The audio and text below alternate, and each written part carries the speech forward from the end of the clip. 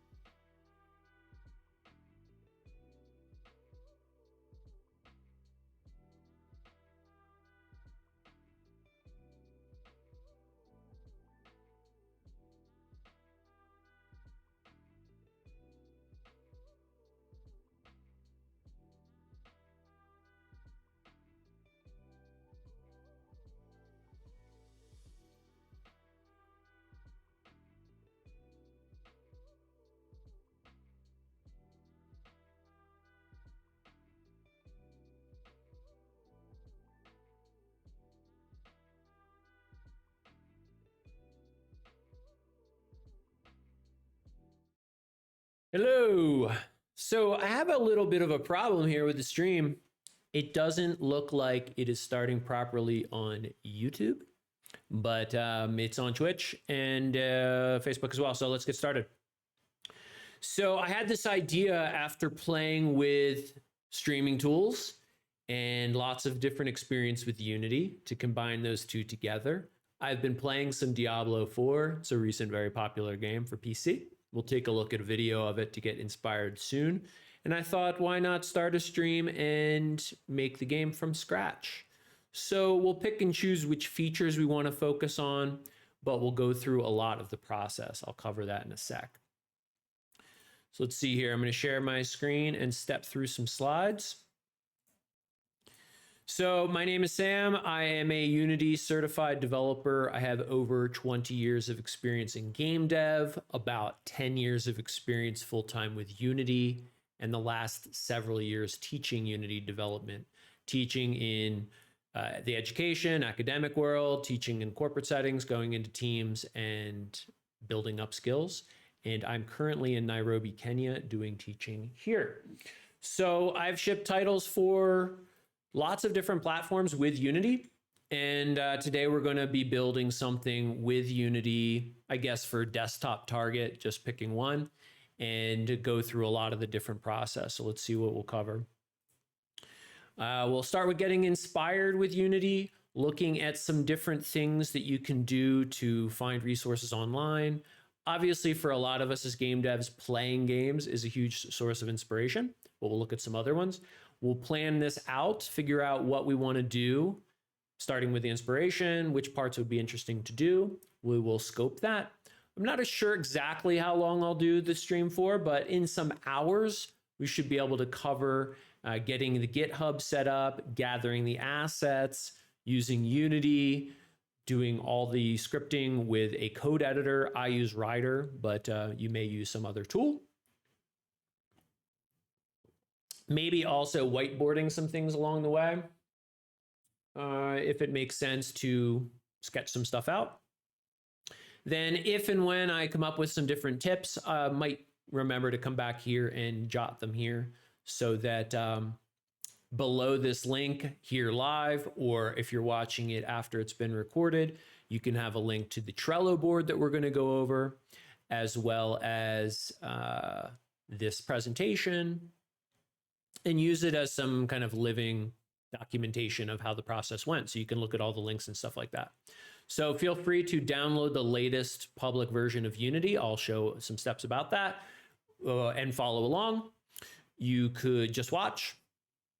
So let's see. So Unity itself, you go to unity.com. You can download the Unity editor. There are free versions of Unity that you can use. There's the student version and the personal version. And then there's some paid versions as well. But you get all the features you want in the free version. So go ahead and download that. Then Unity is a tremendously popular game engine. It is often compared with Unreal as the two major choices for indie game devs and AAA game devs to get started with an off-the-shelf engine. So these engines are useful for easily building your game on top of existing UI, rendering, audio systems, and more, instead of building all the code from scratch. So you get this tremendous set of tools, and when you sit down to start your very first line of code, you're building on top of a lot of other systems that are there for you.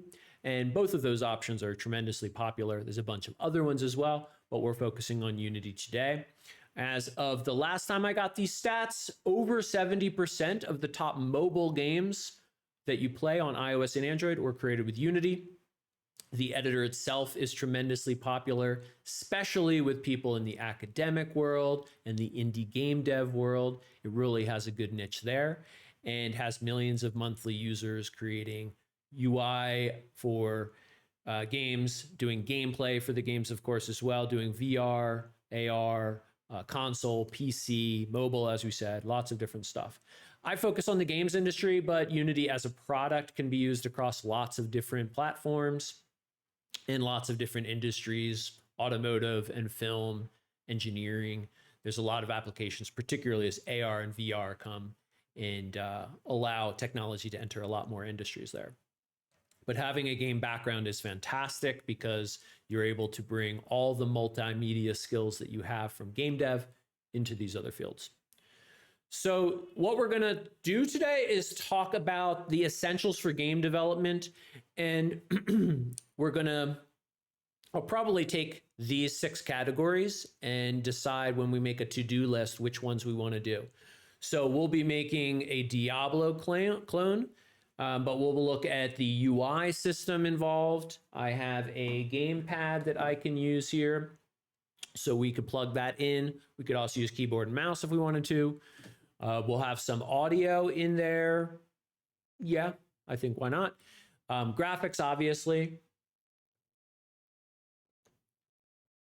There'll be some animation as well, particularly imagining a Diablo IV character walking around and attacking, and then we'll do scripting to bring it all together. So Diablo has tons and tons of features, was created over years by hundreds of different talented people. So we're going to boil down and figure out which features we want to do there.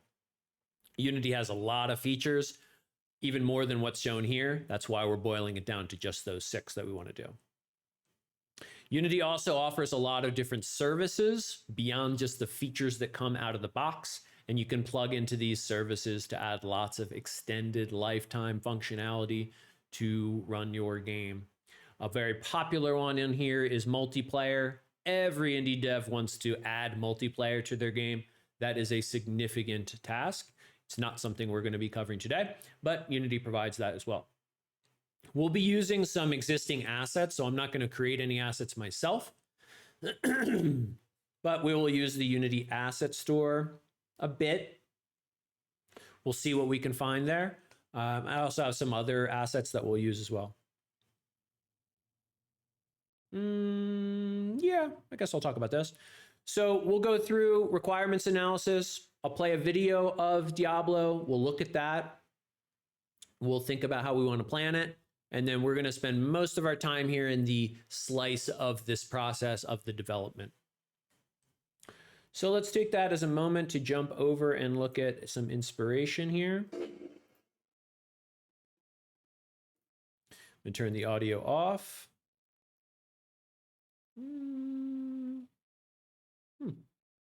Oddly, I can't go full screen.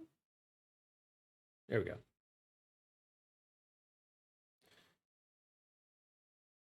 I guess while streaming here, we have,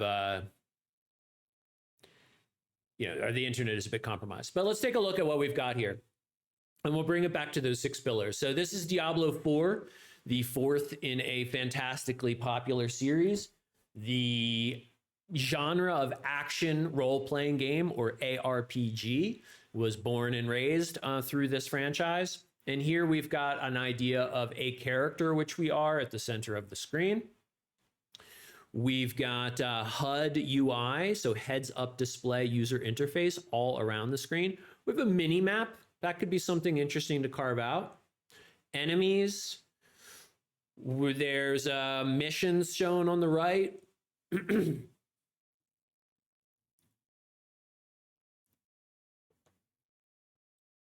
I'll bring the audio in. Let's just so I can see. Yeah, I guess that's getting cut out anyway. All right, so we won't use the audio. There's audio in the game, since I just mentioned that. So we have the UI, animation, scripting, user interface. Maybe I'm forgetting one more. Input. So I think some of the principles here, if we're to start boiling this down, we need to have a character. We need to be able to move the character around with input. We notice the camera follows the character through the world. Looks like it's kind of locked, so the character is always dead center, or the camera sometimes is a little behind and then the camera catches up.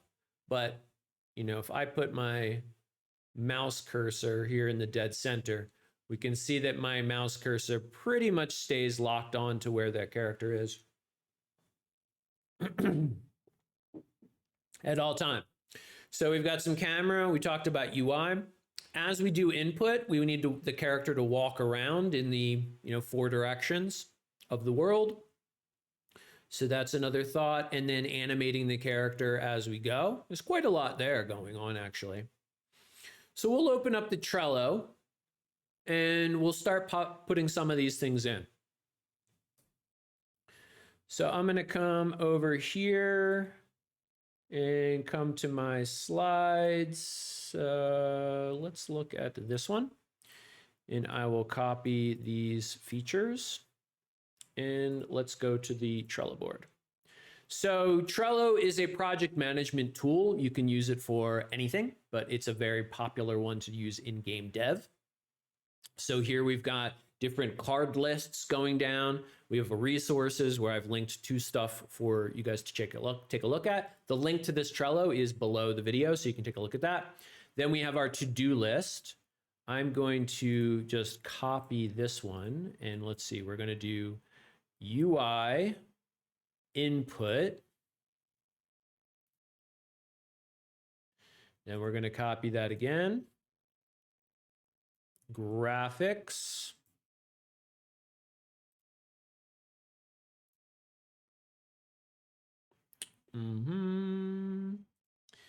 Copy that. I think I skipped audio.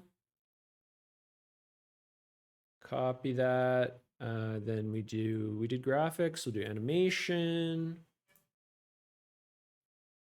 Copy that. Then we've got scripting. Okay. So inspired by those slides that I had, I broke it down here. We'll think about what is in our to-do list and we'll put some things under that.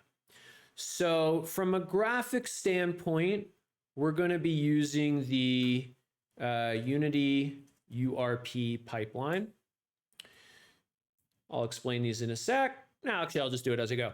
So Unity has 3 or more different rendering pipelines. You make one choice of which one you want, and then your project lives like that forever.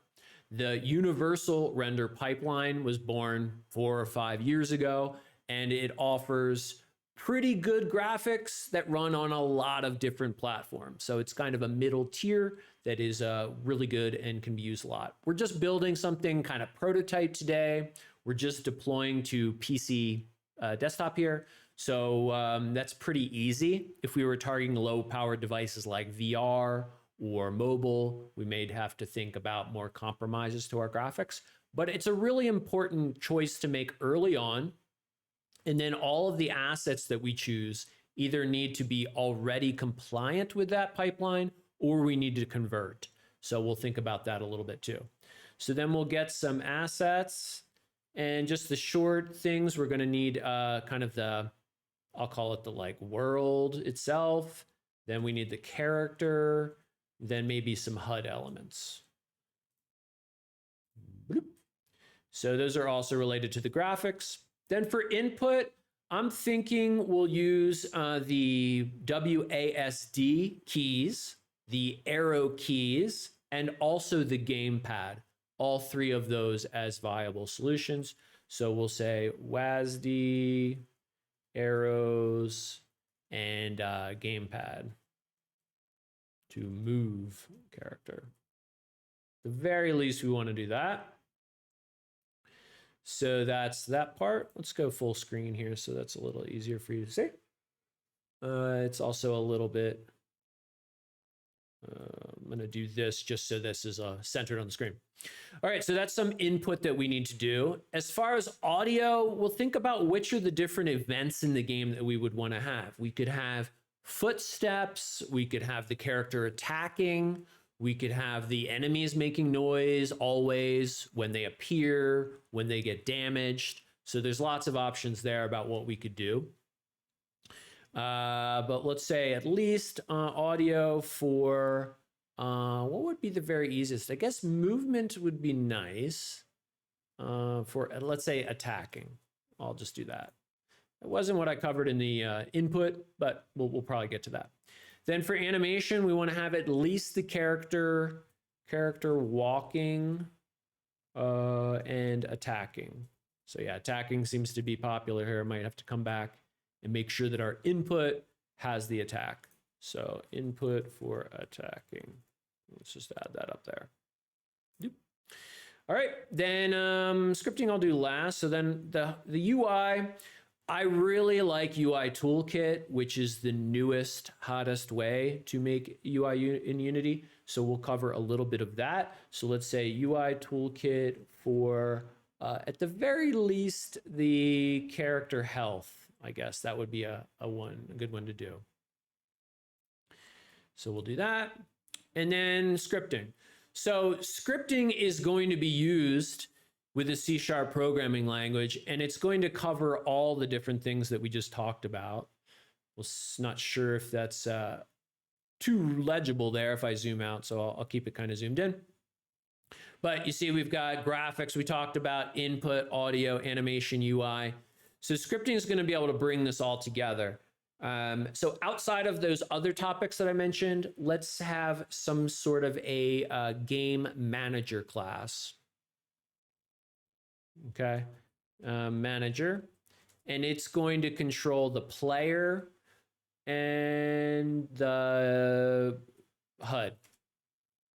So at the very least, just early here, I'm starting to think we need one game manager bit of code, and it's going to touch the player's bit of code and the UI bit of code. So probably, let's say three concerns. The game manager, the player, and then the HUD.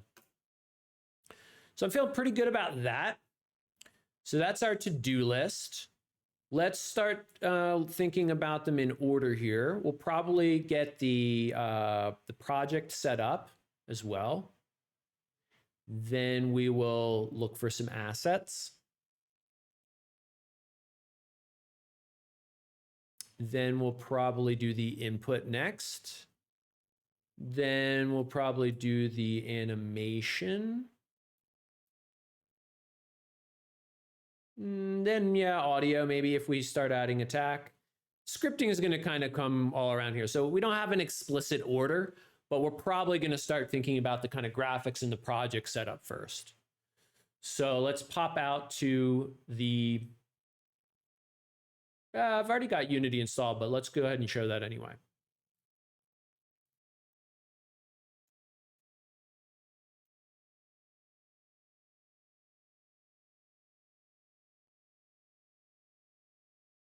So here we are at Unity.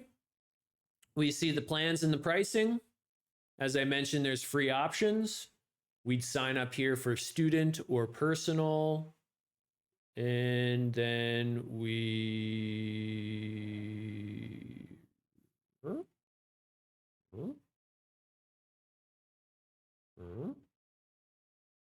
looking for a big download button. Download Unity.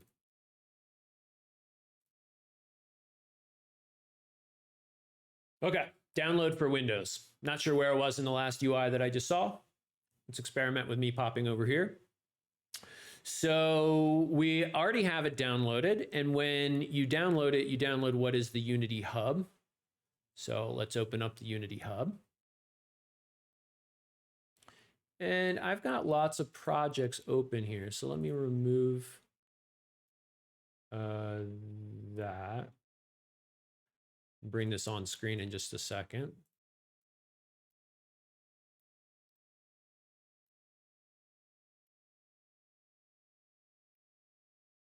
Okay, so here's the Unity Hub. Once you download it for Windows, Mac, or Linux, completely free to try it out. You get the Unity Hub here. The Unity Hub has everything you need to to manage your projects and to create a new project.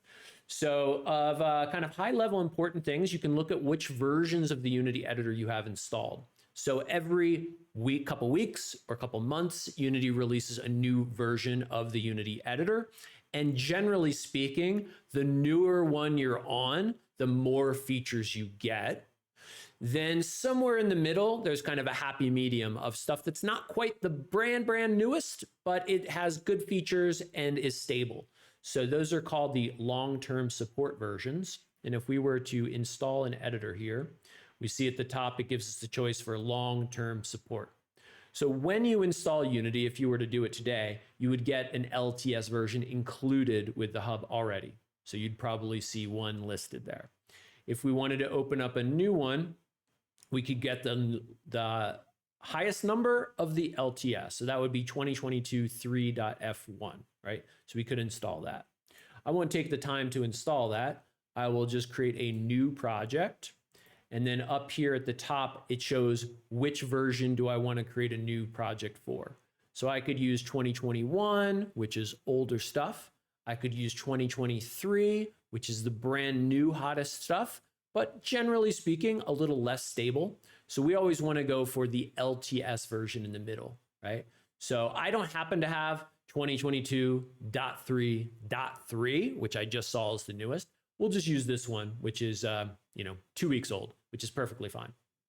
But if you have a choice, just grab the latest LTS there. So then we'll create a project with that, and then we can choose from all these different templates. So remember I mentioned that there's different graphical pipelines and that you want to choose something that works with your assets and is appropriate for the target platforms that you want. So we're going to use URP. Now, when you make this choice, it looks kind of significant if you were to choose 2D versus 3D, and you're not exactly sure if you're prototyping which one of those you want to choose. Maybe it's so early in your development, you don't know if you want it to be 2D or 3D. Today we want it to be 3D, but let's just say it's not such a huge choice here. Once you open a 3D project, you can make it 2D. Once you open a 2D project, you can make it 3D, right? So you can always change these things later. But since I know I want 3D and URP, we'll go ahead and choose the 3D sample scene URP. Now, actually, I'm going to choose 3D core. And I'm going to choose that so that you can see me adding the URP manually. So we'll do that. Now, you could go ahead and download this, create this project and put it on your desktop or wherever you want to put it. But I know I want it to be backed up in the way that professionals back it up. So that's going to be using some sort of version control. I choose GitHub. You can think of GitHub like an online folder that every time you work locally on your machine, you're able to back it up to online. If something catastrophic happens and you want to back up in time, you can take that online folder and bring it down to you.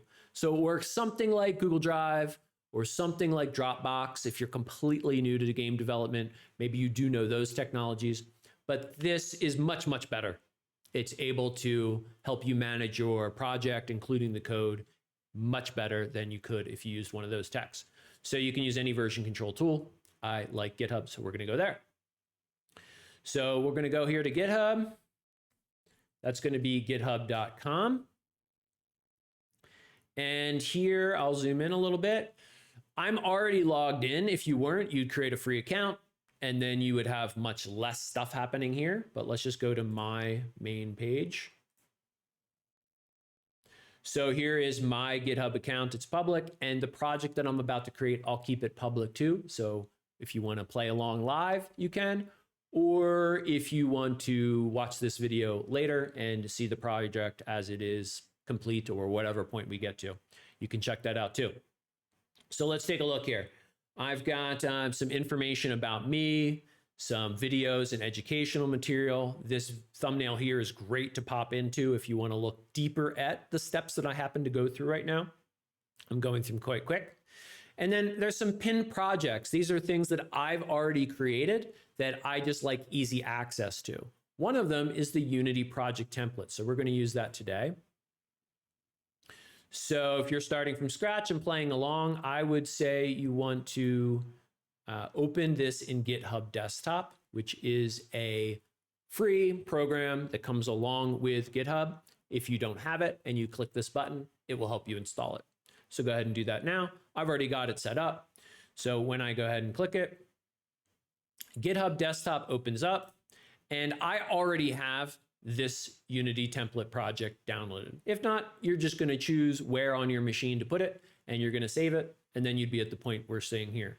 Now, the Unity project template is useful for a lot of reasons. Let's pop back to the browser and see. It has best practices in it. It's got some nice stuff set up here. It has a concept of how to store your code, how to put them into assembly definitions, how to have those assembly definitions talk to each other. So you get all that stuff for free just by downloading it as a starting point. So I am going to do that today. And then I'm going to create a new repo. So here is going to be the project, the place where our project is going to live. So I will call this creating Diablo IV for 4 in Unity. I think that's the name of our series. If I look at this, creating Diablo 4 in Unity. Yep, that's great. And then here is the whip project as we do the video. I'll keep it public and I will create the repo. So now it offers me to set it up in GitHub Desktop. And it's asking where to store that. So I like the automatic defaults. I have tweaked them since the original setting. So you can, choose a new path if you want to choose a new path. For me, it is in a good spot. So now I've got 2 repos that we've talked about. I've got my Diablo 4 and I've got the template one. The only thing I want to do here is just browse to them both on my machine, copy the template into the creating Diablo 4, and then we're done. So let's do that. So open in the command prompt. I'm just thinking to myself a little bit about this process. I think it's pretty good. So here in the creating Diablo 4 in Unity folder, we've got nothing in it except the Git folder. The Git folder is not something you ever want to touch. It is used internally by the Git system just to save and restore your progress points as you do. So here we go into the Unity project template. I'm going to copy the Unity folder, the git ignore, and the README file. Then I'm going to go back to the creating Diablo 4 and I'm going to paste. It's copying those over.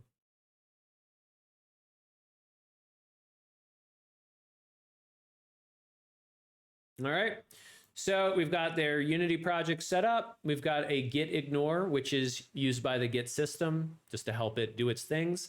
And then a README file, which is just a text description here. So if we come back here, we can see that here in GitHub Desktop, we'll pop back to this app anytime we want to restore things from online or take our local files and put them online, which we're doing right now. So we've got all this stuff that comes in. And we're just going to say initial project commit.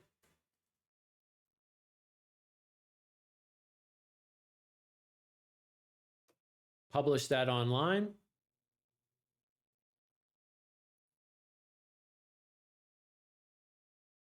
And now if we come back here into Git in the browser and I refresh the screen, we're confirming that we've got everything set up here.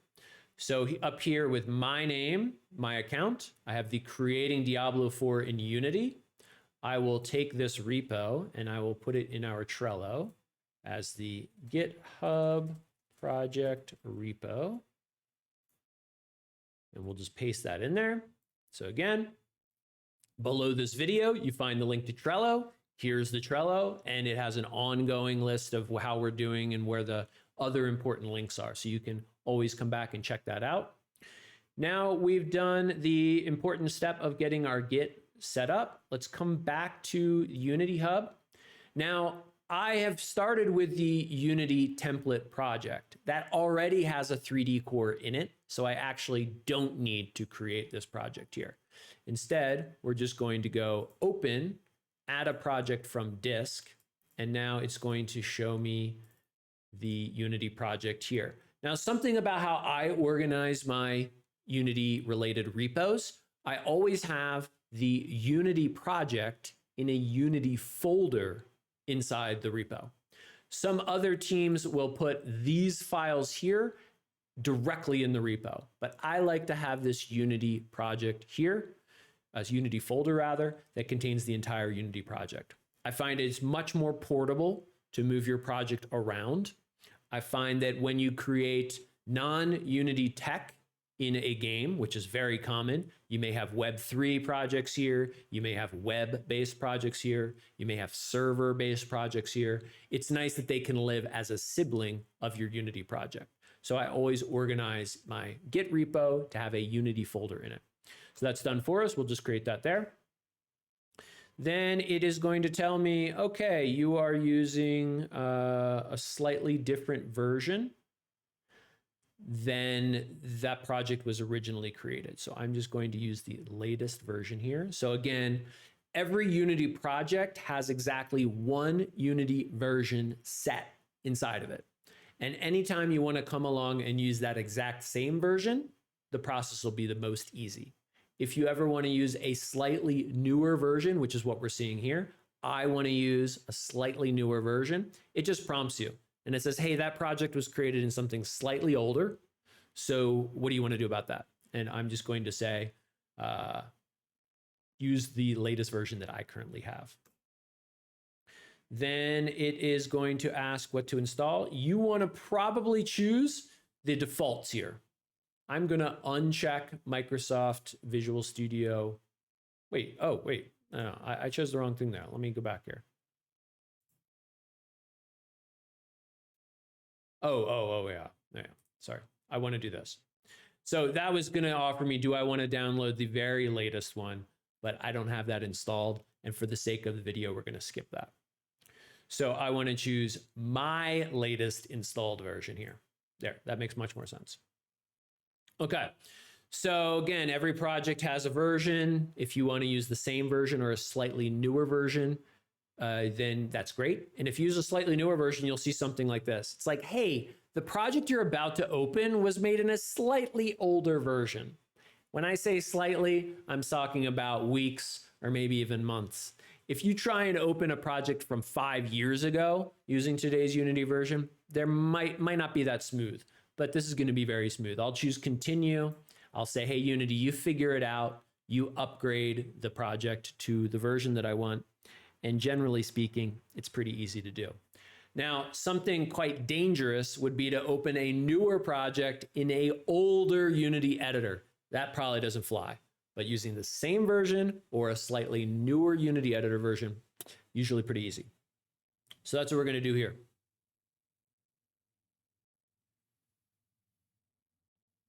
All right.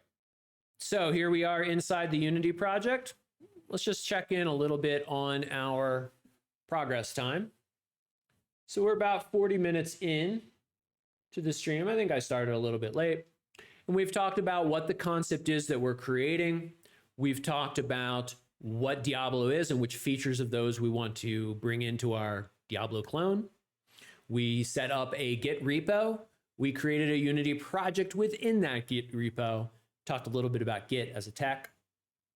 So, you know, depending on what your familiarity is, if you're completely new to game dev, I went kind of fast, but I explained the major steps there. And if you're already very familiar with dev, then up to this point, you probably knew everything that I was covering there. So now that we're inside Unity here, let's talk a little bit about the windows. Again, try and answer things quickly and speedily for those who are new. So there's different windows here, starting with the upper left. We've got the hierarchy, which is what's in this current scene. We've got the project window, which is what is available in our project as assets that we can put into our scene. We have the game window, which right now looks like a blue horizon, and that is the pretty empty game scene that we're in. There's the scene view here, which is similar, but it only shows, it doesn't show necessarily from the camera. We can kind of control this more easily. Let me hide that thing. So those two views are important. The game view is what the end user sees, and the scene view is what we as devs get to see. And then I'm going to make a layout that's a little more comfortable here. So you can save these windows in pre-existing configurations. I will use this one. And then I'm going to save a layout as a new one, and I'll call it Diablo IV, in case I want to tweak that There it is. Okay. So we've got our screen pretty well set up here. Now let's start talking about the next step. So let's go to our Trello. Look here. Now remember, we need to get some assets and bring them into the project. So looking at our inspirational vid, let's pop me over here just to take a look. So we're going to need some environment, at least a floor. In fact, maybe we'll start with that. Yeah, maybe we'll start with just a box that represents the floor and a box that represents our character. And we'll get the input moving around with that. And then we'll talk about the assets. Yeah, I think that's good. Pros and cons to that process, but let's go that way. So let's go into Unity here. I'm going to close a few of these windows. I don't need that anymore. I don't need that anymore. I don't need that. Here's our GitHub project. Our GitHub has noticed, hey, you upgraded the version of the Unity project. So I'm just going to save that progress. And here we are in Unity. So let's talk a little bit about the project organization. So because we use the Unity template that I started us with, we've got a non-empty project. We've got some different folders here. That's mostly what we're seeing, but it follows best practices, which if you look at that Git repo, you can see some articles I wrote about why organize your project with these particular folders. But generally, we're going to take each asset type, like the art, and put it in its own folder called art. And we'll put the scripts in a script folder, etc. So it's pretty straightforward. There are some alternative approaches, but I think that one works really well. So, oh, I'm kind of blocking that. So let's use this here. So yeah, I'm talking about the project here. So let's get started. Let's just see. We'll just do kind of some quick and dirty dev here. So let's go to our scene. I've got a scene already created. And that scene has a world game object, a main camera, and a light. And then it also has the place for the main entry point scripting kind of stuff. So pretty empty. You can see at the top and bottom of the center here, it looks like a horizon, looks pretty empty. So let's add some stuff in there. We're going to right click and we're going to add in some different 3D objects. So a bit about the structure of Unity. We're inside a Unity project. The next logical element in that is a scene. We're looking at one scene, which is one set of 3D objects. And then inside the scene, everything in there is a game object. Game objects can be everything from pure code to audio to visual. They're not all visual, but every one of them we start with, we call it a game object. So if we want something that has some 3D look to it, we choose something from the 3D object settings here. And we're just going to use some cubes and talk about just gray boxing or mocking up our level. Gray boxing is the term used for the very early days of putting some graphics into your game. And you call it gray boxing because you make everything out of gray boxes. So let's hit 3D object and cube. And there we see our gray box. Well, it looks a little white. So this one we'll call it the floor. And then we're going to right click and we're going to create a new object. And this is going to be our player. So our floor, we're going to put it at a particular position into the world. I'll try to think about moving myself.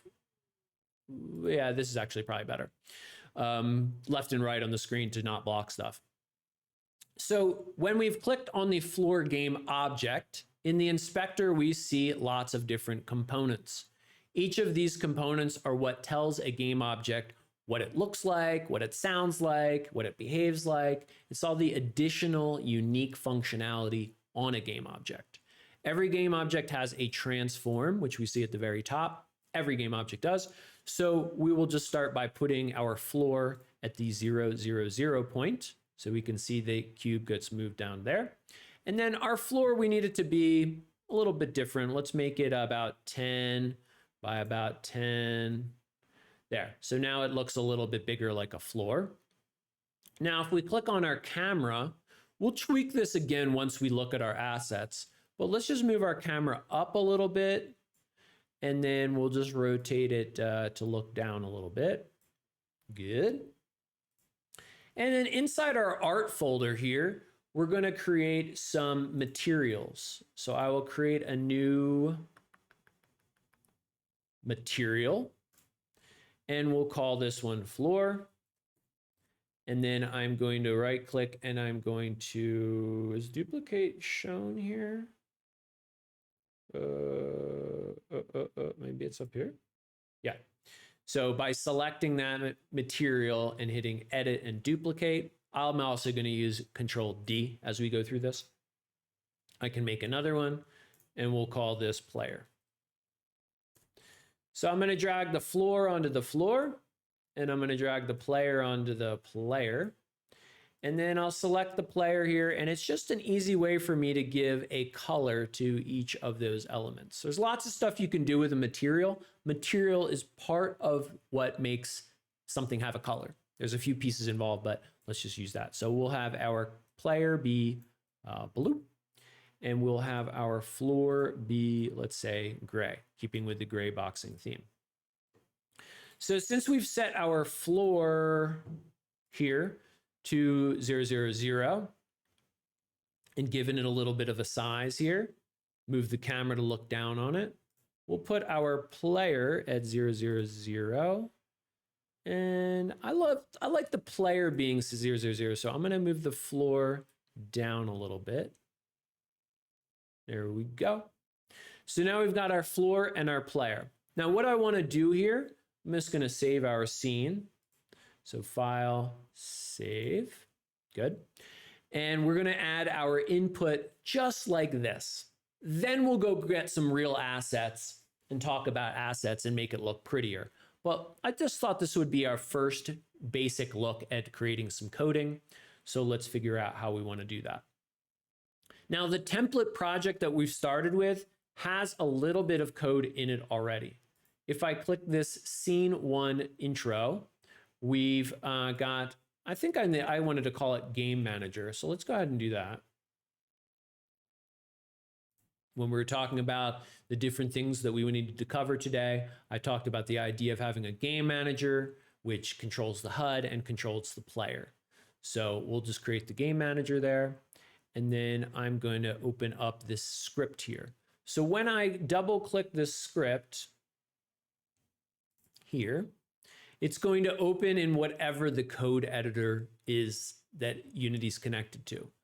If you've never used Unity before and you're following along and you download it, it's going to be Microsoft Visual Studio. But for me, I use something very similar looking called Rider. I'll install that update. We'll talk a little bit about that as we go. Sure, update and restart. Yep, sure.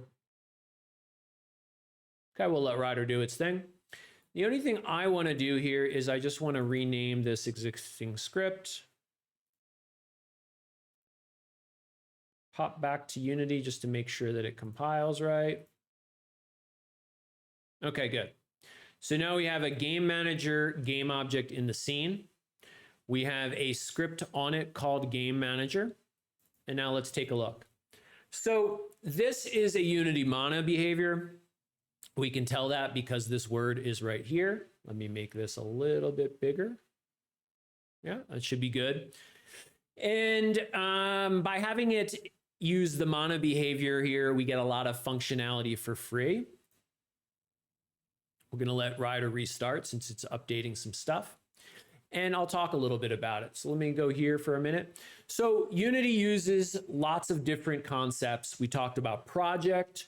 Inside of a project, there's a scene. Inside of a scene, everything is a game object.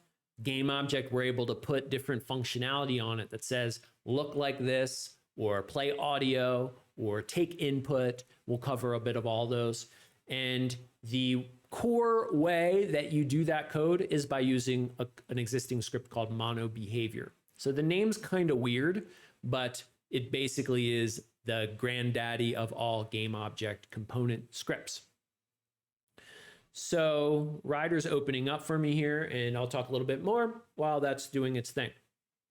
So what we're going to do once we get the code editor back up is we're going to look at the script and we're going to see, well, what are the interesting parts for us in mono behavior? And why do we care about those?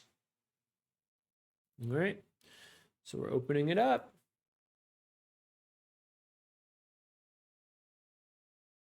Good. We'll come back here. I'll try and keep myself on the right side of the screen.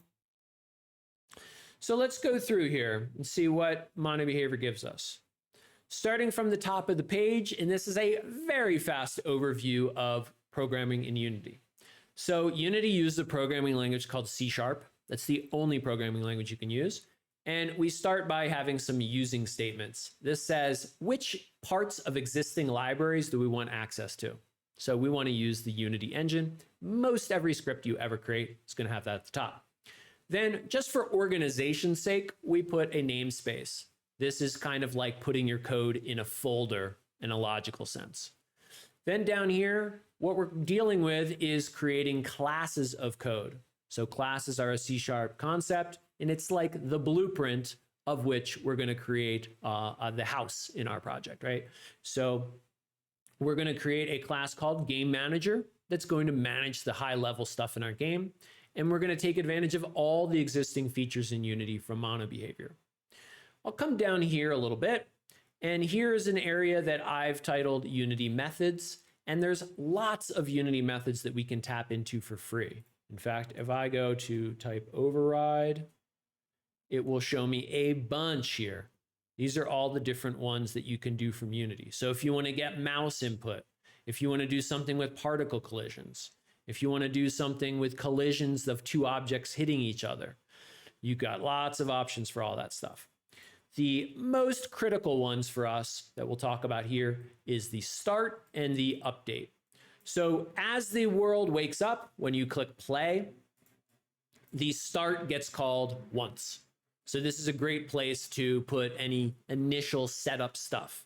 Then every single frame, forever, as long as your app is running, the update gets called. So that's a great spot to do input related stuff or stuff that you want to check every single frame. So that's the basics there. We've got a bit other code that I skipped over, but we'll come back to that later. So let's take a look at our project running in Unity here. We've talked a little bit about the major structure and how the code plugs in. So we want to take advantage of some input. So let's talk a little bit about how we're going to get input in our game. So we're going to create some input, and Unity has a couple different systems that you can use for input. So we'll open up the package manager here, and we'll talk about a few different things here. This is our first look at the package manager, so I'll give it a bit of an overview. Unity itself, when we open up an empty project, isn't truly empty. It has some packages or existing libraries that are brought in. When you create a brand new project from Unity, remember when we had those choices of 3D core, 2D core, the conversation of URP and other types of graphical rendering. Really what you're doing is you're saying, which of the many libraries should we have by default?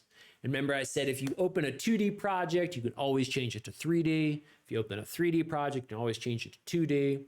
When you want to make those high-level changes, you come to the package manager and you just adjust what is installed by default. So we can see a list of all the packages that are included here. Now, some that begin with RMC are my own created packages. I'll be bringing one of those in a little bit. And then down here, the Unity packages are all the ones that are provided by Unity. So it is going to give us AI navigation. Then it has, I'm just going to skip over some stuff, Unity UI. It connects with our Rider editor.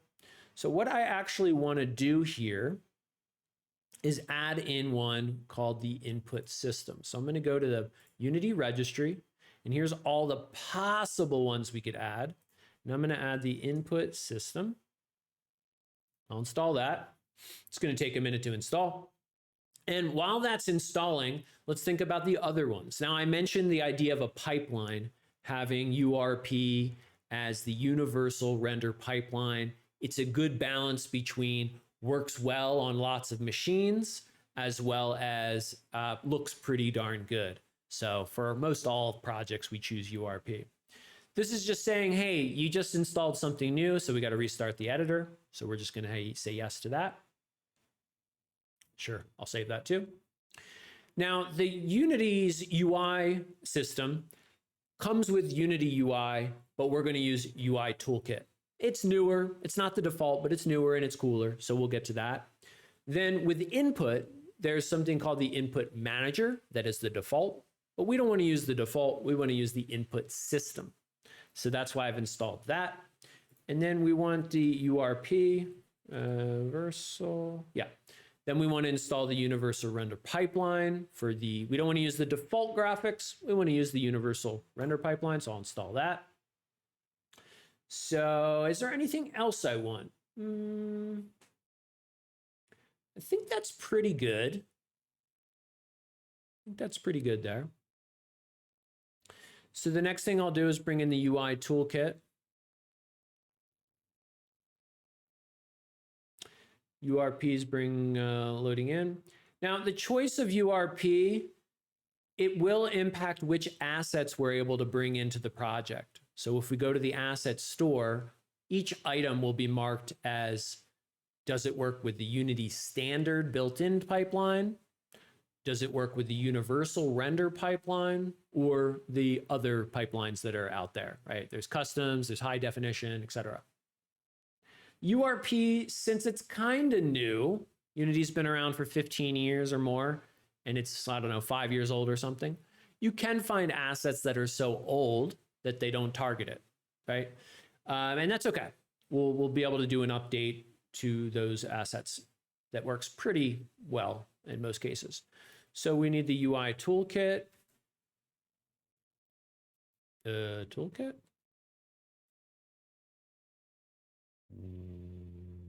What? Let's just double check what we have in the project here. So we have the Unity UI. That's not the system we're going to use. We want the Unity toolkit.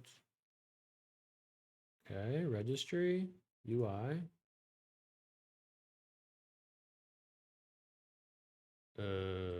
What?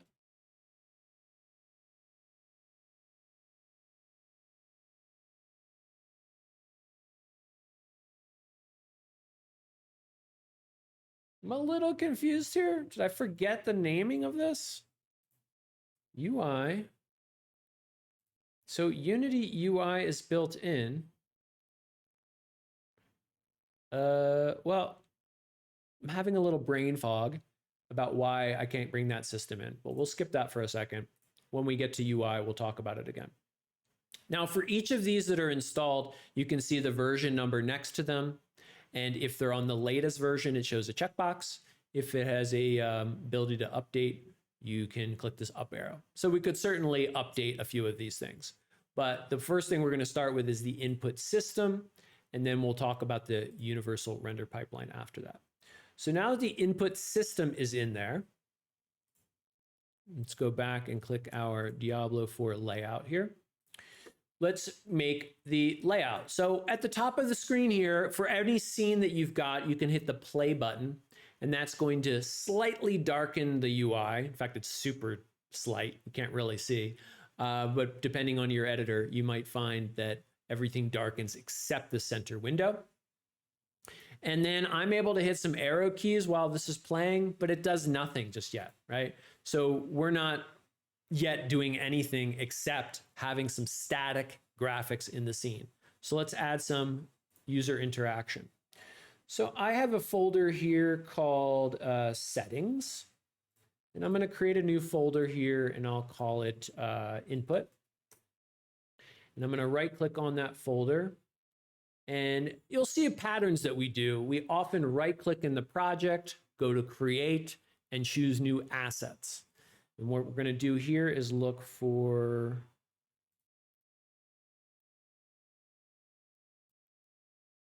input actions. That is what I want, but I thought it was going to be.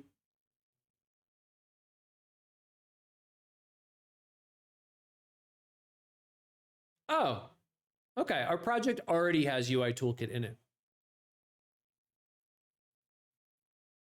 I don't know if that's new, but I'm surprised by that. But remember when I was installing stuff, I was like, why can't I add the UI Toolkit? It's because it's already there. All right, fine enough. So I see input actions here. I'm just surprised it was not in a subfolder. So let me just browse around here. Okay, fine. So that's what we want. We want input action. And we will call this input actions. Then we'll click on edit the asset. And here we have the input actions. So what we're doing here is we're going to use some visual menus, not doing code yet, just visually describing out, well, what are the different inputs that we want to have in the game? And I might need to Google here because I don't remember exactly how to set this up. But we'll start with the player action, the action map. I'm going to call this action map. When in doubt, I just call things the exact same name as their category. So the action map here. And then inside the actions here, this is where we're going to go. We're going to go look. So I want to be able to capture WASD arrow keys. WASD keys, the up, left, right, down arrow key, and the gamepad. I want to have the gamepad be plugged. Oh, that's not, there we go, gamepad. I want to have the gamepad plugged in. So let's look at how we do that. We're going to go Google together. So let's come up here and we'll say setup WASD in Unity input system. Now, when there's more than one system inside Unity, for anything, any subsystems like input, there's more than one system you can choose. It's really important that you're cognizant of that, and that when you search for help on Google, that we're careful to say input system. That's different than input manager. And it's confusing that those two things are similar, but unfortunately, many parts of Unity have similar sounding names. And we want to get the result that's related to what we're doing. So this one here says how to use Unity's input system easily. Okay, that's cool.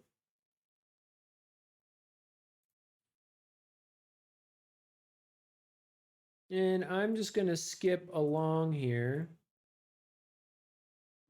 till we get, is this going to be a good one? Okay, so we see they're importing. Oh yeah, here we go. So here's a picture of that input system window. We see that we've got the action of move, and then it's got the different arrow keys. We see that the WASD, did we see him get set that up? Yeah, so this is perfect. So move is selected there, and it's a value vector 2. So I'm just going to copy that in here. This one is a value, and vector 2. And he called it move. That's a great name. So I'll just rename, call it move. Then we need to know, like, how did he do that WASD part? So we're going to pop back and look at the WASD.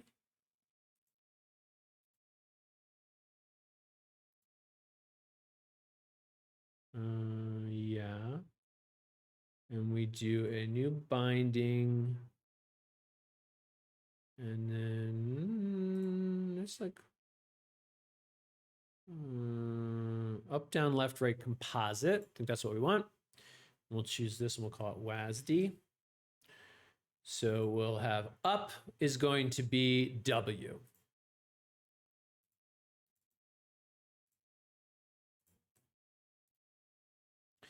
Down is going to be S.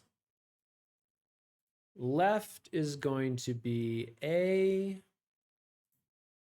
Right is going to be D. So if you're familiar with playing first-person shooter games, it's super common that they use WASD. So probably you're very familiar with that, but in case you're not, these are standard conventions. I'm just adopting them. Now, I'm not exactly sure which settings I want to choose here. but we'll keep with that. Then he's also got, I see stick joystick down here. So we'll go back here. And can I do another composite controller? No, it's called Gamepad. So here we're going to put redundant controls, all 4 directions again, but we want it to be, I could turn the controller on and use the controller. In fact, yeah, let's do that. So here with the controller turning on, looks good. Then we'll go, well, what do we want for the up? And if I choose,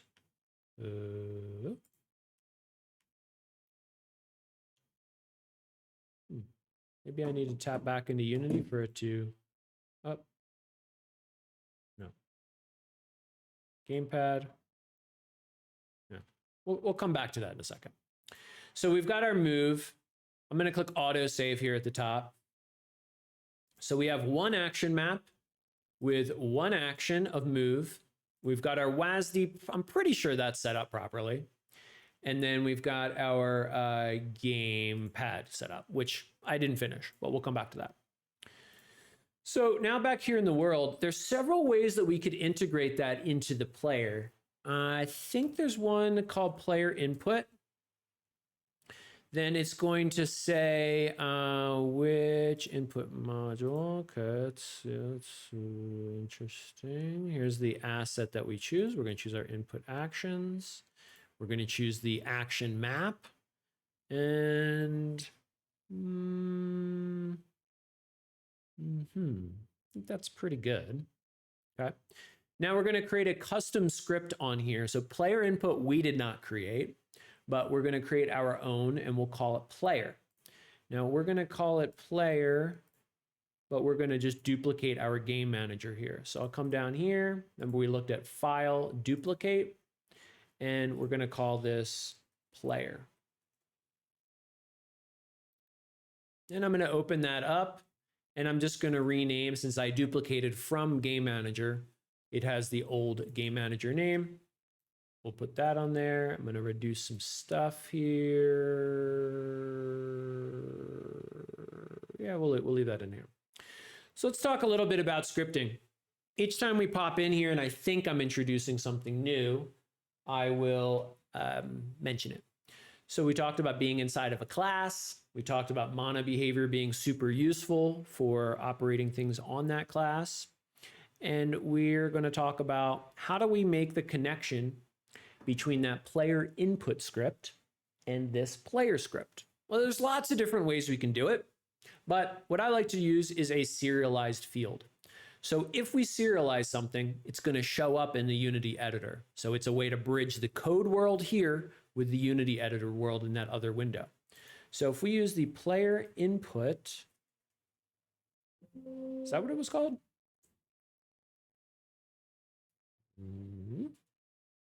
Let me double check here. Yeah, it's called player input.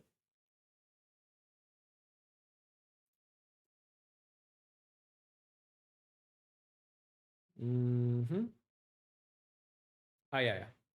So it doesn't look like it's finding the player input. Now, a lot of code editors, you can do something like a right click and it will give you some helpful hints. Sometimes it'll say, do you want to add a using at the top of your script to bring this code in? And you could click that. I didn't see it here, but then what I remembered is what I need to do is, because my code is sitting here, here's the assembly definition. And the assembly definition says, well, which usings are we actually able to access? So it doesn't give you the entire possibility of saying, I want to use any library. We first need to choose which ones it can choose, which ones we can add to right here. So we will choose a assembly definition, and then we'll type input. I'll make this a little bit more easy to read. So we want to be able to bring in that input system. Now, depending how you've set up your project, you may or may not need this step. But if you're following along and you've used my Unity template project, then this is required. It's an extra step, but it's better best practices for your project. So we'll choose the Unity input system. Then we go to the bottom, we apply that. Then we come back here. And now we right click, and now it gives us the choice. Do we want to import this type, or do we want to import? Yeah, so we'll do that. Now what it's doing is at the top of the screen, it adds that using statement for us, and then it makes all the red error text go away. And we'll change this to be player input. And each time I come from the code world, I always click Control S to save the code, and then I pop back here into Unity.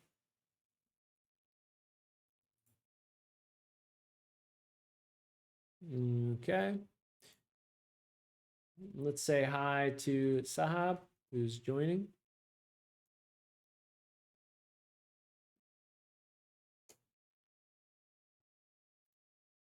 All right, so we've got our player here. Let's add our new player script onto it. We just do that by dragging over here. Now, because we've created a custom script called player and we dragged it in here, we see a little representation of it in this inspector window. And because we've serialized that field, then it shows up here. So you can have some fields is another word for variable. You can have some fields be show up here in the inspector and other ones that don't show up in the inspector. But here we want to be able to drag in a reference from our player input in there. So we were able to drag from this built-in Unity class, dragging it right into there, and it's now connected. So when we run the scene, we're going to see the player start and the game manager start. So we've got our code basically set up. We've got two of our three concerns. Remember, we want to do game, we want to do player, and we want to do some UI later. So now that we've got all that set up, let's go back into our code and see what we can do with that player input. Now, I kind of forget what the syntax is here, but I think we need to do something like protected on enable, and then enable.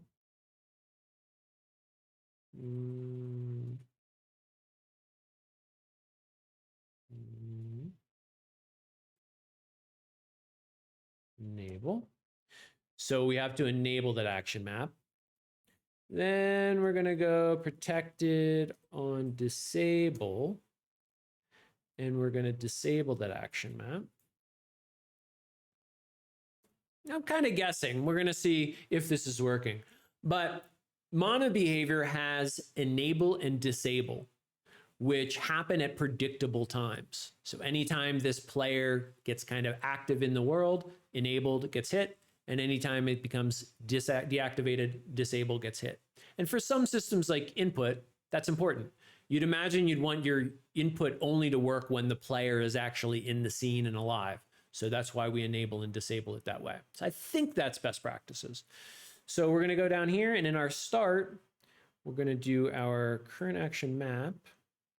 And we're going to look at our actions. Is that what we want to do?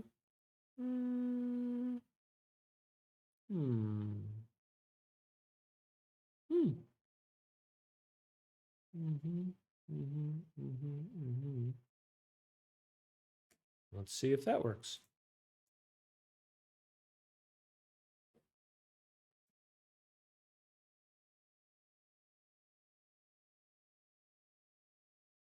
Get rid of a little bit of old code here.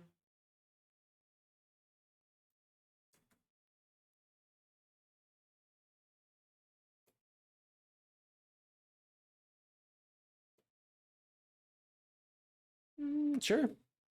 Okay, so we're going to run the scene and see if this works. But what I think we've done is ask the player input for its action map, getting the move action, and then checking anytime that move is performed, which again should be anytime I click W, A, S, or D. And we're linking up a listener to that event. So whenever that happens, we're going to call our own custom method of onMove. And down here is where that happens. So there's lots of different programming concepts involved here. let's run this and see if it works, and then I'll debug it if it's needed, and then explain it a bit further. So I'm going to Control S to save, pop back in here, hit play at the top of the screen. Okay.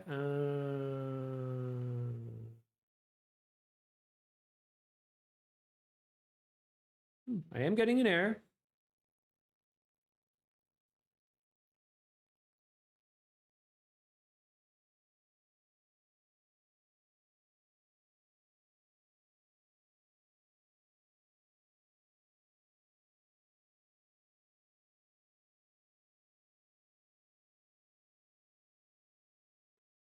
I'm going to tweak a little bit of stuff here and then see if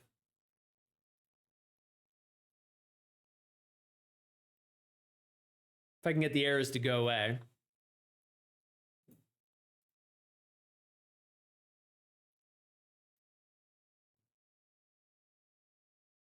We do have our hello being hit here.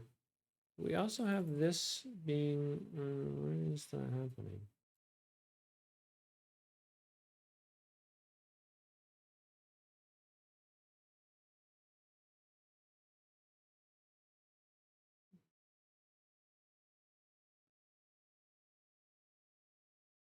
Let's Google.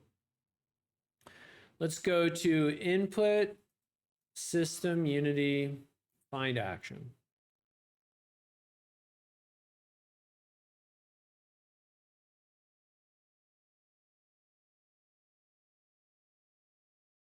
Does it show us a best practice? That's how we add one.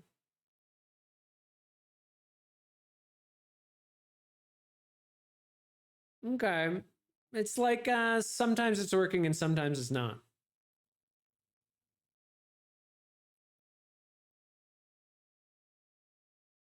I don't like that. Now I've got a couple ideas about how I could go around this. Even within this one choice of the input system, there's several ways we could do this. Oh, maybe we find the action once.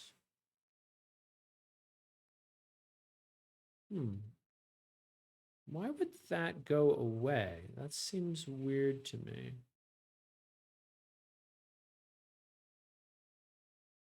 Okay, let me go back to this. It's acting like it can't find this sometimes. Anybody have any ideas?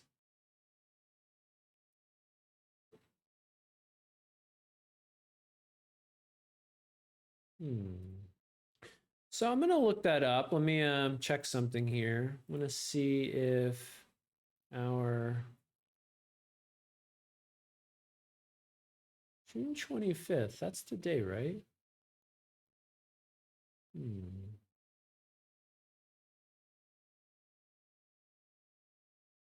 Is it like I can't watch my own stream?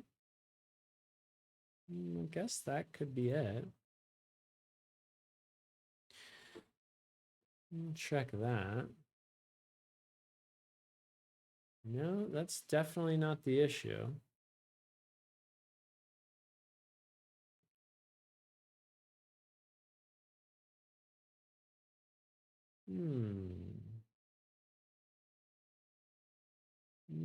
Yeah. I'm a bit confused on that.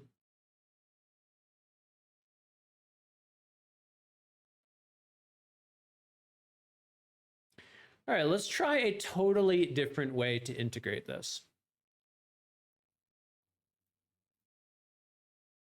If I click on the input actions here, I can also choose generate C# script here. So if I generate this class file and I put it into our assets, scripts, runtime, RMC, my project, yeah. Inside a folder here. No, let's change that. I'm going to make a couple folders here. So we'll have one here for our input.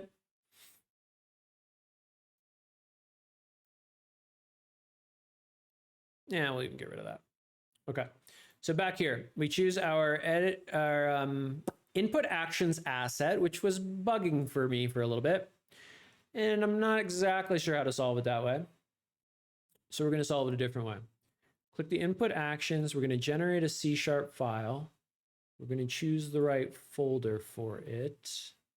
Assets, scripts, runtime, armc, my project here. We'll give it a class name of that. One of the namespace is fine global. We'll apply there.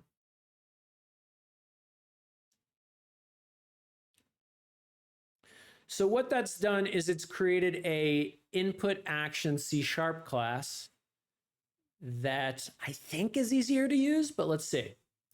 So here we're going to go back into our player script. And then I think what I do here is say input actions, input action. Then I go like action. Yeah, actually, I'm gonna put that up here. Mm-hmm. Mm-hmm. Mm-hmm. Mm-hmm. Mm-hmm.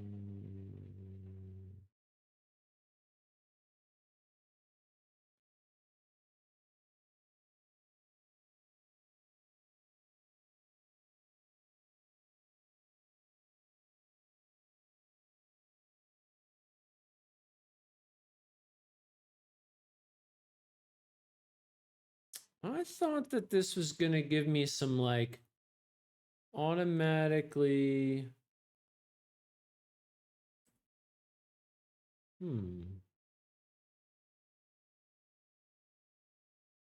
Okay, let's see if that is any happier.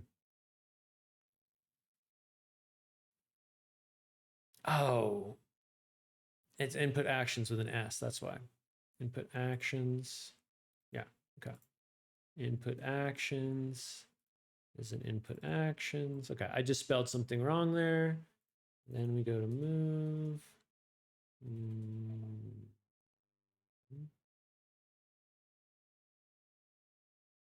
Action map. Move. Read value. 52.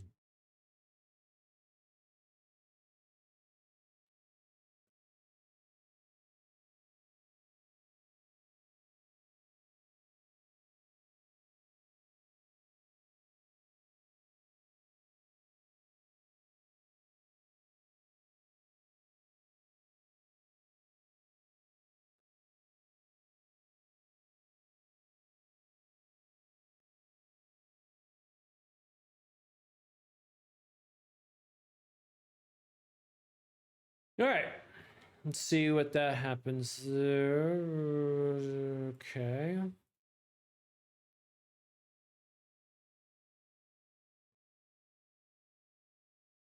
Okay, I didn't like that part.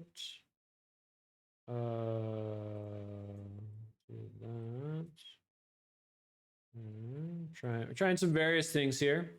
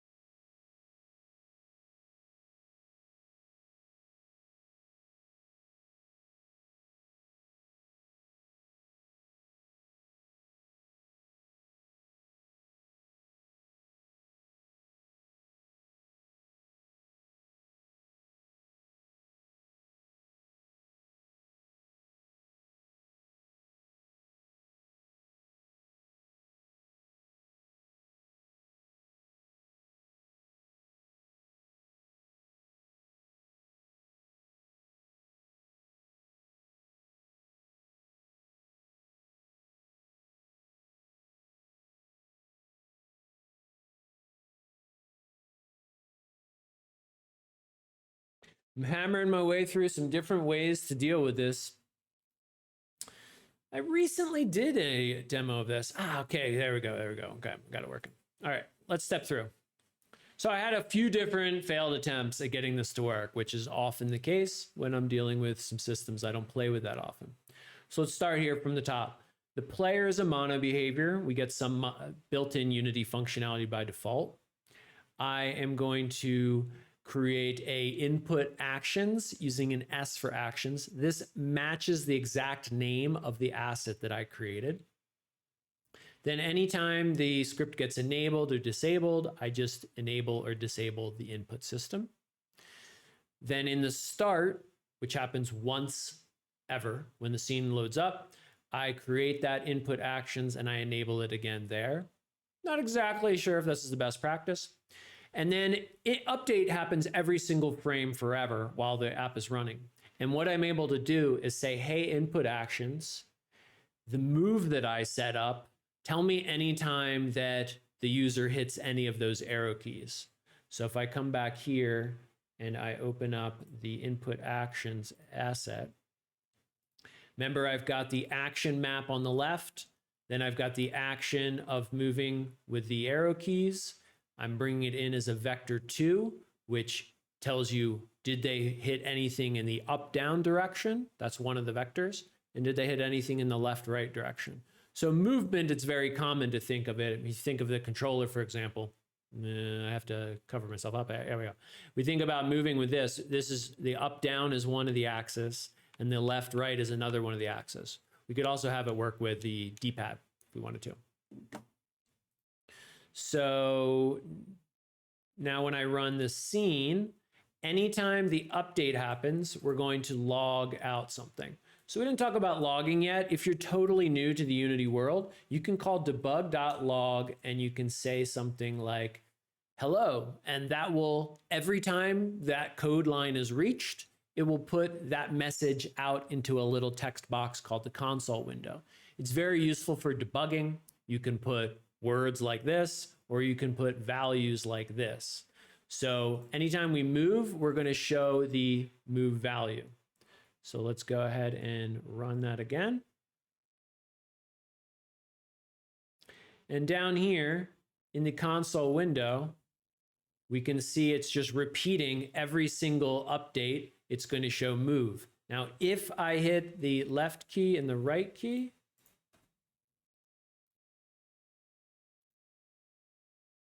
there we go. If I hit the left key, we get -1 is showing that that means left. If I hit right, it goes 1.0. That means up. If I hit W, that is the up direction. And if I hit S, that indicates there. And I can hit 2 of them at a time if I want to. You know, it shows different values representing diagonal movement. So now that we're there, this is a great spot for us to go back and make sure we save our progress in Git. So we're just going to go here and save our project. We'll save our scene. Now that we're pretty happy with that, we'll go here to GitHub Desktop. It's going to show us everything that we've added, removed, or update since the last time we visited here. So we've seen that we added the floor, we added the player, we added the input, we tweaked a couple other files. So I'm going to say now input system added and working for WASD keys. We did a few other things, but we'll just say that. We'll commit that to the main branch. And now this point of our project is forever saved. So if we make any mistakes here and we want to pop back, we can do that easily. So now after we've done that good saving best practice, we'll come back here and let's try and get our gamepad working. So I kept turning my gamepad off because I just didn't want to waste any battery with it. But now I'm turning it back on. And we'll come down here and we'll just see, can we get the gamepad working here?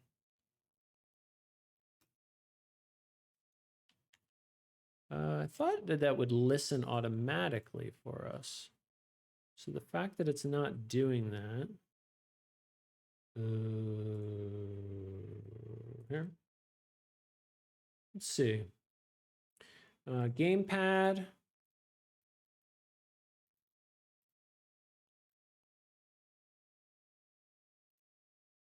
up, Left stick? No, I thought it was going to listen for it here. Isn't that what this is for? It's not giving me a tooltip here, but I thought this T, I don't know why T is listen, but I thought that was what it was.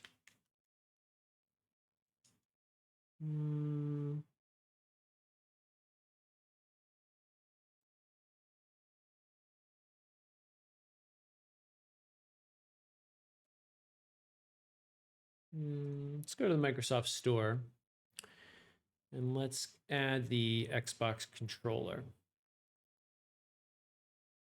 I don't think this is necessary, but controller, Xbox, yeah, controller.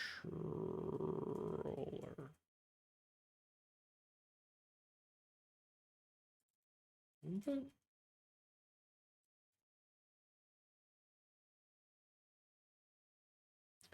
Okay, that's how we can buy the controller. Xbox accessories. Yeah, let's open that up. Okay.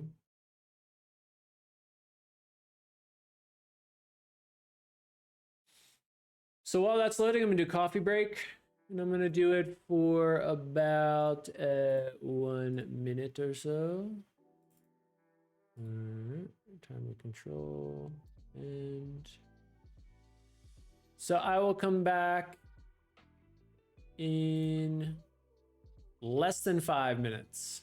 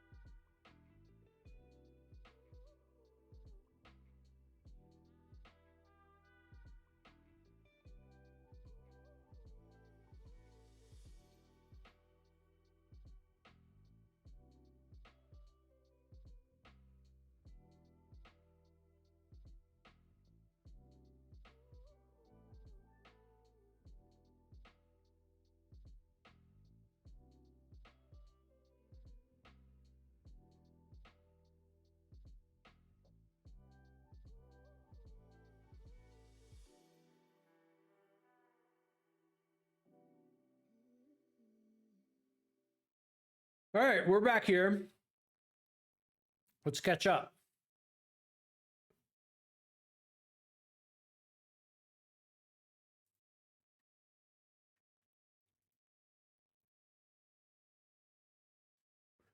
So where I was getting the Unity controller, sorry, Unity to respect the controller.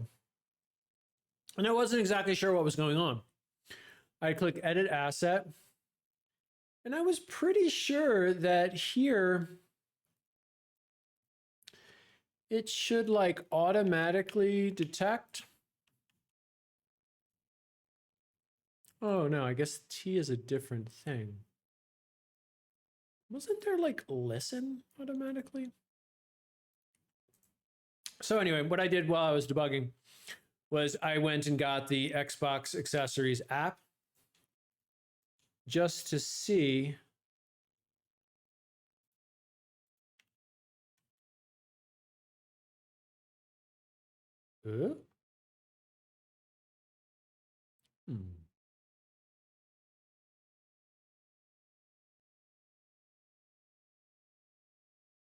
It says my controller is connected. Okay, it's definitely reacting to Windows.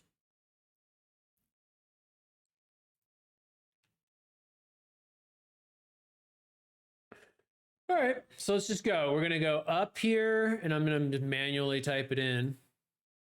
Oh, listening for access.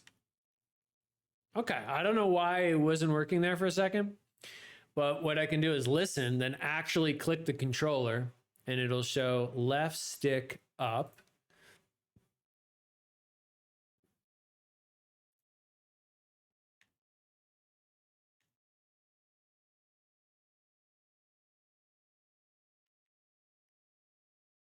Yeah, it seems buggy. Is it, am I playing the scene? No. All right. So that's down.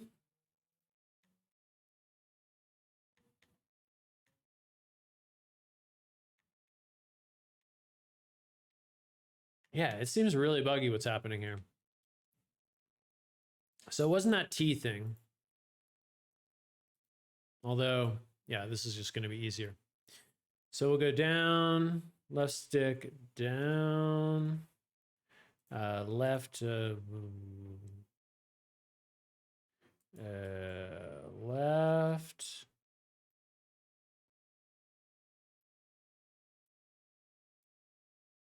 Right.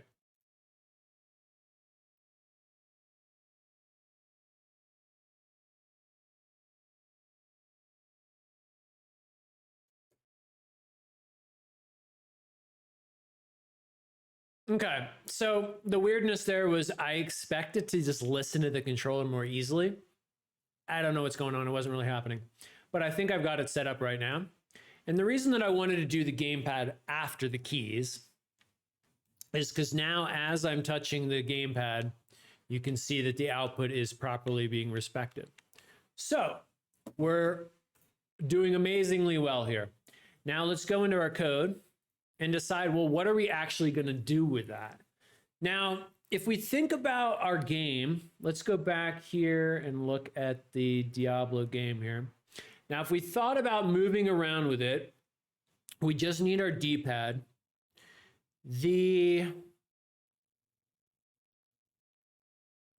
Left is going to move you left on the screen. Right is going to move you right. A little weird complication is that notice that, again, the character always stays dead in the center of the screen. You know, that's just the style of this particular game, has the camera locked onto them. So it's actually like hitting the controller is moving the geometry of the floor, not your character. I know it kind of looks like that. So let's think about how we're going to solve that. So there's two steps to that.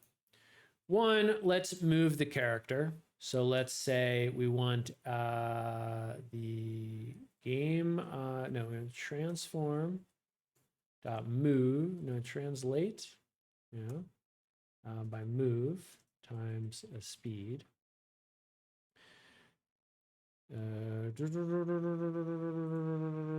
Yeah. So translating the character, which is another way of saying changing its transform position every frame, it's going to take a vector 3 because vector 3 is left, right, up, down, forwards, backwards. So there's 3 different axes of movement. But our input is only capturing 2. So what we're going to do is we're going to make a vector 3. I'll say move 3. And that's going to tell us how much we want to move in the X, how much we want to move in the Z, and we're actually not going to move the character in the Y. Moving the character in the Y would actually lift them off the floor. And depending how you set up your scene, the information here might look a little bit different. But X is going to be left, right. Z is going to be forwards and backwards on the floor. And Y would be if he jumped, but we're not going to have him jump, right? So we'll get rid of that log. We're going to move him by 3. And then I know I want to move him by time.delta time and speed. So time.delta time, if the game slows down or speeds up a little bit on a given frame, because maybe the graphics are happening a little bit too intense and the game slows down, we want a smooth experience.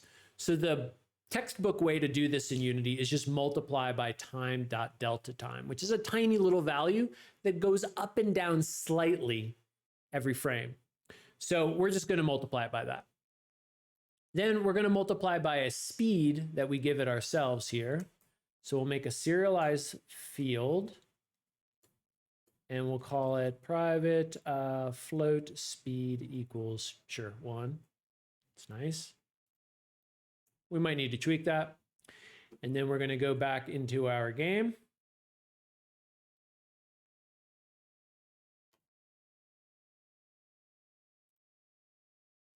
And now let's make this nice and big.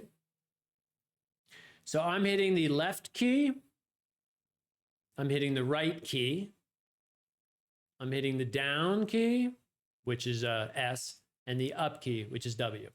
Now let's do the same with the controller. I'm using up, down, left, right, right? So we're doing pretty good. It's moving a little slowly. So if we click on our player here and we go to the speed, I'd say maybe a speed of like 4 is going to look nice. Right? So because we've serialized that field of speed, I'm covering it up a little bit there, but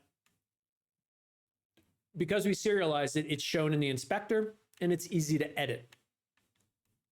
A common misconception with Unity is that you think that when you set it here, it's going to stay forever, but quite confusingly, it does not.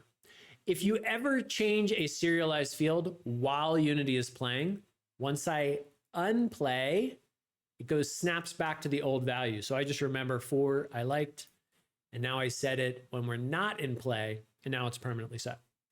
So, okay, we're doing really good here. Now we want to do something else, which is we want the camera to follow the character. Because noticing he's getting, if I put my mouse here in the center, he starts here, just like Diablo, but then he's able to move far from the center, right? We pop back to our Diablo gameplay. Remember, this character always stays dead at the center of the screen. We don't want it to wander from where the mouse cursor is being shown there. So let's figure out how we're going to do that. So we're going to use something called Cinemachine. So I'm going to type in Google here, Unity, Cinemachine, follow character. Or I could put like center screen or something. Let's try that. Center screen. See if they happen to have.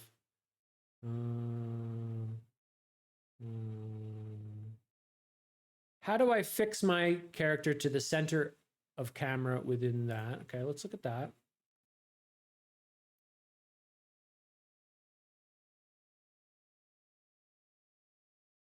Okay, I don't love that result. I kind of know what I'm looking for. Well, let's just try it out. So we're going to come into Unity, and we want to use one of the package manager assets in the Unity registry called Cinemachine. Here it is. We're going to install it.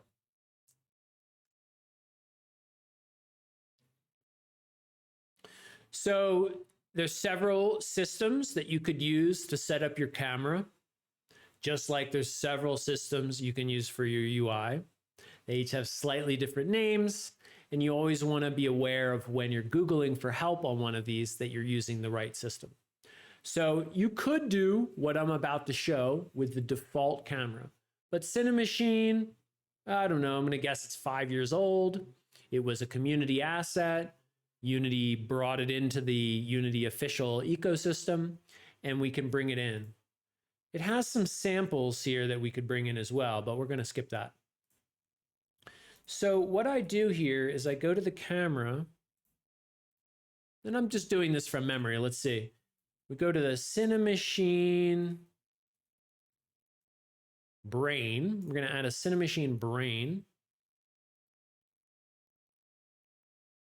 Okay.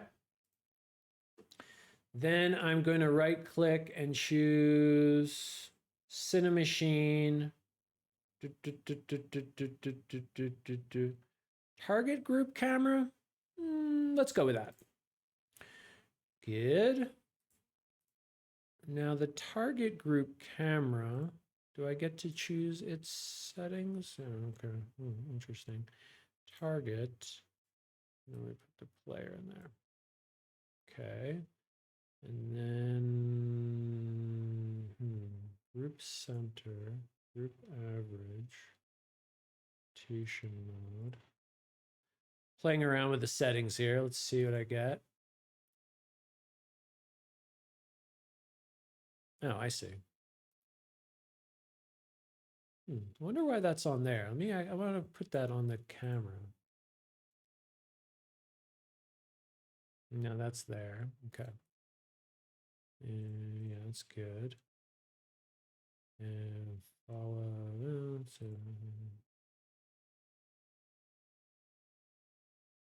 Where's our player in the world here? Okay. Let's do Z. Oh, that's kind of okay.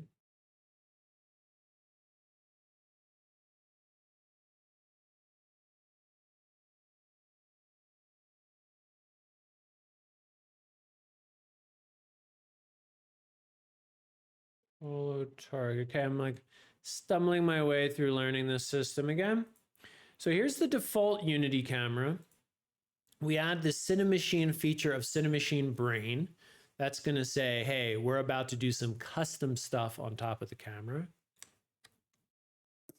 Then we added a virtual camera by doing right click and then choosing Cinemachine, virtual camera here at the bottom. I'm going to get rid of that target group for a moment. And we're just going to do follow the player and look at the player. Okay, we want to do both of those things. So follow means the camera is going to be locked in relative position to our player.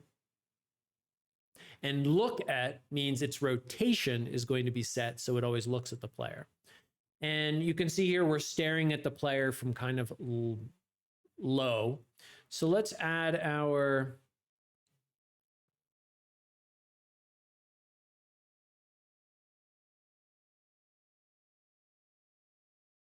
follow offset. We want to follow it from higher up.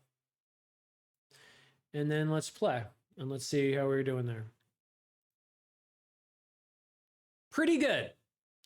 Now, you may not be able to tell in the stream, but as I'm moving, and then when I release, the world rotates slightly. So it rotates and then rotates, and it rotates and then rotates. So we're able to tweak those settings, but I like where we're at now. So let's just go ahead and play with this. So now we've got our camera locked in here. And you'd think I might fall off the edge here, but you can kind of ghost in the air. It's because we don't have any physics set up yet. That's okay. So I think we got a pretty good setup here with Cinemachine. There's some massaging we could do.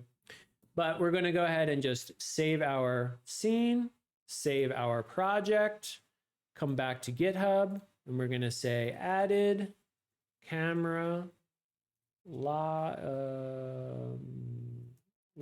to the player. Okay. So now we're saving that moment in history in case we make any mistakes or we want to come back to this for reference in the future. So we haven't looked at our Trello in a little while. Let's do that.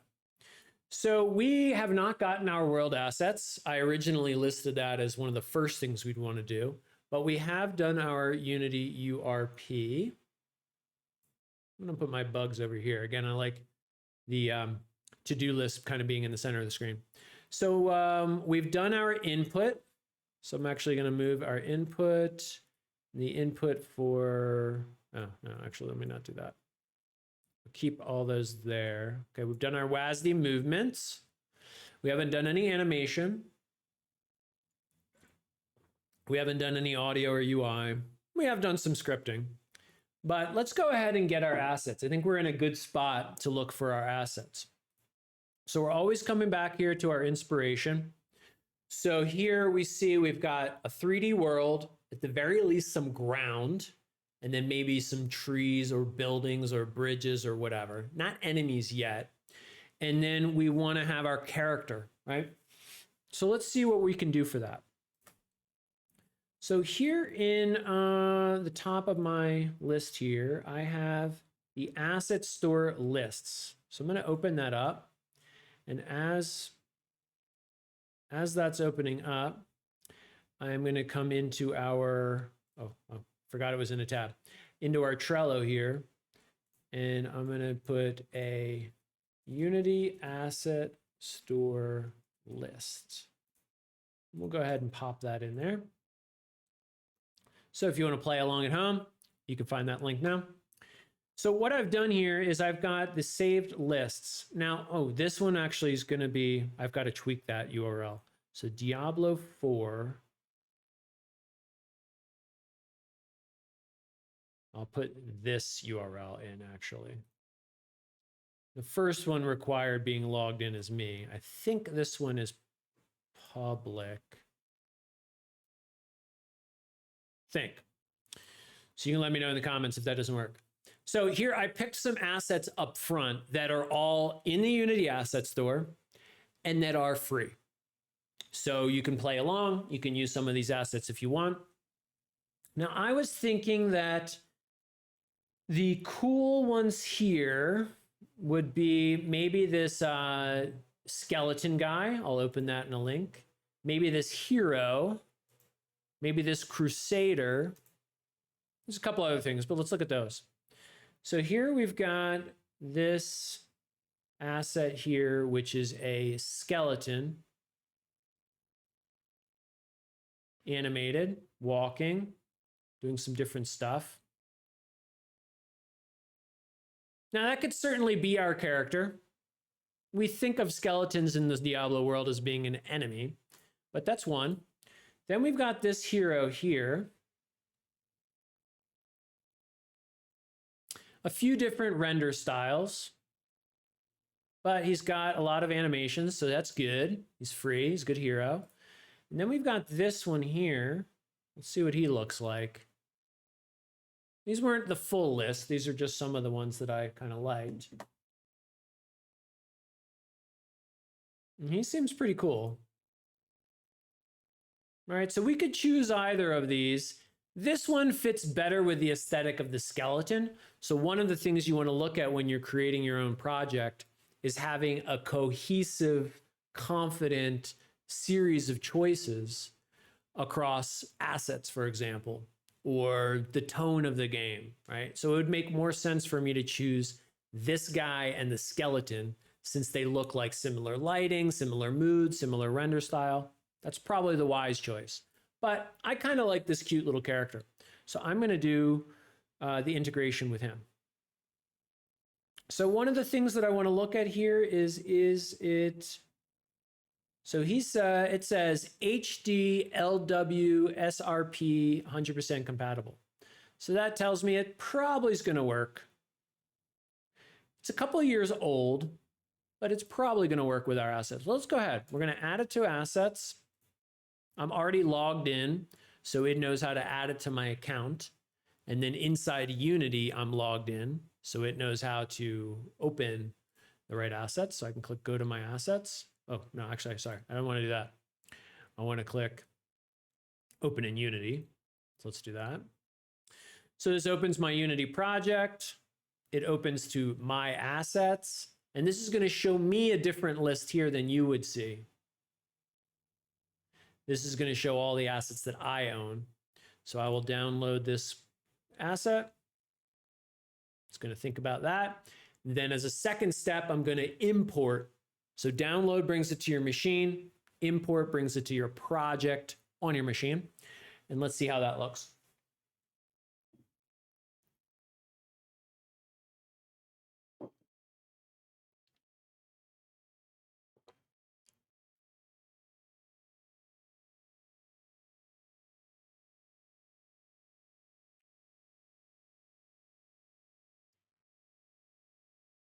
While that's downloading,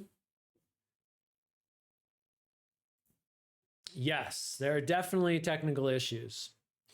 So I got a question here for that, and I will copy that.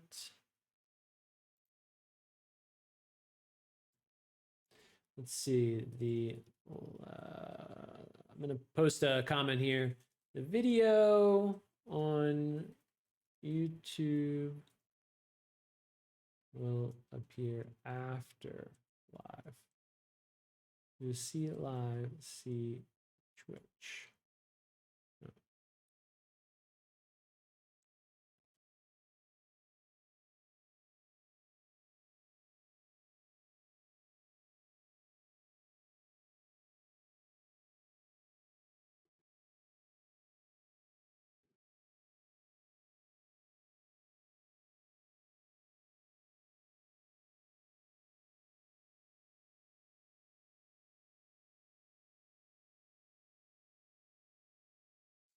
So yeah, here in this stream, I'm having an issue where we're live on Facebook, we're live on Twitch, but the YouTube stream isn't happening.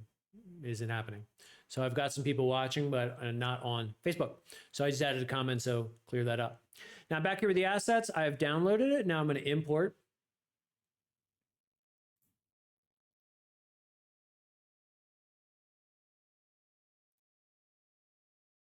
In fact, while I'm edit here, I'm going to just do this and go to this and then add this.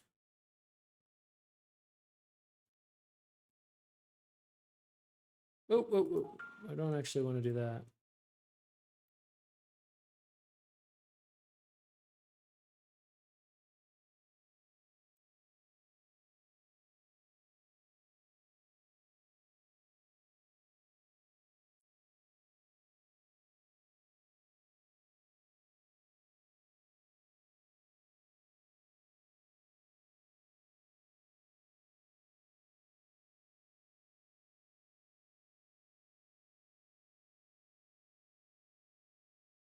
All right.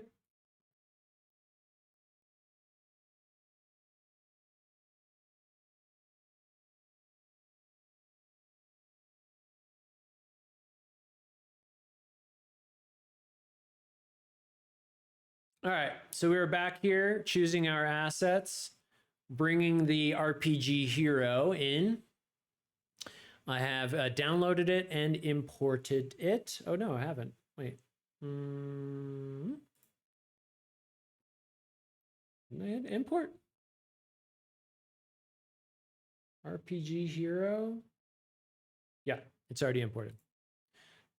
Okay, package manager there. So let's take a look at it. Now, the first thing that happens when you import is it comes in one or more folders. So I'm just going to drag it up here into my third party folder. Then something that I like to do is I go get the URL where I got it from, which I think should be right here. Grab that URL. And then I grab this and I drag it into, yeah, like that.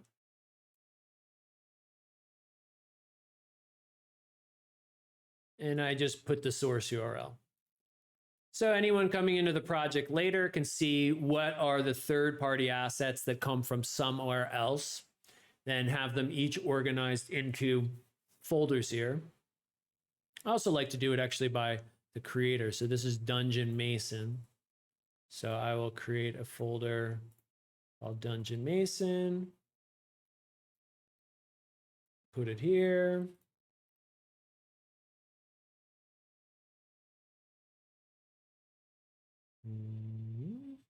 Yeah, I'd like to do that. And then I like to do that. Okay. So now we've got it in here. I repeat the folder name here because it's not always, depending on where you get the asset, it's not always so well organized. Here it seems a little redundant.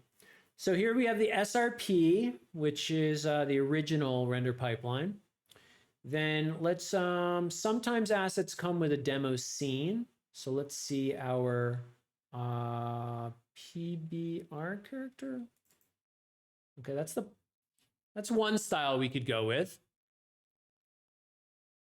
Then there's the PBR character, which is a more realistic, physically based rendered character. And then we have the HP character. Okay. Let's see if they actually run. Sometimes the scenes run and sometimes they don't. Okay. So this guy looks pretty cool. We'd have to think about what he looks like at the scale that we want him in for our particular game. But, you know, let's pop back to our scene here. So here's the game scene we've got. And we have the character moving around in all the directions, and we're now ready to bring him in. So maybe we would want to think a little bit more about the actual camera positioning here. So the virtual camera might be a little bit higher, like that, if we're trying to mimic. We love round numbers, so let's go with 6 there. So from this camera perspective, our character is going to be quite small. Let's see how he looks if we brought him into this world. So we'll go up here again. We'll look at our, what do we like? The HP one? Okay. Here we've got him there. He's got some animations. We're going to talk about that kind of stuff. So we're just going to grab him here. We'll go to our scene here. Paste him in there. And just at his default scale there, you know, we need to make some decisions here, but you know, it's pretty good. Pretty good. I think, you know, just for the sake of this video, we're going to zoom the camera in more. So let's go here to our virtual camera. Let's go here and let's have us follow him from less distance. Let's say 5 and -5. All right, so that's seems a little close up, but I feel like it's just going to look better for, you know, we don't always get to play the game full screen like this. In fact, if I go like this, you know, there it looks much more full screen. So we're probably zoomed in a bit more than we would normally be for the real Diablo, but you know, we're going to zoom in here just so it's a little easier to see. So now we want to get our character here. Let's kind of look over the structure of him. So we've got the transform itself, which is where he's positioned in the world. We've got his animator, which is what controls when does he hack and slash, when does he walk and stuff like that. We'll come back to that in a little bit. But I think we could just drag the character into the player. Sure. And I'm going to call this the model. And then from our player here, I'm going to make sure that, let's see if I turn off that mesh renderer. Turn this on. We're going to want to tweak his, that's his rotation, sorry. Tweak his height. Yeah, that's pretty good. I like having a character at 0, 0, 0. Just makes some aspects of life easier. So if I zoom in here and look at like, okay, well, is he actually on the floor? No, he's not. So I want to do like that. So he's at -0.5 and he's at 0. And then let's have him face us by default. So I'll just turn him around. We don't always want to do that. But in this case, we're going to give it a try. All right. Now let's see how that works.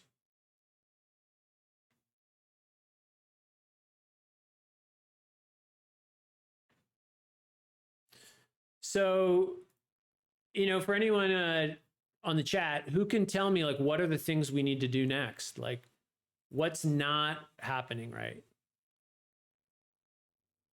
What's kind of out of sync here? You know, what are a couple of things we'd want to tweak?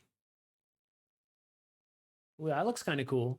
And he happens to, oh, look at that. That looks really cool. On both the top screen and the bottom screen.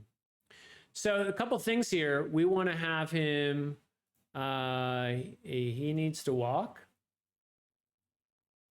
And attack.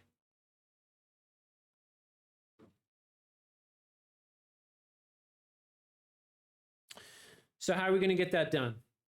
Because it seems like he's kind of doing it automatically. Let's talk about something else here. So the character model is blue here in the hierarchy, and a lot of our other elements are white. The difference between blue and white is something blue is a game object, and the white thing's a game object, but the blue one is a reusable game object called a prefab. So we're just going to take our hero. Actually, we won't do that yet.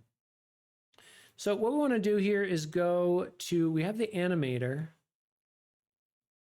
I'm actually kind of surprised how it's working, but the animator is what animates the 3D model. And if we look at this here, these are all the different things that animation can do. Let's make this nice and big so we can see it. So if we were to play the scene, which maybe I'll do in a minute, we would see it step through. The scene's going to start up, and it's going to step through each of these animation states. So when an asset comes in, like a character that has animations already attached, this view is already available for you to inspect. It's also possible that you find 3D assets that don't have animations added, and you wouldn't find this in. But I purposely chose some assets we could choose from that have animations built in. So we can, with code, tell the character to go to any one of these that we want. So let's go ahead and just play the scene. And we can see he's in this idle sword shield, and it's playing and replaying. Then it goes to the normal attack. In fact, it would be cooler to see this with this view here. Let's see, can I do like this?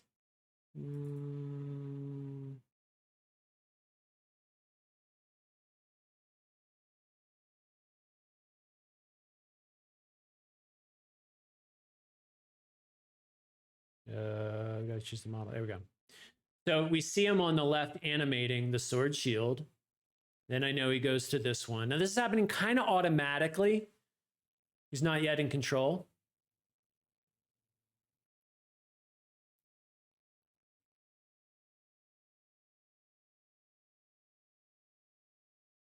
So he's just stepping through them, and we want to do it more predictably. So we're going to go up here, and here's the sword and shield that he comes with. I'm going to hit Control D to duplicate, and I'm going to bring it down here, and I'm going to put it in our own art animators folder. Let me close this stuff up. So now that I made a copy, I'm going to call this player animator.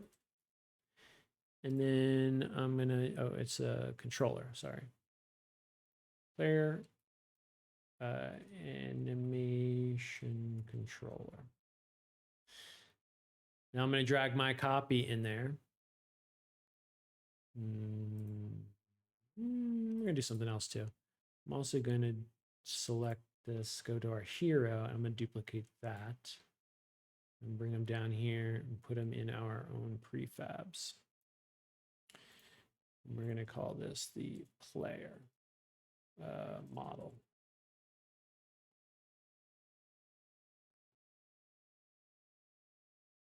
I think I got to tweak a little something there. Yeah, he's got to be at -0.5. I'm redoing a couple steps we did recently there. So now I have our own copy of the player model, and I have our own copy of the player animations, so that now as we make changes, the game will not be the default asset from the asset store. It'll be a slightly tweaked version. So with the animator, let's just think of what we want to do here. We want it to start out being idle, and then only in certain situations, we're just going to select some of these lines and delete them. Only in certain situations are we going to walk, let's say. So where's the walk? Okay, here's run.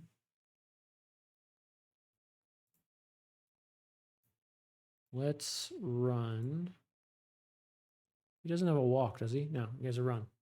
So let's just have it automatically make a set as the base to form this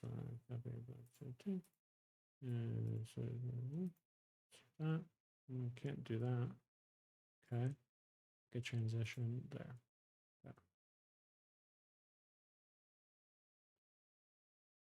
So let's see here. We're going to play again. It's going to do the idle first, and then he's going to walk. Right? So we want to control it a little bit more tightly. We don't necessarily want to go from the idle immediately to the run, as it's called. So we'll click on this transition, and there's going to be some conditions. Right now, there's no condition, so it just means as soon as one's done, automatically start the other one. But we actually wanted to go sword and shield, and then only in the condition of a certain criteria. So we want to trigger this thing on and off. So when we, over here in our parameters, we can create a new parameter of either trigger or bool or float. These are some different things we can control from code. So we'll create a trigger here that is called the run trigger. And then we'll create another one that is called the idle trigger. Then we click here on our transition between the two, which I keep messing up. And we'll say that it will go from idle to run when the run trigger happens. Then we'll right click here and we will make a transition back to the top. And on the one back up, we will do it on a condition of idle trigger. So now from code, and only from code, will we go through these. So I haven't done any C# coding yet.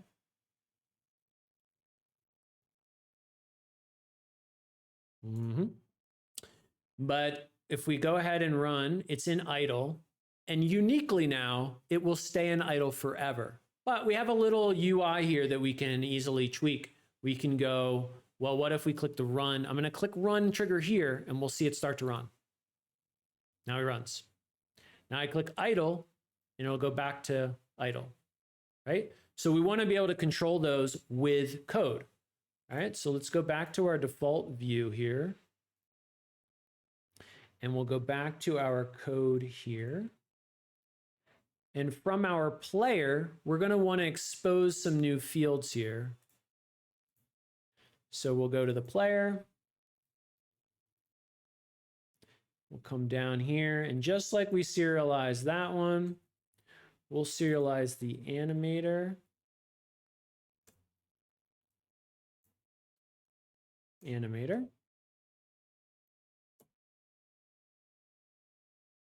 We'll come back into Unity, wait for it to compile. And now over here, we've got the player script has an exposed animator serialized field. So we'll just drag in the player model, which has the animator on it. And now that we have that reference, we can do stuff with it. So what we want to do here is, if the player is moving, then be in the run. So if we have a move value, which has any sort of movement whatsoever, so a magnitude greater than 0 is fine for me.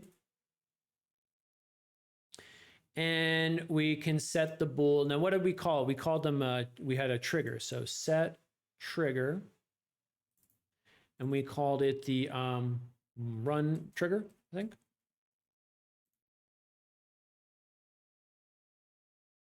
We're going to comment this out for a second. So if its movement is like that, run trigger is true. Otherwise, run trigger is false. And then if it's blah, blah, blah, we'll do that. Okay. So here, if we're doing any sort of movement whatsoever, we will trigger him to run. And this will happen multiple times. So if we're holding right, this will happen every single frame. It'll go, yep, we're moving, trigger the true, and then translate them. And the moment we stop having that magnitude, it will set us run trigger to false. And actually, I care less about that. I actually want to say our idle trigger. And I forget if I need to do both of these. So we'll just do this and then this.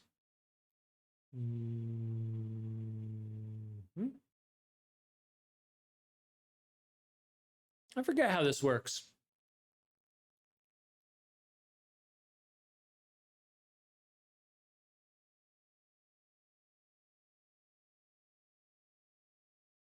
Ah, I see. I had the wrong syntax there. So we set the trigger to run trigger if we're moving, and we set the trigger to idle trigger if we're not moving.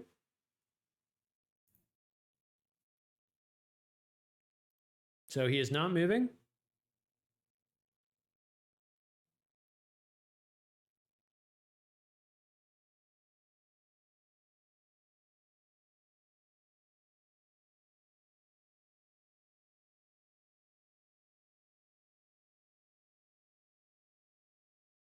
I'm not in love with it.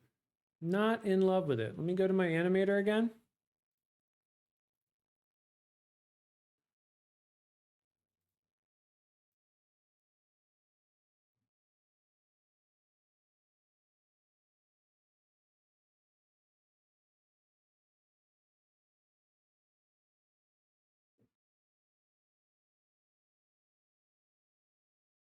Let's see what's happening, because there's something I don't like about it. So here at the bottom of the screen, oh, I gotta click, there we go. So with the player model selected in the hierarchy, we get this cool view of the live states. So if I start moving him, I see. He just goes in and then out because the run trigger.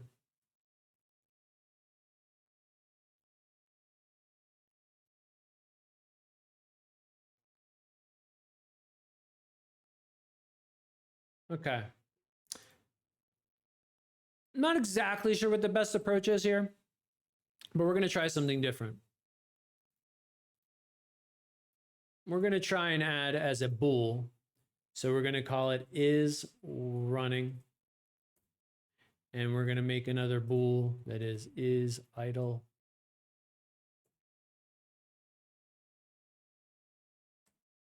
Is run and is idle. And then we're going to go here if is run is true. And we're going to go back if is run is false.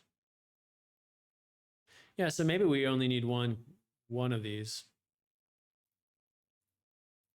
Let's try this. See how it would work. So he's idle, then he's running, he stays running, then I uncheck it. Yeah, I like that better. So we'll go back to set bool and is run and true. And is run is false. Let's see if we like that.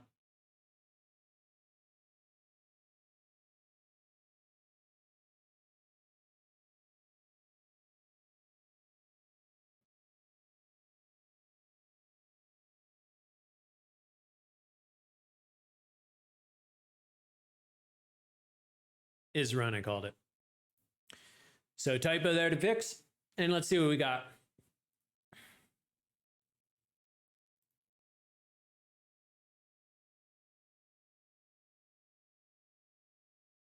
Now, something I notice is that it's not immediate. It only checks when the blue bar is at the very end of the animation.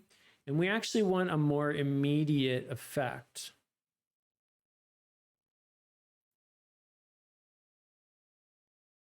So I think if I uncheck has exit time from both and then run, yeah, much, much better. So let's go big view here. Okay, we're looking good. So that has exit time. You could imagine it would be useful if you wanted your character to swing a sword and then only at the very end of the swing resume running. And we might have a use for that when we do the attacks. But we don't want to wait here. We want to immediately, no matter where he is in his idle, he's kind of breathing, whether he's taking in a breath or exhaling, we don't care. We just want him immediately to start walking, immediately to start running, I guess is the name. And then we go. So the next thing we want him to do, what do we want him to do now? We want him to be able to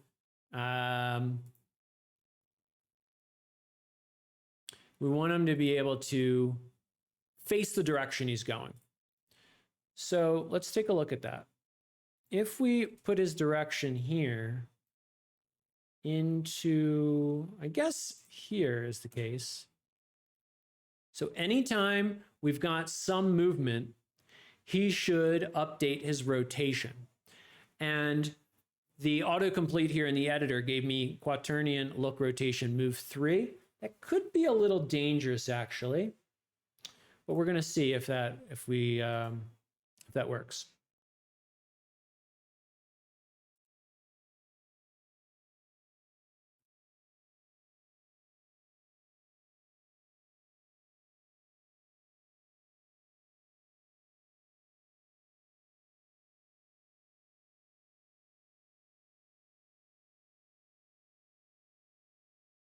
Okay, something crazy is happening.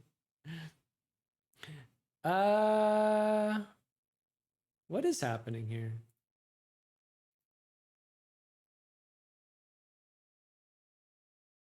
So the player's rotating. The camera, I think it's working quite well. Let me do something to help me out here. Let me add a cube to the floor.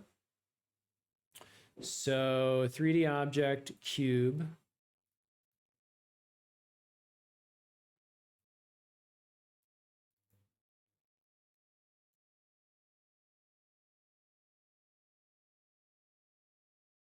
I wonder why that was so big. Oh, because it's stretched out. Okay. No, I don't actually want it there. 1, yeah. 1. Yeah, so I just wanted to add a cube here to the back.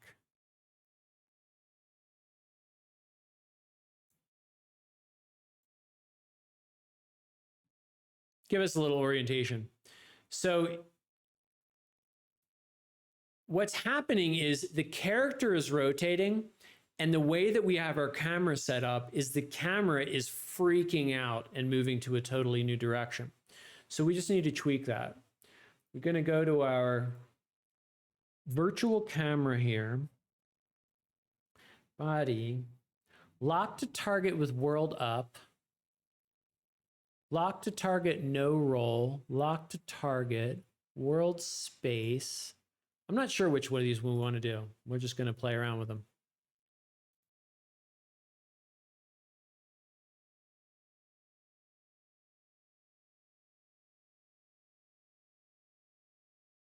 Okay, I like that the camera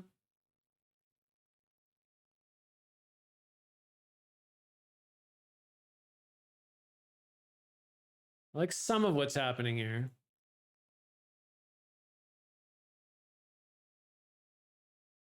I see. So if I look at the player here, we can see that the Y rotation is getting tweaked. It's backwards actually. So let's fix that first of all. I don't know if we're going to want to keep this, but I'm just going to put a negative there.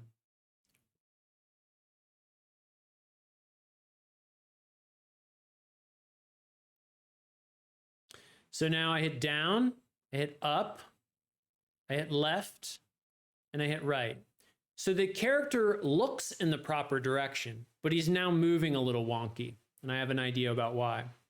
Because the translate is happening relative to where he's looking. So before we rotated where he was looking, translate was doing pretty good. But the moment we change his facing direction, it's just messing up our translate. So I think here we've got a second parameter, which is, do we rotate him based on his own world space or the world? And I forget the answer, so we're just going to try one.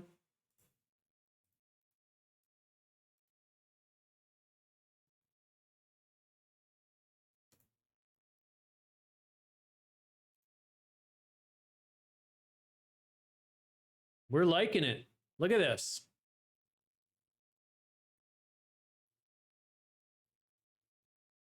It's looking good now.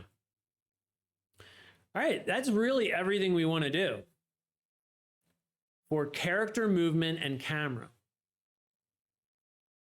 All right, I think this is a good spot for us to save where we're at, make sure we have it backed up on Git, and then bring in some environment graphics. All right, so let's do both of those things.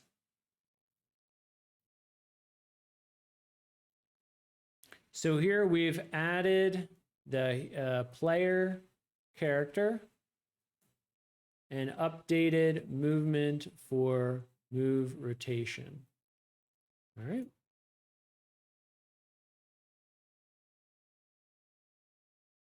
It's reminding me I'm about to push some very large assets. So let's just go into our Explorer. The meshes we need, animations, animator material.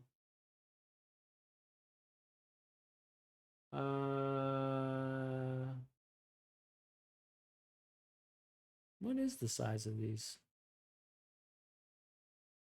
Okay, those are all small.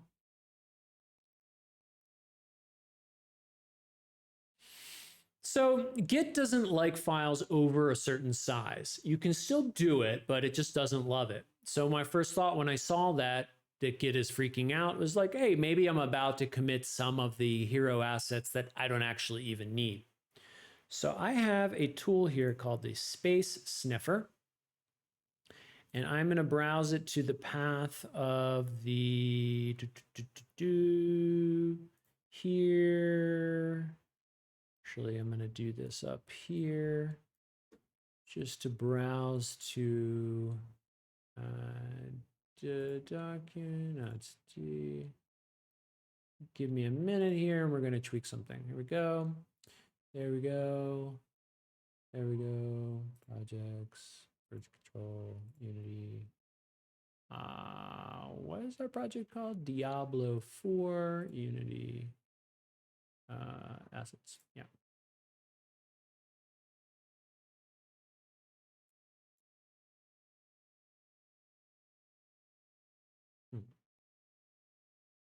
Okay. So what we're doing here is we're using this free Space Sniffer tool on Windows. It's going to scan our project and just tell us, well, what are the biggest parts? Well, of the entire project, the biggest folder is the third party. The biggest folder within that is our dungeon character, which I kind of knew. Then our hero itself, the SRP folder is 280.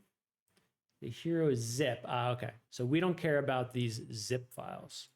So we're going to right click and do delete.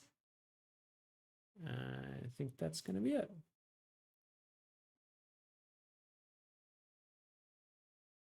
So sometimes assets come not only with the production assets, but also the source assets. So if you wanted to tweak the models or something like that. So I don't care about that. So we did a little cleanup there, committing the project.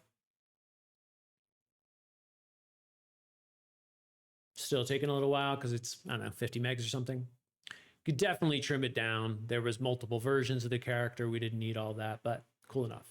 All right, so let's pop back to our slides. We haven't been there in a long time, and just look at some of the stuff here. Let's do that and that.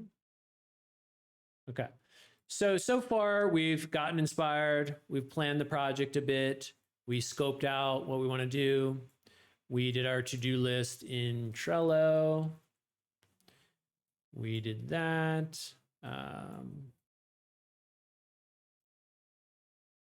The GitHub link, we did that. We put it in Trello. We've gathered some of our assets. We've looked at Unity. I haven't really found the haven't found whiteboarding that useful. I haven't really put any tips in here, but let's do one actually. Let's do, there's something in Unity called the play mode options.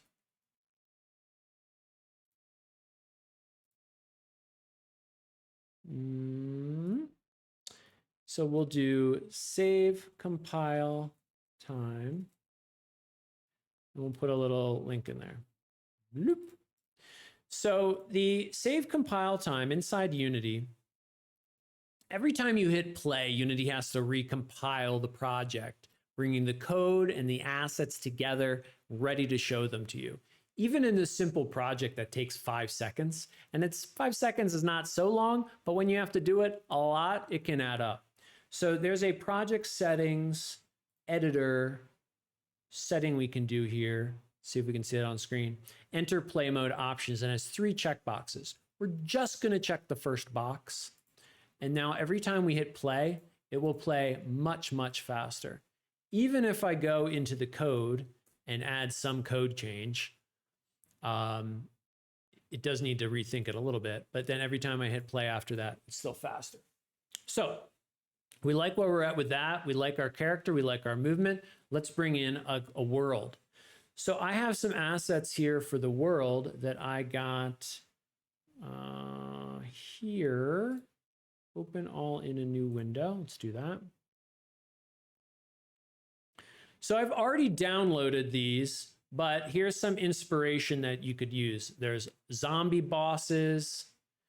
There's having cartoon in a fantasy setting. Diablo inspires like a medieval knights, castles kinds of thing. So that one's kind of cool.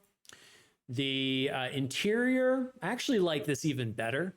Let's say the simple fantasy interior. Then we got the dungeon. The dungeon's pretty cool too. Yeah, maybe this is even cooler. Okay, so far the dungeon map is looking pretty good. And then we've got this one with props. I don't care about the props so much yet, but this dungeon one seemed the coolest. So let's go back into Unity here. And we're going to do assets, import package. So remember before we went to the asset store and we used its pipeline to bring in our hero character. Here I have on, is it the desktop maybe? I've got some different packages here. And what it was the one I liked, the dungeon map. There's a couple I liked, but the dungeon map. So let's bring that in.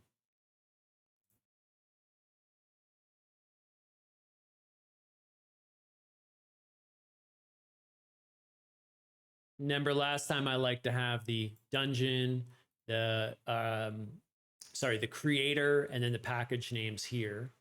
So here we've got our assets here. And we're going to do create a new folder, do that, duplicate that, bring that into here, and then here.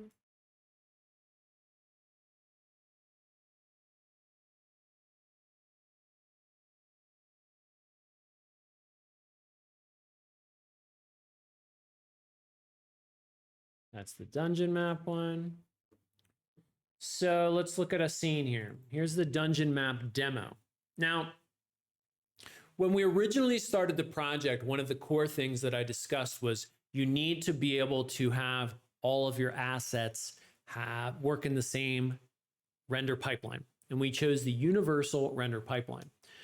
Anytime you're dealing in Unity and you see this particular color, sometimes people in forums and reporting bugs, they call this the pink color or the magenta color. They usually use one of those two words.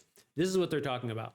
It's a very specific color that pops up whenever something in the graphics pipeline is broken. Shader being broken, a material being incompatible, or something like that. So if I go to the material here, or if there was multiple, I could shift click them all. I go to Edit, Rendering, Materials, Convert Selected Built-in Materials to URP. So I'm going to choose that. It's going to say it's going to overwrite something.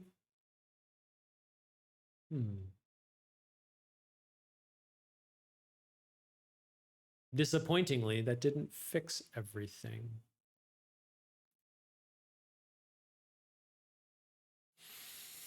Okay, so I updated that, but then I also see that maybe the render lit, unlit.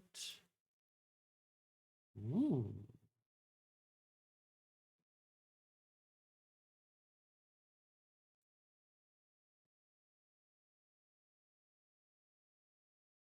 Did that not work for me?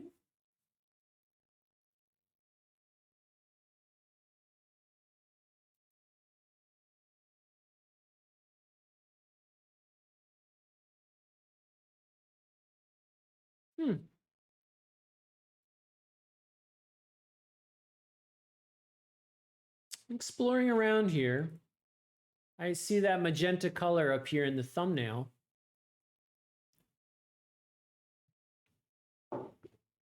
Let me consult up here.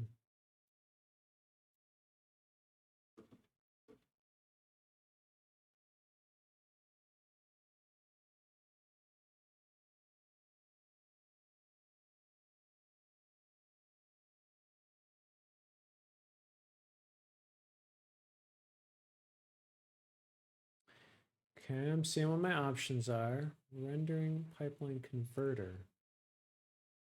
Is that a thing?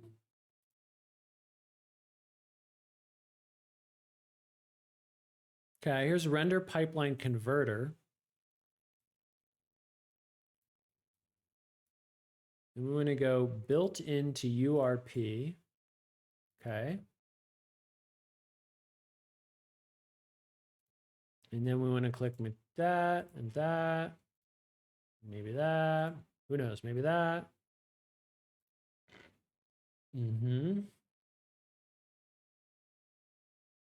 Initialize converters.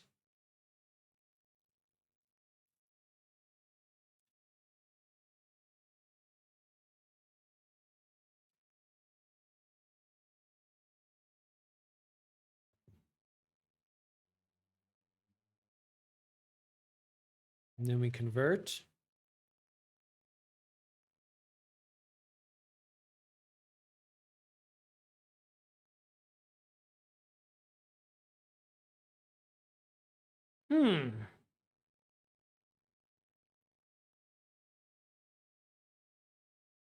Did something, but didn't quite solve my issues.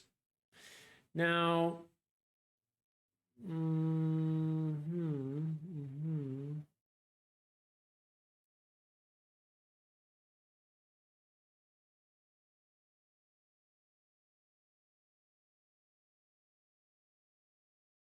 we'll figure this out together, I guess. Still, okay, there's tons of stuff there. Now, what is up with that?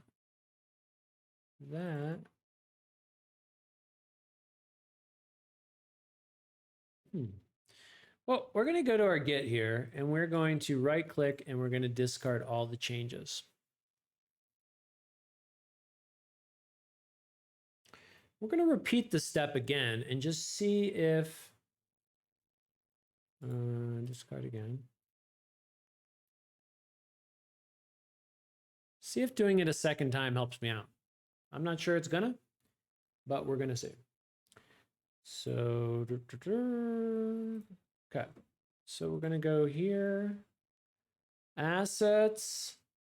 Import custom package. I will choose a slightly different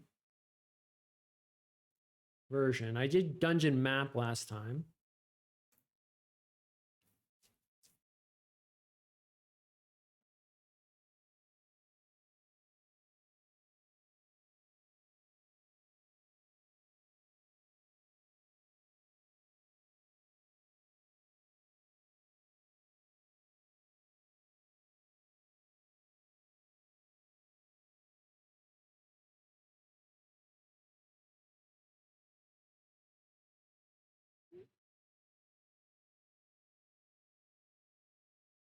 Now, largely speaking, it is possible that you have 5 different assets you want from different creators, different sources, and some of them convert well and some of them don't.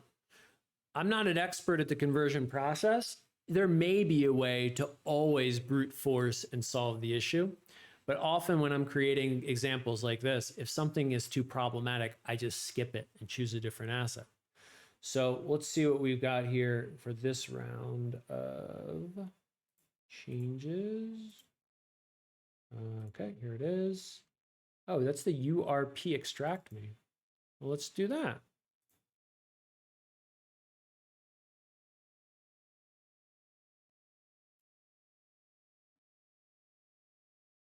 Wait, what? What is this one? Well, there's a URP specific one. We'll look at that in a second. So that does that, and that does that. What's this one do? Show and explore. Okay, that's a separate package. Okay, I don't know if we want to do it while it's in here. So, but whatever. Show and explore. There's that. File size of it is 400K. All right. Double clicking it didn't seem to work, but if I go to asset,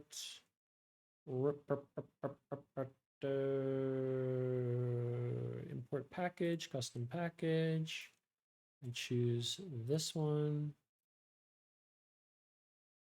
Sure.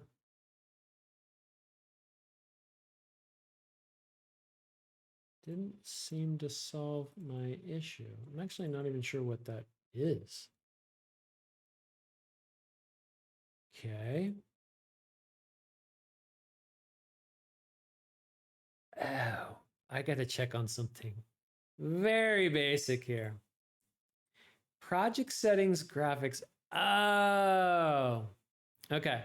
So when I brought in the URP pipeline, I forgot a very important step.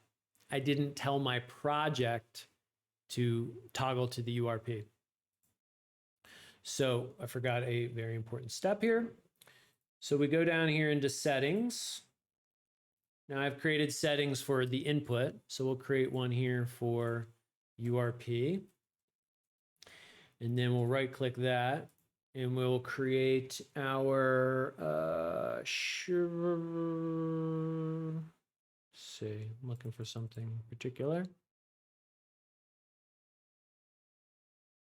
Rendering URP with universal render. Yep. So we'll call that our universal render pipeline asset.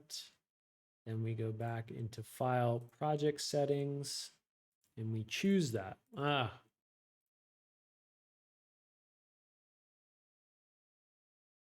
was painful. This could mess up our character, which our character was looking good so far. So I didn't suspect this was the issue. Okay, that worked. Okay, so we like this now. We've got lots of cool stuff here. Now, again, this isn't really the one that we wanted for our overview demo. Yeah, that looks pretty cool.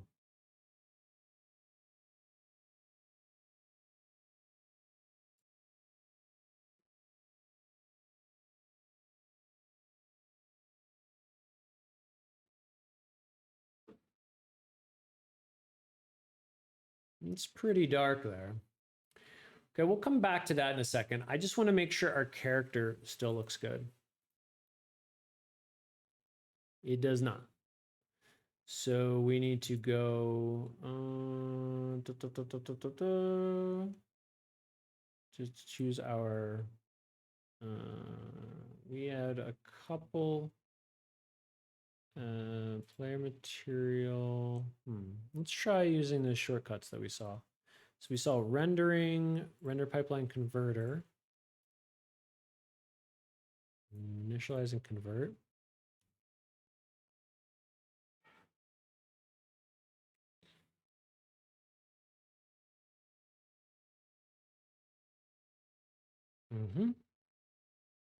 Good. Let's run him around. Okay. That's looking good. Now let's go back.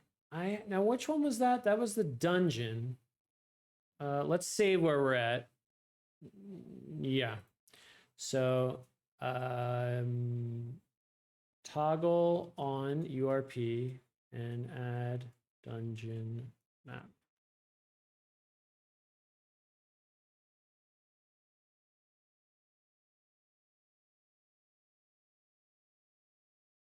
Now we might have an issue here with this scene assets are too big. Remember last time we had to do a little trimming and culling? Okay, it's going to think about that for a little bit. So we had that dungeon, and here's the overview of it, which looks cool. Looks a little dark. We've got some different lighting. But let's just use this as is. I'm pretty happy with it. So we're going to duplicate this scene. We're going to bring it down here, or here. And I'm going to open that one. And then I'm going to create a new, create an empty game object. And I'm going to call this the dungeon. I'm going to put it at 0, 0, 0. I mean, look how big this world is, right? It's very, very big. But I'm going to take all of the assets related to it and put them as children of it. So it's important when you create a new asset that you zero out its transform before you drag in any children, as I just did. It's just going to make it a little easier to reuse it. So now that I've got the dungeon isolated in its own single game object, I will drag the dungeon down here into our prefabs folder. Now this is going to be easily reusable between scenes. Now I'll go back to our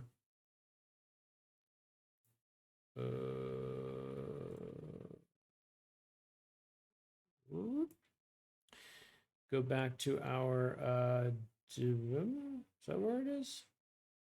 No, this is our good guy. Now we'll bring that dungeon asset in like this. Now it's a little overwhelming. I've got so many assets in here. Also, it looks very bright. We'll tweak that in a minute. But let's go back to just remember where our player is. So our player's right there. So I'm going to just remember our player. If I turn this off, there's our player, but he's getting completely covered up by all of this. Actually, that's kind of weird. But if I just start lowering the world down,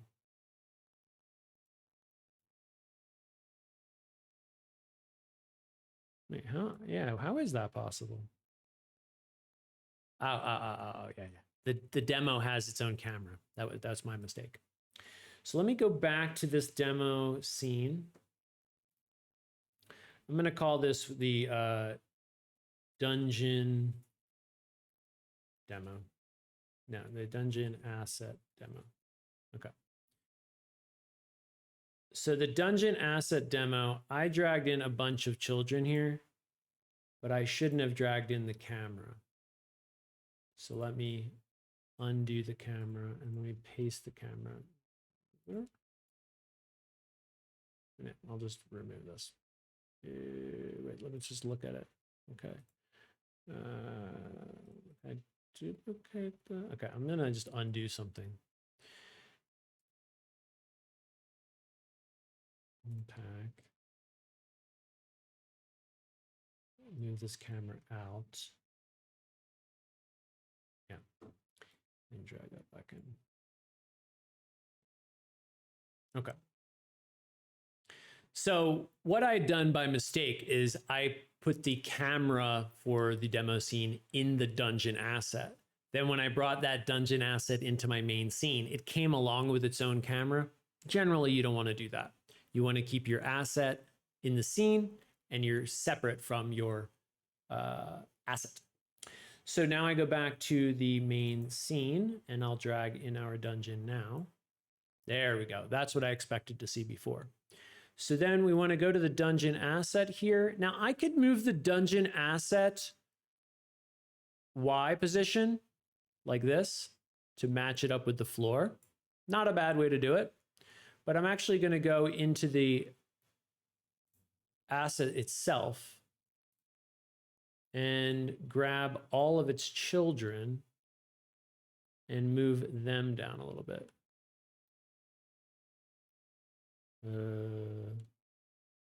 It's thinking heavily. It's got to like rebake the lights and stuff like that.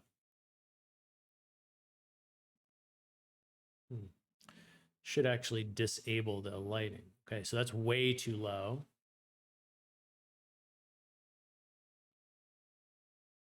Let me think about this a little bit. My idea here is I like each asset in the scene to be at 000. I just find it's a little easier to manage. Definitely not a requirement, but I find it a little easier to manage. So if I go in here and I raise it up,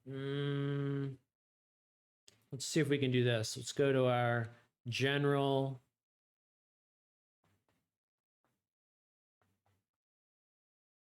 Rendering, lighting explorer. Nope.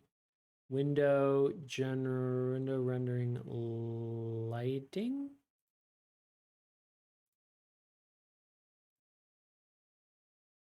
I just wanted to see if I could turn off the automation here for a moment. Where's our character again?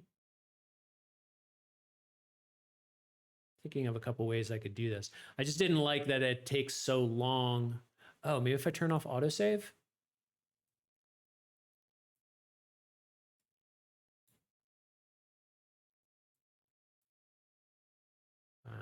Son of a.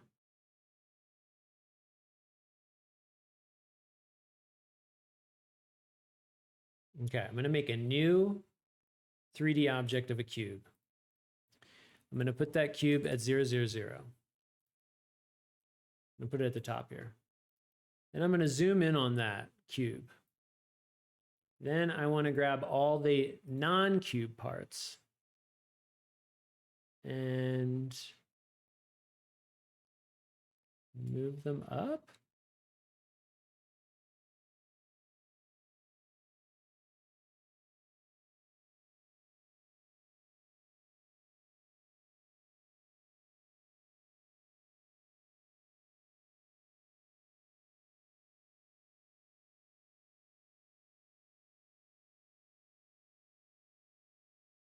I'm getting there slowly.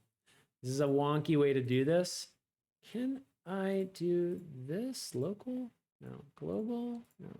Pivot? No. Runner?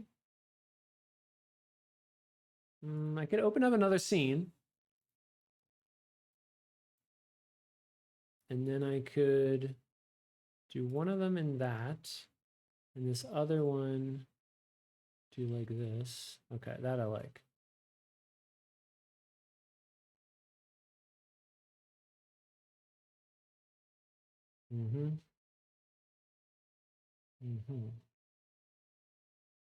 That's going to be pretty good. Now get rid of our little test cube.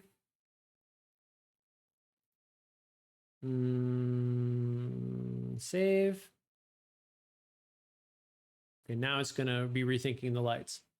So I don't know if I approached that in the best way, but what I was trying to do is take all of the dungeon assets, there's lots of floors and walls and all that stuff, and just have their parent be centered in the middle of the world. So here our player is at 0, 0, 0. And here our dungeon is at 0, 0, 0. And I think that looks pretty good. And I might even be able to get rid of our floor here. I'll just turn it off for a second. Now let's run our game.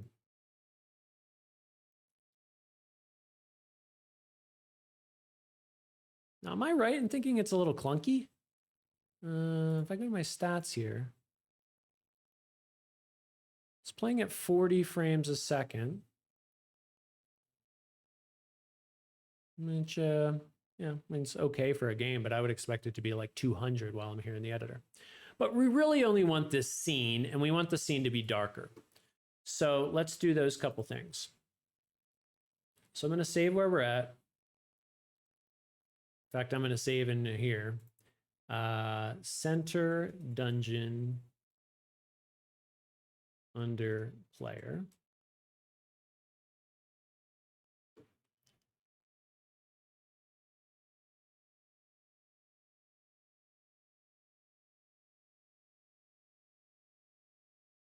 Okay. And then we're going to go into our dungeon here and we're going to open it up. And we're going to remove a lot of stuff. So look how big this world is. We're going to get rid of that,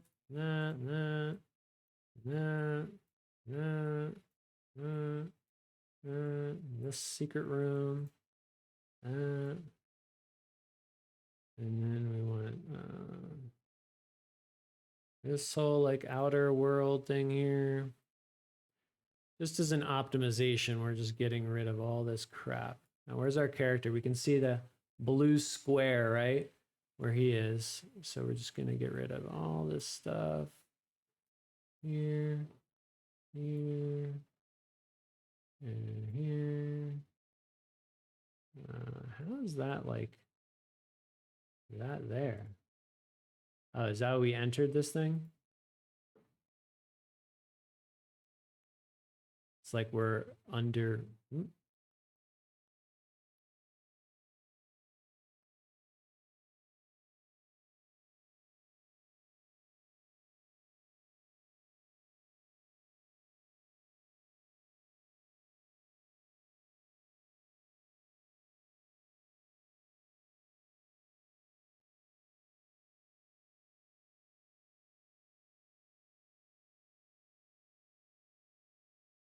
I mean, it looks like it's a really cool level with lots of stuff to do. But again, in scoping a project out, we just want to get down to the simplest assets that we need and the features that we have time for. So I don't know if that's better. We'll leave that thing there.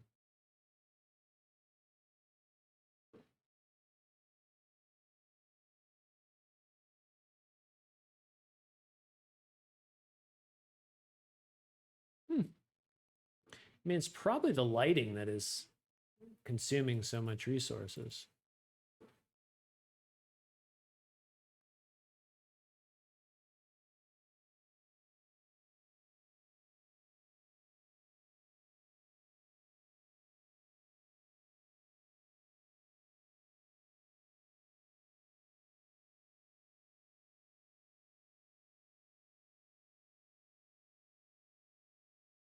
Okay, that's a much, much smaller world. Now, I'm going to be disappointed if we don't have faster frame rate now. Yeah, it's faster.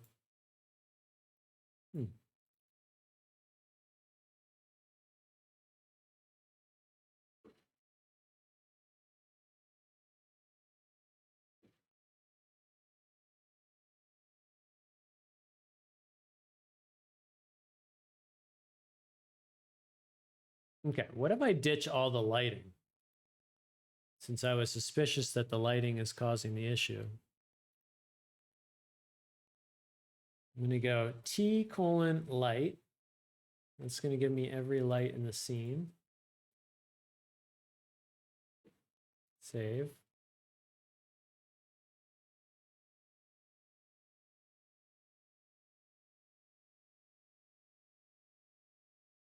think that's better. Okay.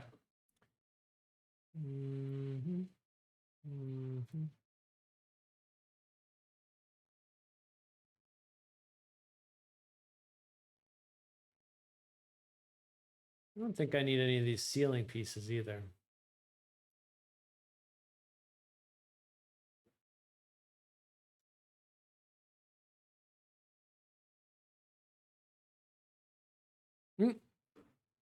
Got rid of way too much there.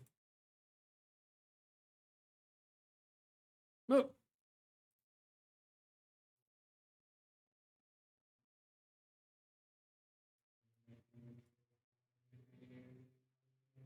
I'm not exactly sure what these things are.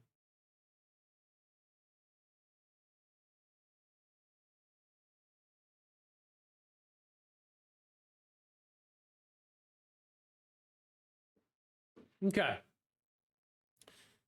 So we did some optimizations there. Apply that. Let's take a look at, well, we still don't love our, oh, I don't want to play it yet till we have our lighting in there.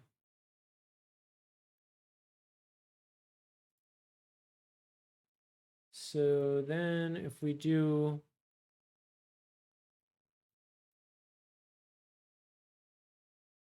oh yeah, I have two scenes open too. That could be causing some problems.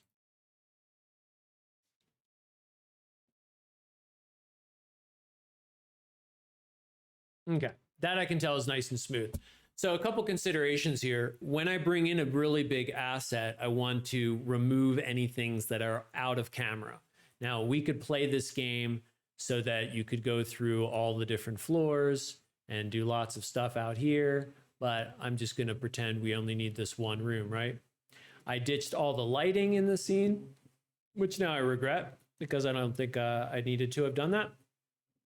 But some considerations specifically for my machine, I've got a very powerful gaming machine, but running the stream at the same time slows stuff down. So I just want to make sure it runs nice and smooth for you here. So let's see what we could do now to just tweak the lighting a little bit. I could go here into the window, rendering lighting or light explorer. I always forget. Let's do lighting. Let's just tab that over there. So we could add a new lighting asset. Yeah, sure. Let's do a new lighting asset and put that down here. I don't think I need that anymore. I'm going to make a folder here. I'm going to call it lighting. I'm just going to call it lighting settings. Here we go. And now that that's in there, we'll look at the lighting settings themselves. So we can auto-generate the lighting. We can use some different settings here. I will go ahead and auto-generate it. And then I will go back to our lighting explorer. Okay, so we added lighting settings dedicated. We chose auto-generate. I'm not a lighting expert, but I just want to look through here and see, in the environment, do we want to have a skybox? Sure. Do we want to have any real-time shadows? Actually surprised that's not updating. The sun source I'll set as the directional light in the scene. And then when I click on that, I can choose, yeah, there we go. So there's kind of like a darker. Now the character is not being lit. I think that's just the shaders and the materials related to the character are an unlit and the rest of the scene is lit. So one set does not respect lighting, one spec does. So we'll just do like that. I think that's pretty cool.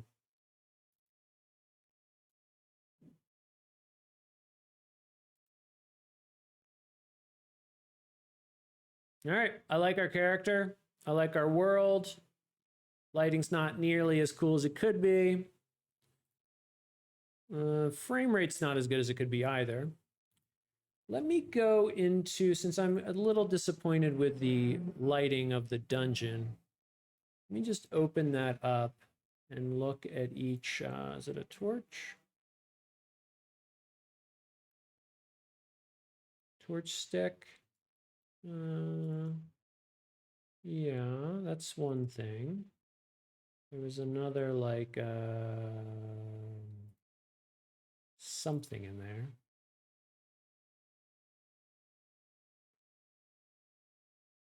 Let's look at this nice and big. So there's our character. And we've got this thing here. Let's see what that is. This environment pillar square. Okay.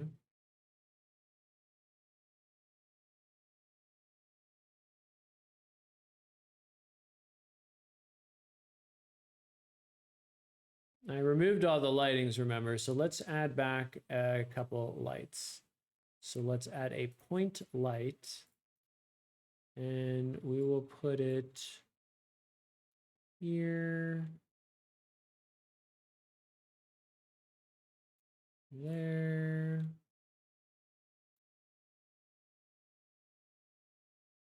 Autosave. There we go. So there's that light.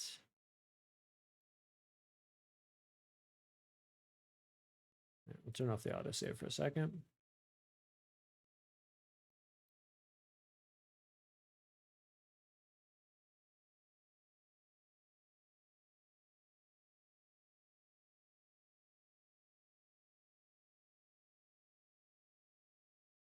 So we're just adjusting this light here to give a little bit more of a fiery glow, which I guess would kind of be orangey red. And then I'm going to take that and I'm going to call it fire point light. And I'm going to go into the project here in our prefabs. I'm going to drag that in. So now we have a custom fire point light there. I'll take a second one and I'll put it over in this one. Right there. I think there was a good spot for a third one, but I forget where it was. So we'll just put it back here for right now. Okay. It's a little bit cooler. And we go back to our main directional light. Is that our only light in the scene?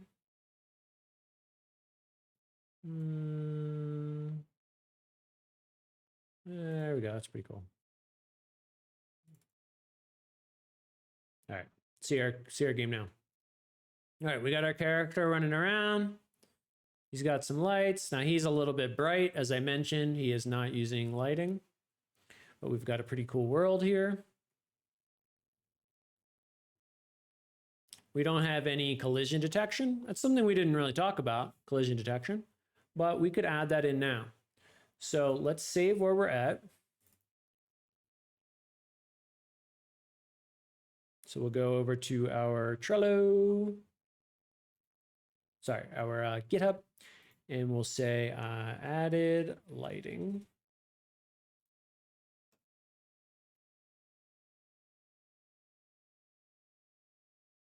And let's talk about collision detection.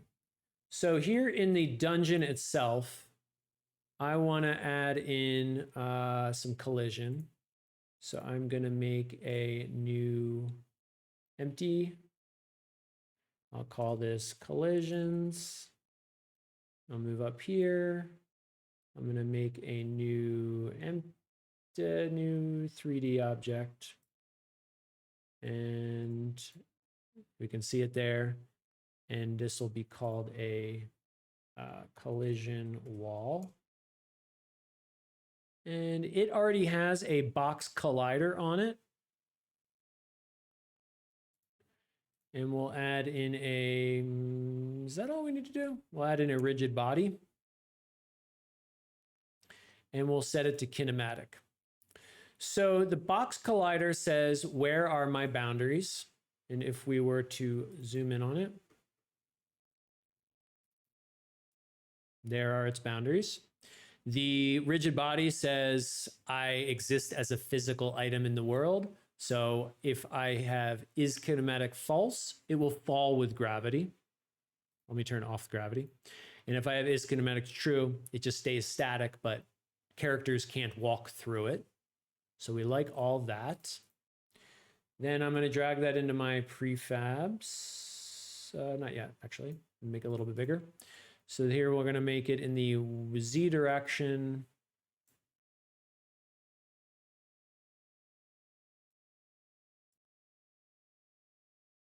Maybe like 10.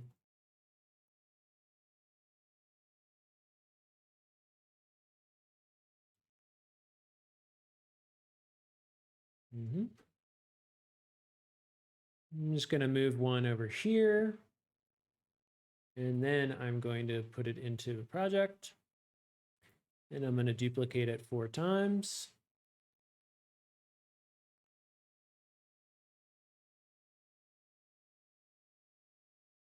And we'll keep the first one where it is. We'll move the second one onto the other side. We'll move this one back and we'll turn it 90 degrees.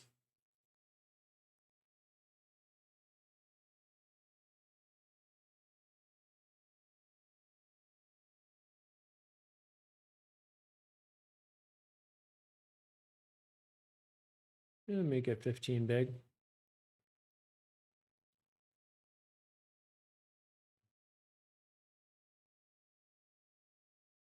And then I'll take this one here and I'll move it up to the front. A little further.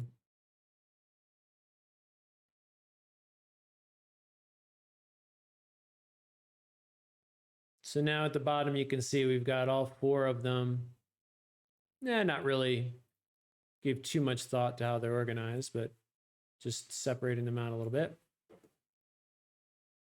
Okay. And we can see that they're getting rendered. We'll turn that off in a second.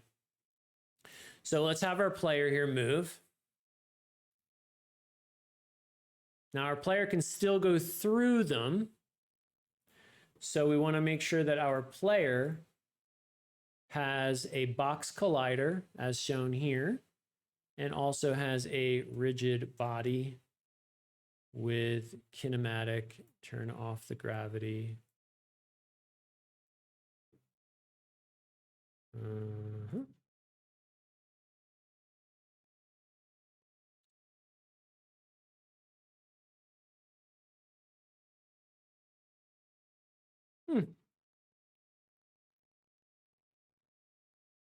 Box collider, rigid. Okay, we don't need this. We don't need this. Oh yeah. Then I have to move with physics. Oh yeah, that's the thing. So, okay. So if I look at the character, here's his physics area.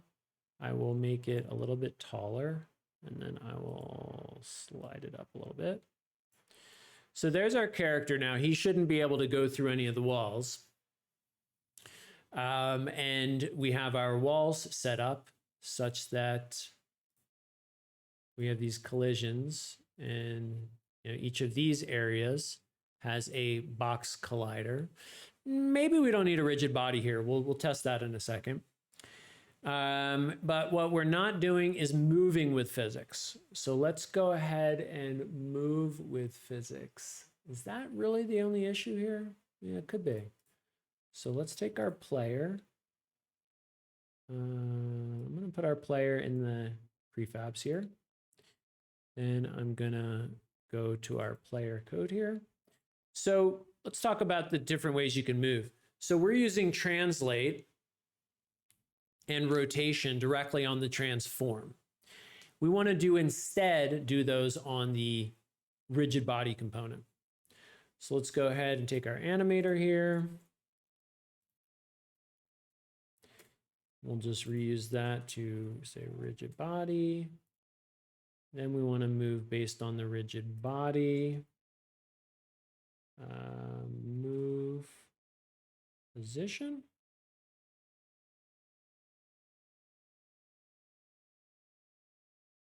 Move.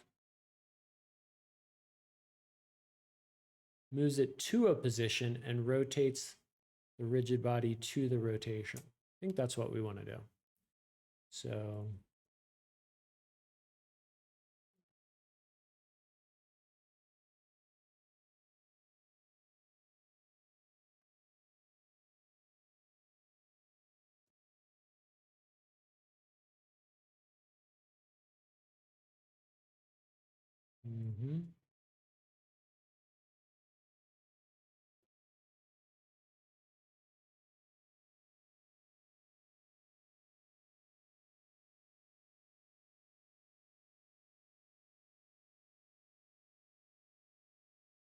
we're going to see if this works.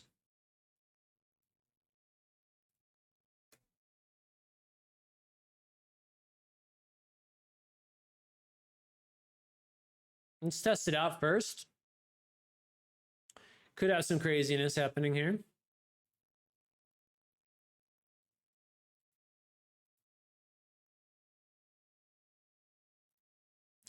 In the player here, I've exposed a rigid body, but I forgot to drag that in.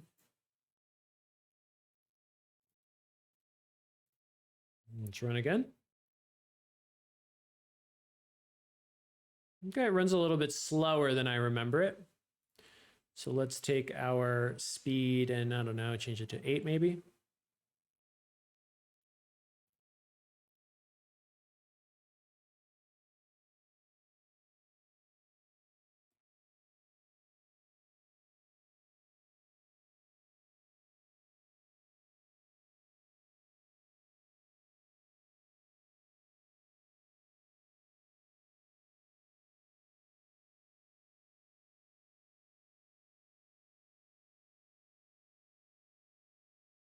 Okay.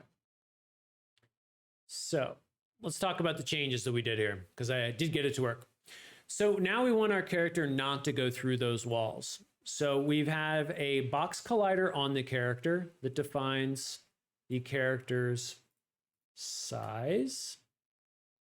Okay.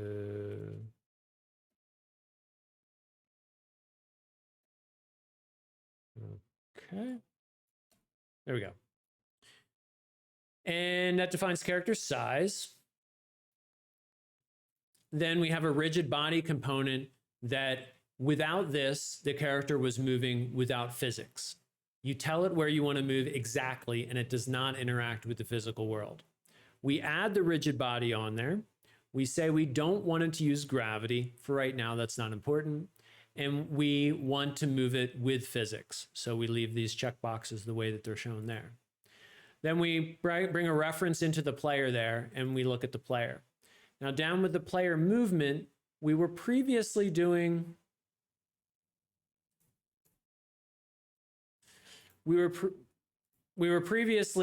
a different operation here to move the transform and to rotate the transform. But the moment you step into physics, you need to step fully into physics. So instead, we're going to do the operations on the rigid body. Now, the reason why we do it that way is you want the rigid body to govern all the movement. So not only the movement from the input, but if it's about to collide with another object, we want it to resist that. So we don't want it to pass through objects.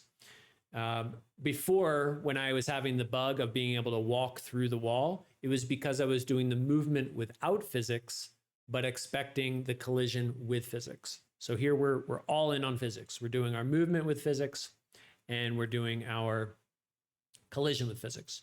So first we get where the next rotation of the character should be facing. Then we get the next position the character should be moving to. And we call one line on the rigid body saying we go to this position with this rotation. Now, that will always happen unless something else in the physical world says, hey, that's impossible. So let's go ahead and play our scene here. Make sure I save. We'll go ahead and play our scene here.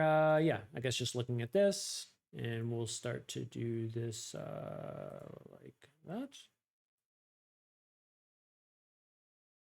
Yeah, it's kind of cool.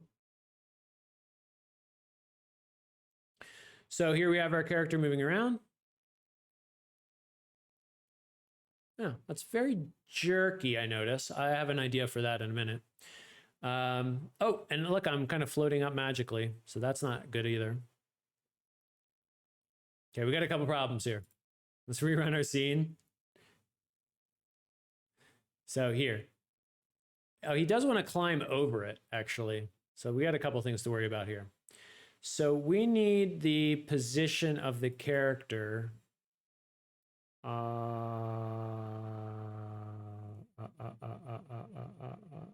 move 3. Move's always going to be that. There's something weird happening there.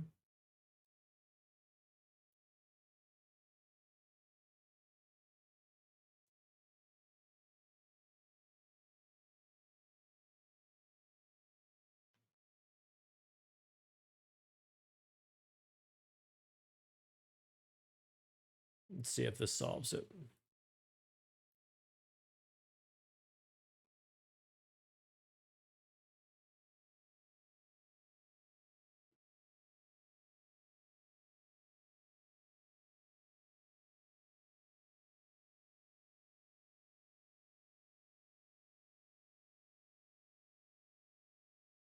No, he's definitely floating.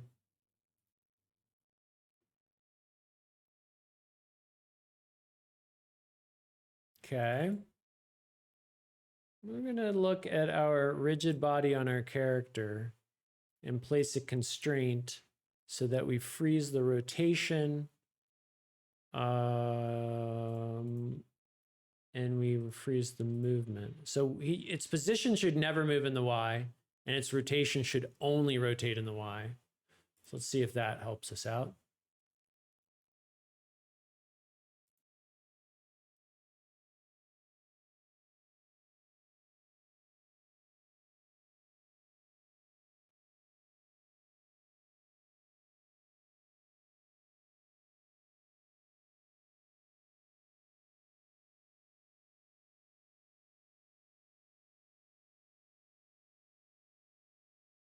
Yeah. Then as far as the chunkiness of the movement, I think we want to do this on fixed update and get rid of the concept of delta time.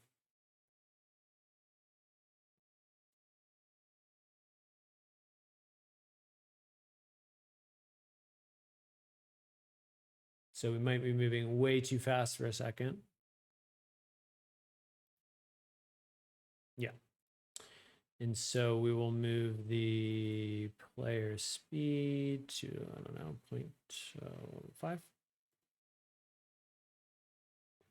See how that goes.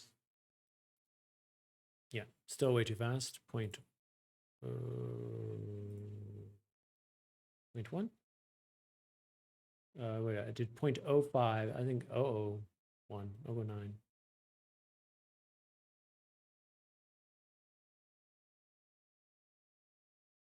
Okay, that's too slow. Okay, that's too fast. 0.9.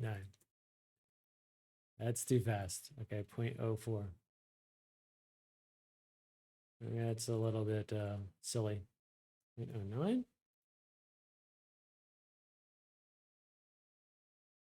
Okay. So 0.009, no, 0.09. And then let's write that. Okay. So let's talk about the changes that I just did. Yeah, let's be strict about it, actually. Let's do our update here and close that out. And then our protected void fixed update here. And let's do like that. Yeah, okay, it doesn't like that. And then our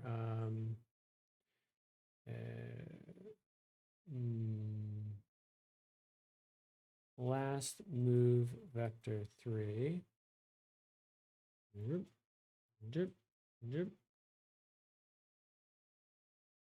Oh, got this.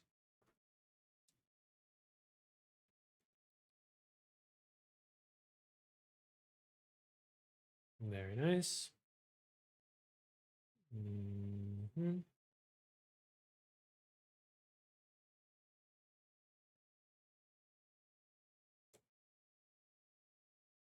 Okay. So let's review what we got here. So the change that I had done was we had movement working without any physics. I hadn't planned on doing collision detection, but when I brought in the asset and the world was so big that I didn't want us to accidentally walk into rooms that weren't ready for us because the assets weren't there, I wanted to put some walls in our way, which is very fair. Of course, you're going to want to do that in games. You don't want your character to walk through what looks like a wall in the world. So I then changed to add some collision into the world, but if you're going to use physics for the collisions, you have to use physics for the input. So I updated everything and we've got it working well. We'll look at the result in a second. But using Unity best practices, we want to have the update loop handle the input, and we want the fixed update loop to handle the movement in physics. So fixed update happens a predictable amount of times per second, and update happens a slightly unpredictable amount of time. So if you look at update versus fixed update in documentation, it's a good thing you can see the differences. Generally, you want to use update, but for physics, you want to use fixed update. So I think that has improved the herky-jerkiness of our movement. Yeah, let's see the results here.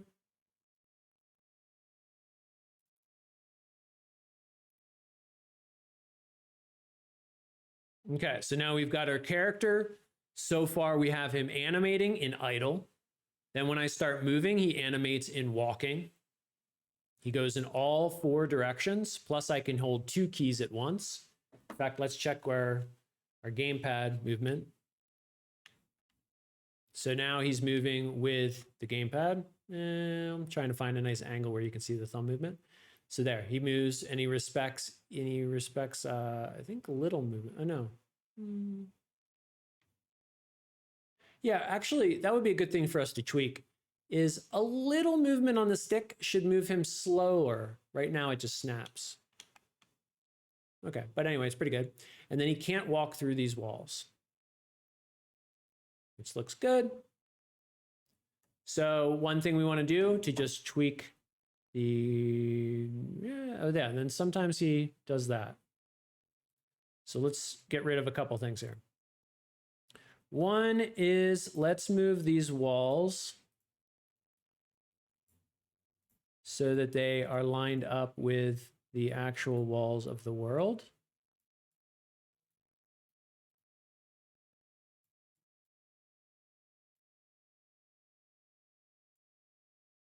Okay. Then let's go into the individual wall. And is that where I have the size? Let's go 20.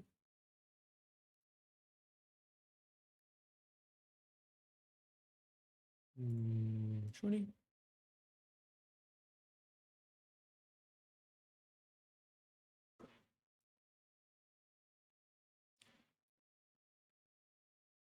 We're making each wall big enough to span, the actual room that we're in.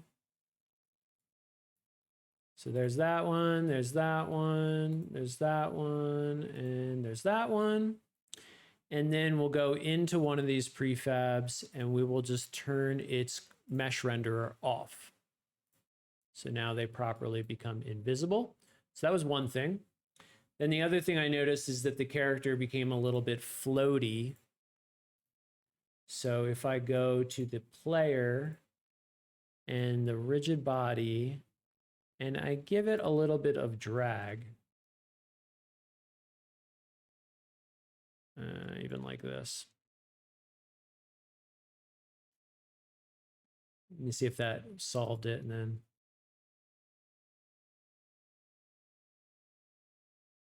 Okay.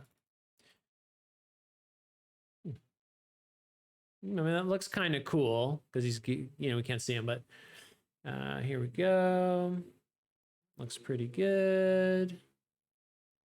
Can't walk into that room. Lighting.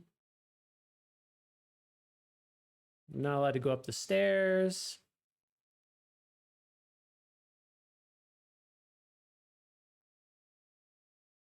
There's some sliding around, actually. That's the issue that we had. He's like ice skating. One.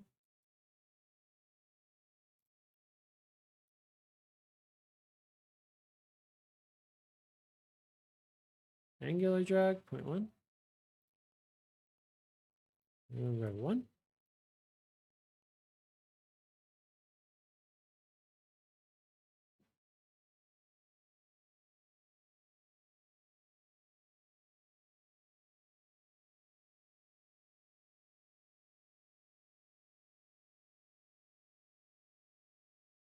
Okay, I think we're doing pretty good here. I guess this back wall, I shouldn't really be able to walk through that back wall, right? He still rotates a little silly, but that's okay. Good enough for now.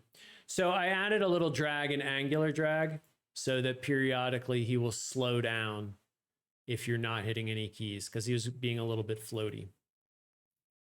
So let's run it one more time, and then we're going to move on to the next feature. So here we go. We've got him moving around. He looks good.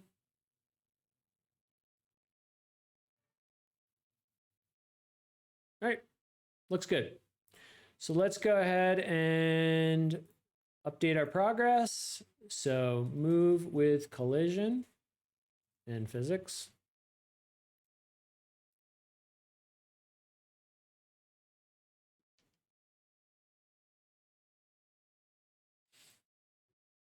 And let's come back to our features here.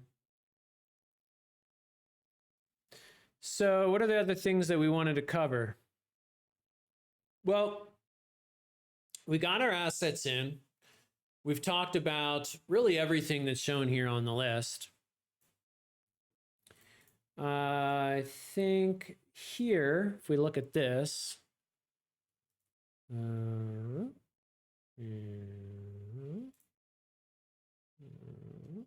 here we go. Here we go. Here we go. Yeah. So what we've got so far in our game, we have our input. We have graphics in there. We have the character walking with animation. We don't have him attacking yet. We have scripting that brings it all together. So if we wanted to wrap this up, covering all 6 of these in the quickest way, because I think we're getting on in the time here, we would want to add some audio. Could be footsteps, could be a sound when he changes direction. No, I don't really love any of those. We could add the sword swipe, but I would really want to have an enemy if we had that sword swipe. But I still think it's cool. Let's circle back. Let's add input for spacebar or one of these buttons on the controller, and that will be our attack. Then let's add a sound to the attack, and then let's update the UI that says maybe attack : 0, and every time we swing the sword, it'll go 1, 2, 3, 4, 5. Okay? So that's quite a bit of stuff to do, but I think we can do it all. So here we are back in our game, and we're going to add first the new input for attacking. So we'll go down here to our input actions, and we'll edit that asset. Moving back over here. And we've got move, remember. Let's add one more. I'm going to turn off the autosave for a second.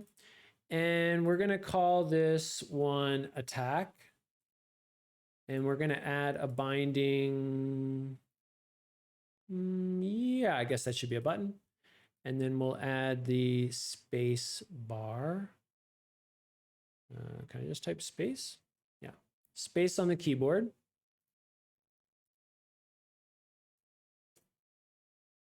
Okay, so there's attack. It is treated like a button.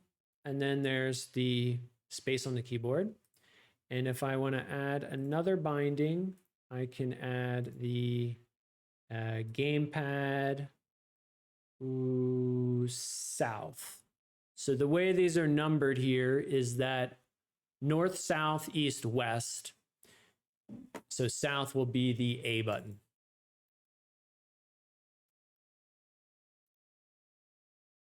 Button west. Okay. Yeah. So the nice thing about doing south is that no matter what brand of controller, it'll always be the bottom of those four. So I'll use south. Good. So now we're going to save that.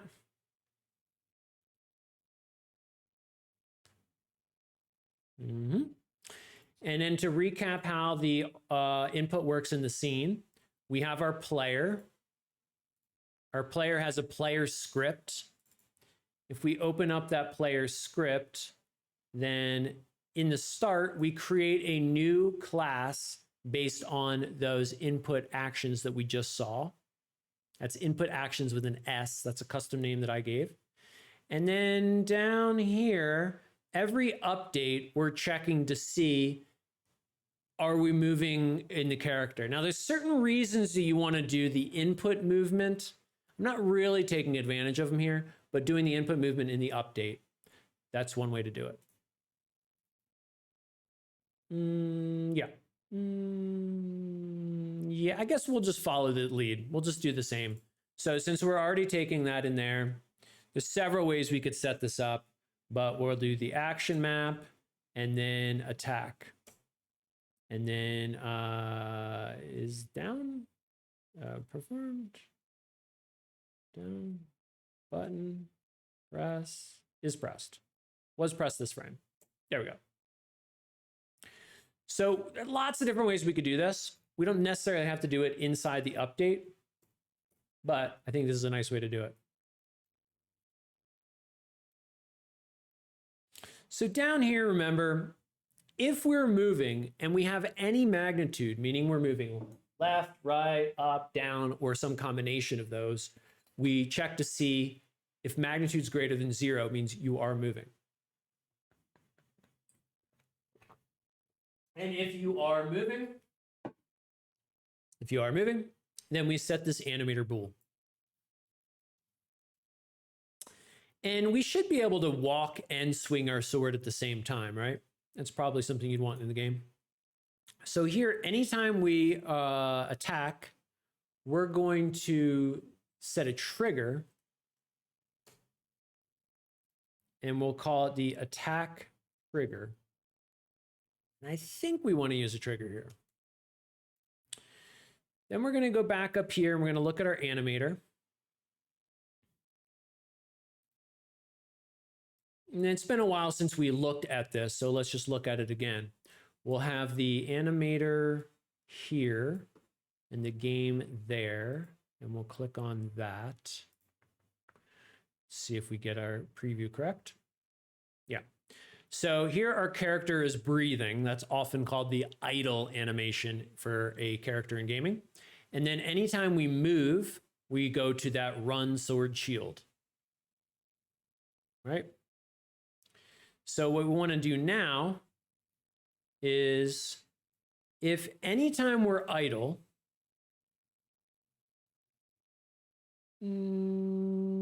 yeah, we'll come back to that. Can I actually preview it like this? Let me see. I forget.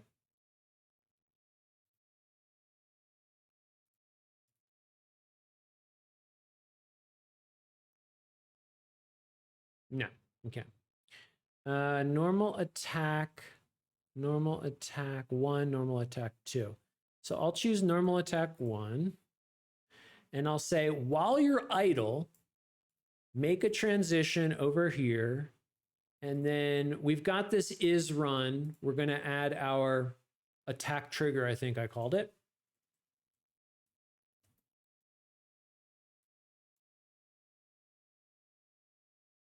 Trying to make a nice amount of room here to be able to see it all. Here we've got a bunch of stuff we don't need right now. Move that over there. Okay, so of this stuff here, if we are here and we are in the idle and we want to move over to our normal attack sword shield, then we want to have the condition of attack trigger. So anytime we're idle and the attack trigger happens, he should do the normal attack. And then I guess right after it, you should go back to whatever state you were from, right? So we'll make a transition back and we'll do that. And on this one, we just use has exit time, which means you play the attack animation once, regardless of what's happening, it will exit after that. So let's see how that works in our game. For run here. Okay. Remember here, we're able to move, run sword shield. Then we're going to hit the attack trigger and he does the attack. Right? Now there were some other attack animations. I don't remember them all from when we first previewed the asset, but this one's perfect. So we're just going to go with this one.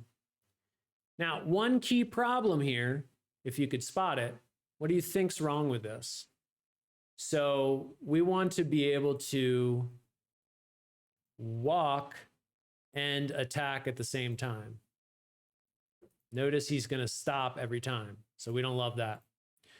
So there's a couple different ways we could do that. But for simplicity, we're just going to go from run here, make transition there, and from normal back to there. So if you are running and the attack trigger happens, yeah. So let's summarize it. If we're in idle and we hit the is run, we go to running. If we're in idle and the attack trigger happens, we go to the normal attack.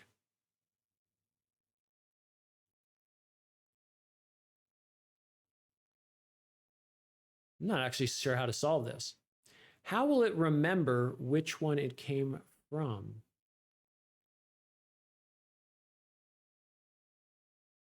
I don't know. Let's see the result, because I'm not sure if it goes from idle to normal. Is it going to go back to run or not?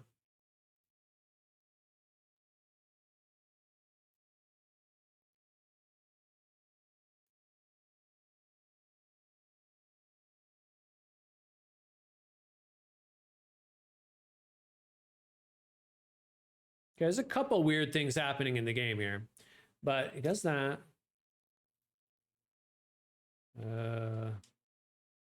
Okay, I'm using the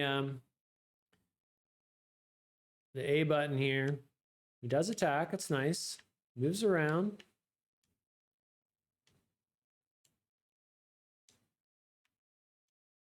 It's not bad. I do notice his feet stop moving when he slashes. I think I can fix that.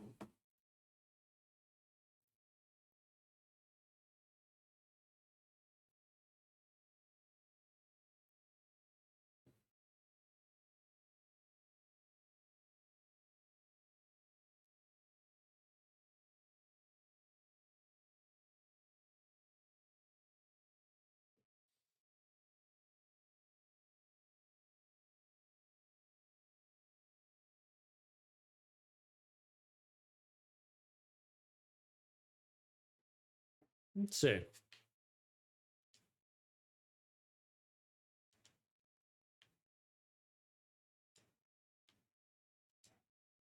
One thing I notice is that it's not immediate. I click the button to sword slash and he finishes his steps for the sword slash. We saw that before. That's when you're in a state and you're about to change to another one and you just want to not use this has exit time going into a state. Coming back out, coming into a state, back out. Okay. But I think that's pretty good. There's some other things that are happening here where the, okay, now it's happening immediately. So I like that.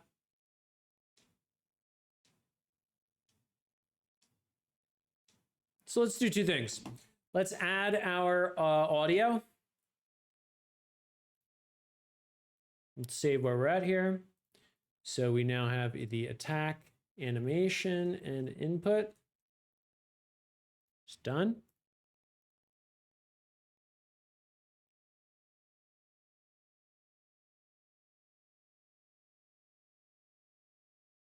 And now let's go to, now audio can be set up in several ways. I have a really nice way to do it already done. So if we go to our package manager here and we add package by name. Now, first we have to go here, project setting, project references, project settings. There we go. So I already have in the package manager setup in the project settings a link to the npm repository. This or repository registry, package registry. This allows me to get anything from my own packages from this registry. So that's set up. And if you've used the template project as the starting point, as I did today, this is automatically there for you. Otherwise, you have to come in and tweak this. Once that's done, anytime you come up here and go add package by name, and you begin with this, which is Ravello Multimedia Consulting, my company, you can get at any of the packages that I have available. Let's just take a moment and look at how that's organized. So if I go to npm package Ravello,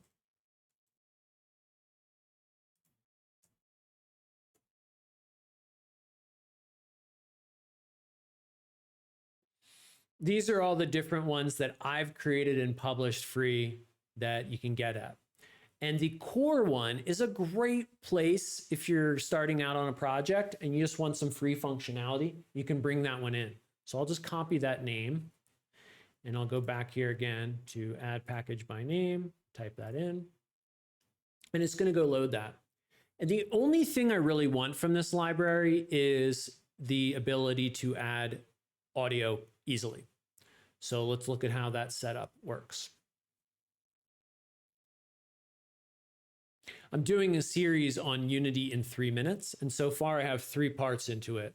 I think one of the URLs we looked at earlier has it. It has downloading Unity, how to do it, using the template project, how to do it, and setting up a Git repo and how to do it. All things that we've covered today in the stream, but in bite-sized formats. So what I want to add to that is the ability to have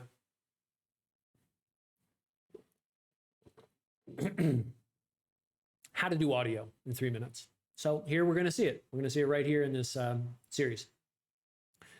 So Unity uses a few different built-in classes to do audio. It's not particularly a hard thing to set up, but there's lots of different ways you could do it.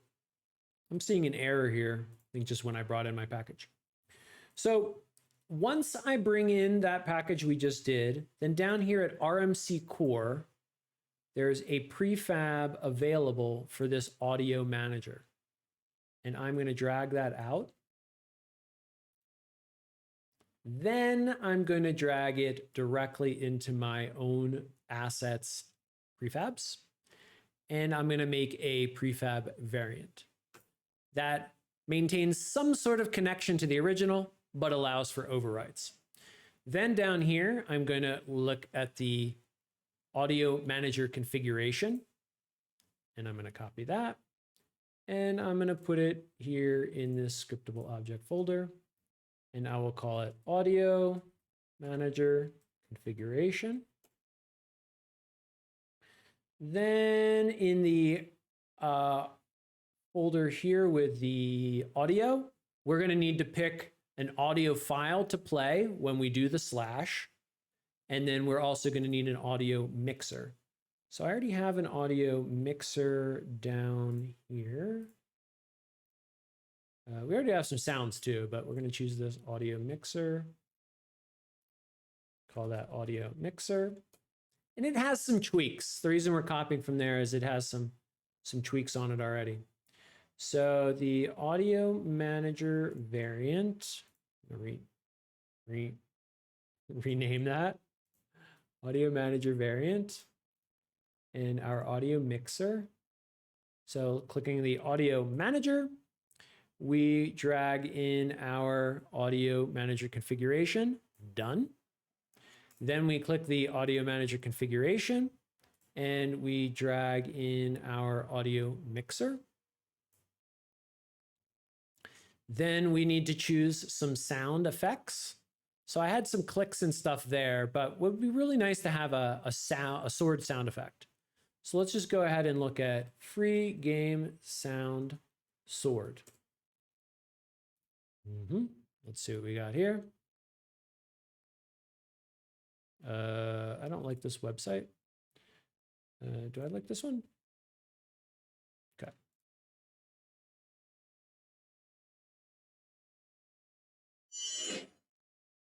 So I'm playing through my mic, so it may not sound super clear, but that was a loud slash.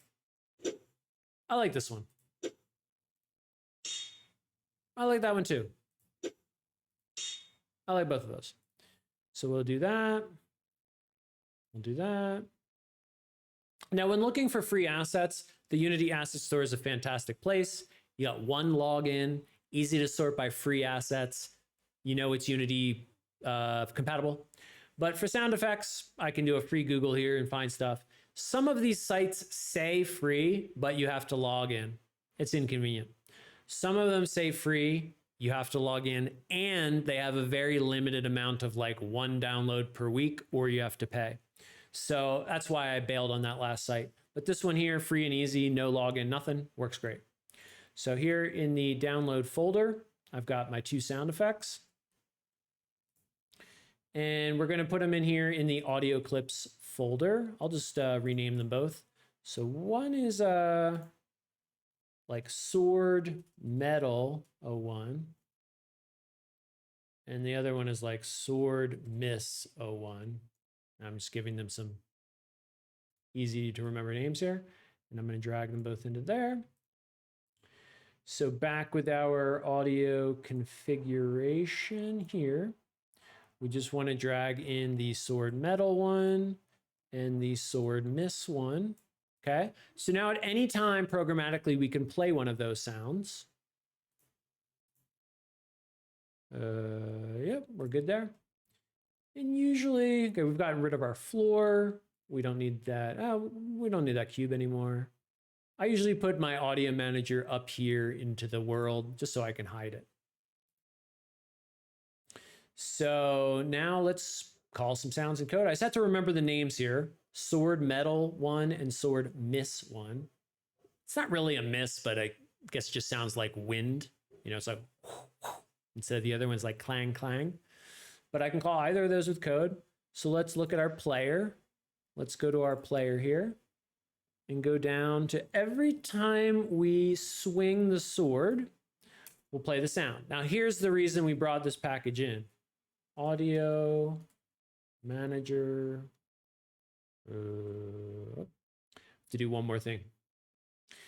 Very early in the stream, we saw this before when we brought in the input system. So anytime I want to access code from classes, there's two things I need to do. One, make sure that it exists here. So I will add it to this RMC core runtime.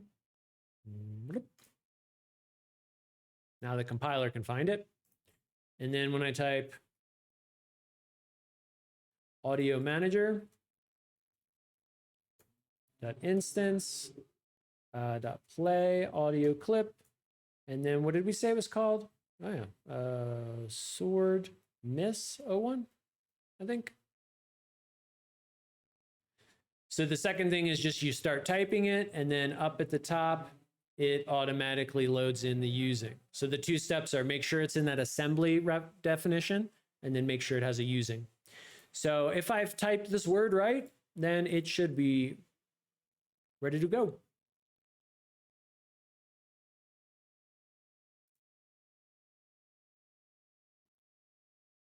We'll try here with our controller.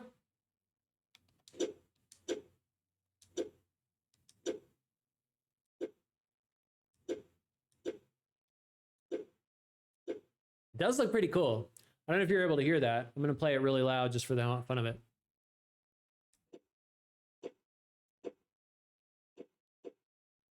Looks pretty awesome. I mean, you could imagine some other sound effects we could add here. Oh, look, I forgot to put the light on that So this, yeah, let me tweak those two things just for the fun of it. If I open up our dungeon here, remember when I was making the lighting, I had, wasn't exactly sure where to put a couple of these ones. So this one should be there.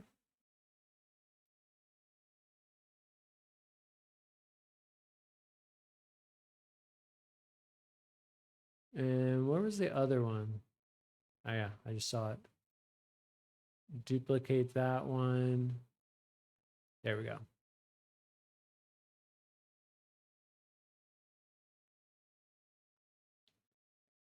All right, let's play it again now that we've got our lighting set up. So we can move over. We've got these cool lighting effects.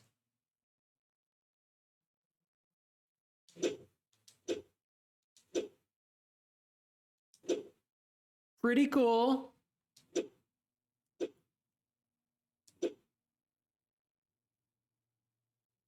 All right, we really like it. Now, let's save that progress. It's going to go to save project, come down here to GitHub, added audio. That was pretty easy, right? Now, the next thing that we want to do, we talked about adding UI with UI Toolkit and then showing something in the UI. Now, showing your player health, showing quests. Actually, this would be a good time to just go back and look at our inspiration.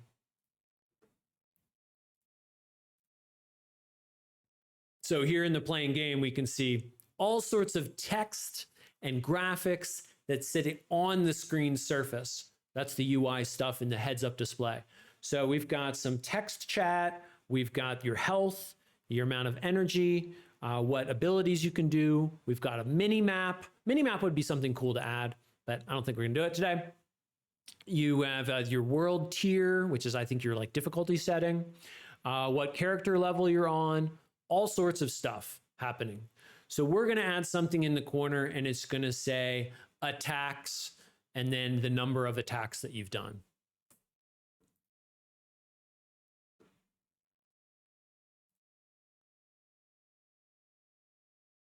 So let's figure out how do we do that. So we're gonna use UI Toolkit. So here we've got a folder set up already with some UI Toolkit stuff. I'm just going to get rid of all this stuff just to show how it works.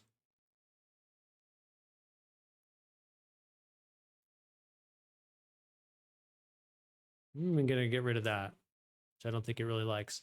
So I'm going to create some folders here. This is using Unity's UI Toolkit. So we're going to have a styles folder. We're going to have a layouts folder. And we're going to have a settings folder. And I'll move this out of our, no, I kind of like this. Our settings has subsystems and the UI Toolkit here has its own thing. Yeah, sure, themes, that's fine. So in the layouts is where we're going to put the structure of the UI. The settings is where we're going to have some boilerplate screen dimensions and some stuff like that that just knows how to lay it out onto our screen. Styles is where we can put custom flavor to the colors, the fonts, the offsets, and different things like that. And then themes is where Unity's going to build something automatically that it just needs. So we'll create a one of each of these things. We'll go to the settings here. And we're going to choose for each of these create, and then far down here, I think this column needs to be cleaned up by Unity. It's way too complex. We're going to go to UI Toolkit and we're going to create a new UI document.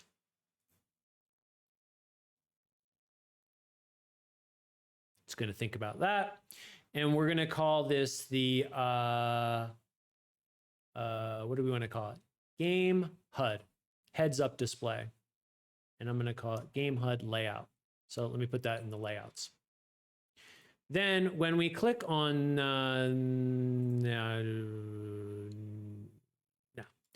Then I'm going to go to create UI toolkit. And we're going to need a panel settings. So we'll call that the game HUD panel settings. Then we're going to need a style.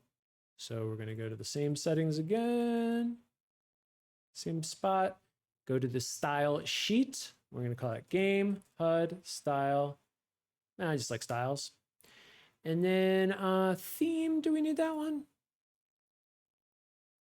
Now, Unity loves to create that asset by itself and stick it where it feels like. Now, I'm going to move it up here to themes. I'm going to delete this folder, and I want to watch, does it move this file or create a duplicate? Because it really makes me mad whenever Unity puts things in the default location. I know why it does it. It's easier workflow for them, but I don't like that part. So let's look at the structure of the scene here. So we want to add a new game object called the UI document. Actually, I'll call it the game HUD. Yeah, that's fine. Then we need to add a UI document class. And the UI document is the one piece of glue in your scene that takes this entire new system of UI and jams it into your scene. It works very differently than the previous Unity UI system that's still super popular and in use, where every single visual element is a game object in your scene. UI Toolkit's not like that. Everything, the individual element is described elsewhere, and you have one game object in your scene. So it's a little different. It's a little different than how traditional Unity works. So it's going to take a couple assets. It needs the panel settings. So let's drag that in. And then it needs the source asset. It's another critique I have about this system. There's so many names for the same thing. This says visual tree asset. The label is source asset. It's of type called, well, visual tree assets as well. But notice when I went to create it, here, it was called UI document in order to create it, which is also the name of this script. They could use some straightening out of the naming. It's just post 1.0, so I can't expect for any name changes to actually happen, but small critique there on the naming. Now let's drag in our HUD layout, and it is immediately drawing the HUD on top of the screen. There's nothing there to see yet, but it is indeed drawing it. So let's double click on that HUD layout. Usually I use a second screen here because this is quite big, but I want to use one monitor here so we can see everything. So here's the layout. These are all the different controls that we can choose. And this here is the, mimics the screen that we're about to lay out on. So I'll choose match game view, and we can see this here. Actually, I want to go make a tweak before we do that. Let me come to the panel settings.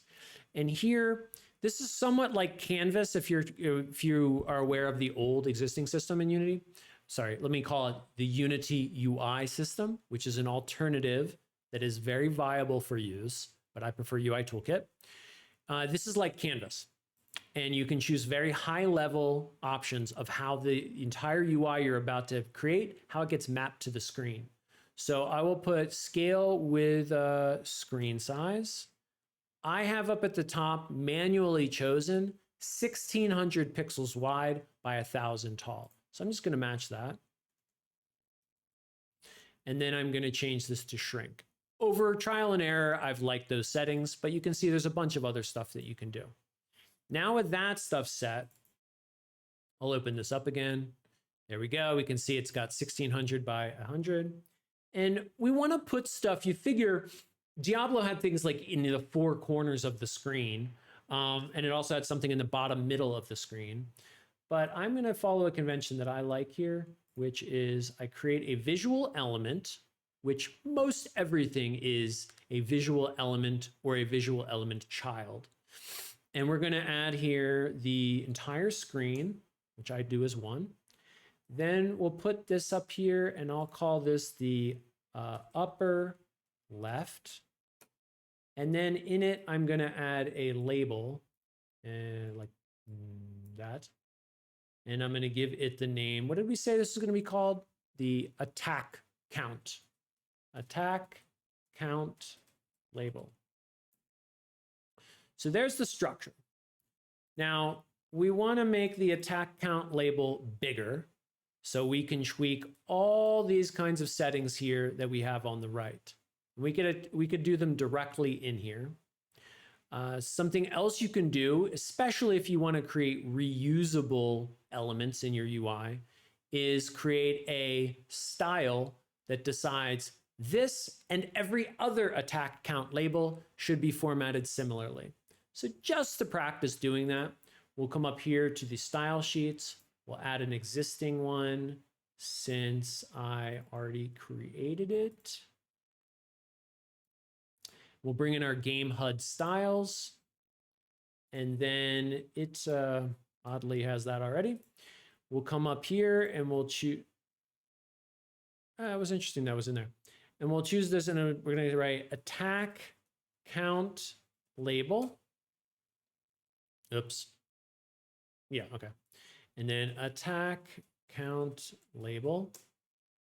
So now here I can style the settings, and it will be applied to any elements here, the screen or the upper left or the attack count label, wherever I've chosen to drag that in.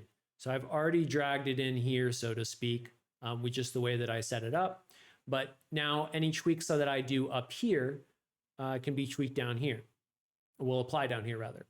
Now, something that I find really challenging when working with UI toolkits still, this is a workflow issue, is that if I click in the hierarchy and I start tweaking elements on the right, I kind of forget. Now let me say it a different way. If I click on a style up here and it gives me all, let's say the flex setting, and then I come down here and choose a hierarchy element, and let me open up the flex setting. They all have the exact same options that you can apply here in the inspector. So I sometimes forget, am I tweaking the style sheet or am I tweaking the hierarchy element? And you're meant to do a mixture of both of them over the course of your workflow.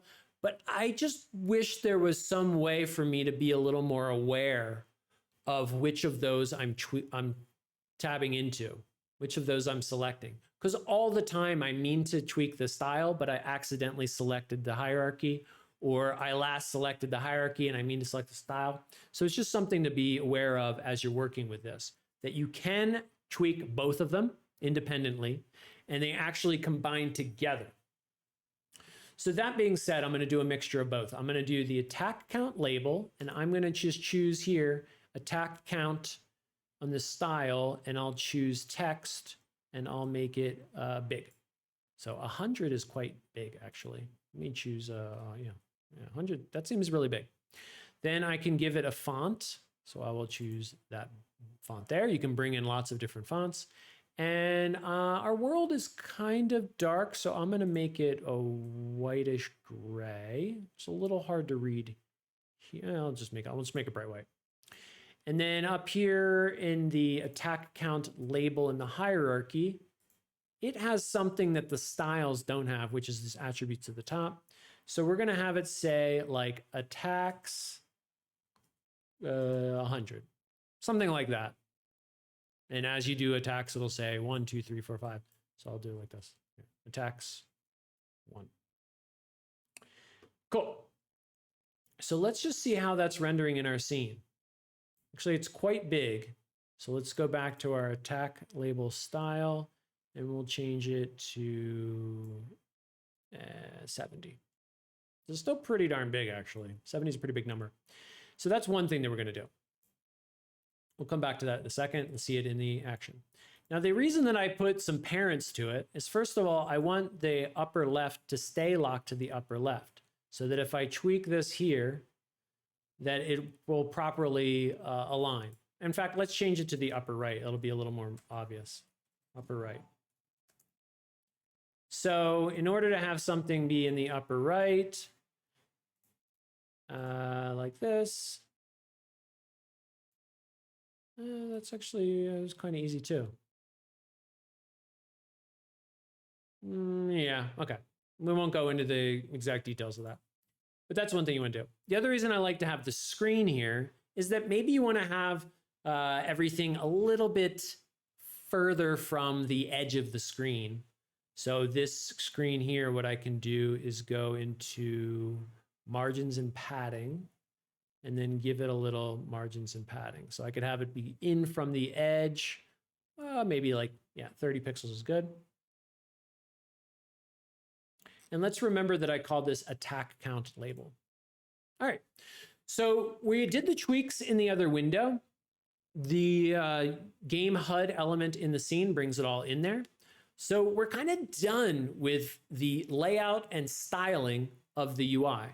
But what we want to do is as we hit the attack button, we want to change that text so that it says attacks 1, 2, 3, right? So how are we going to do that? Well, what we're going to do, we're going to follow the same convention we did before, like this. It's just nice to have everything organized here. So I will bring in my game HUD and put it as a prefab. I'll take my game manager, why not? Make it a prefab too. That way I just have everything nice and blue here. So in our game manager, actually we never ended up using our game manager. I'll keep it in the scene, but so far really everything significant happens on the player, which is not so scalable.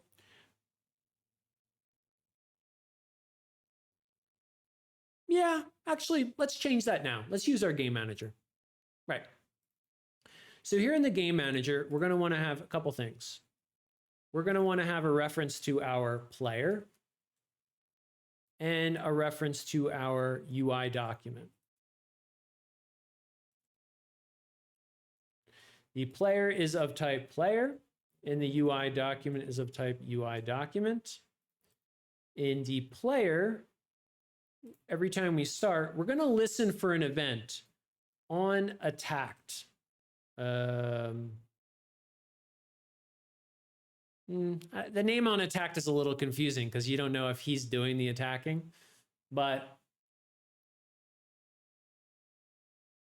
let's say on attack completed.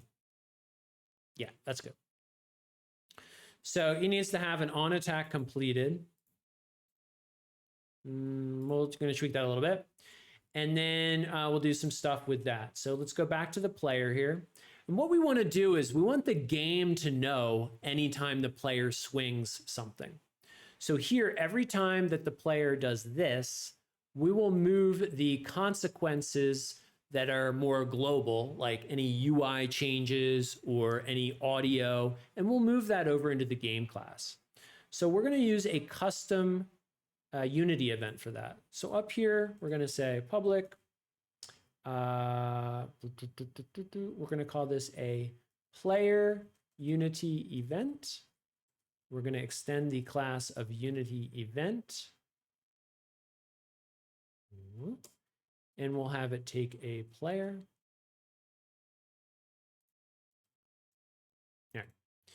So this syntax here creates a new subclass of Unity event that can pass along whatever info we want whenever an event happens. In this case, we want to pass along the player. So then here we're going to declare the event itself. So we'll make that public Unity event on attack completed. Great. And as an optional thing, we're going to do hide in inspector, kind of an advanced tip I'm going to skip right now. So that is that. And down here, we're going to call, we'll do any internal stuff first, and then we will call that. Now, what this line does is if anyone is listening to this event, they're going to receive a message right now.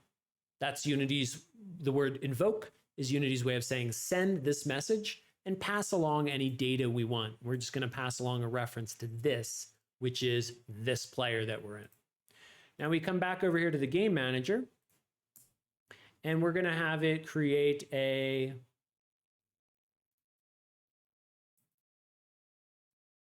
add listener and it's going to be called onAttackCompleted. And we're going to create a method. And we're going to put it down here.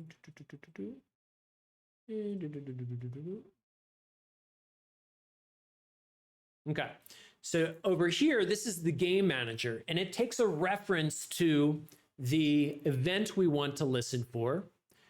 Call add listener, which is a way to say, subscribe me to this event, and if the player ever swings the sword, I want to hear back from that. And then down here, we're going to handle the consequence of that, which is the player's going to come in here.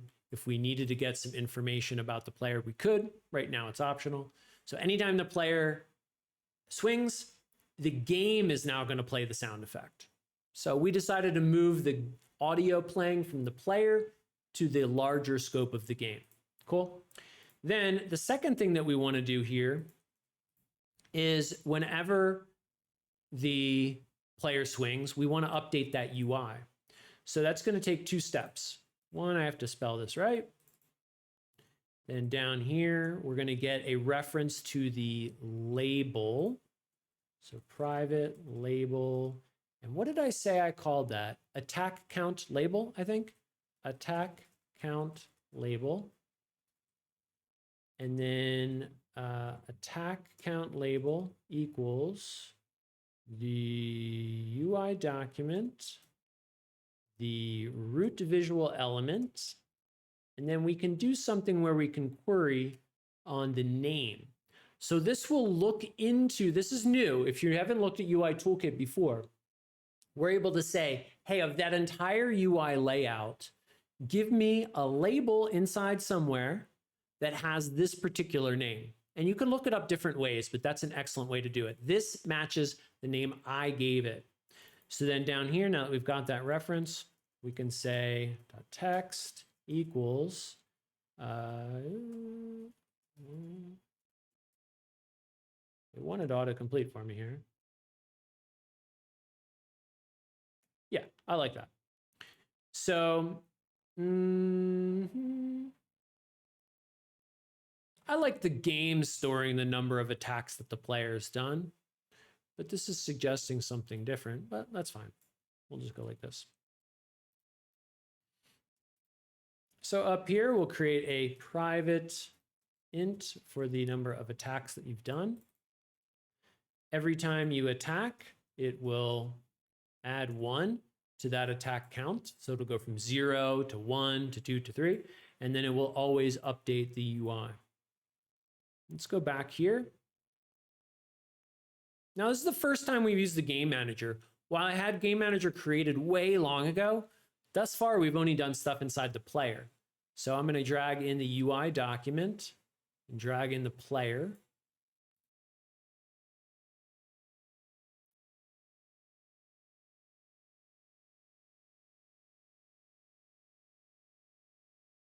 Okay. And then we're going to run the scene. So I'm moving around. I attack.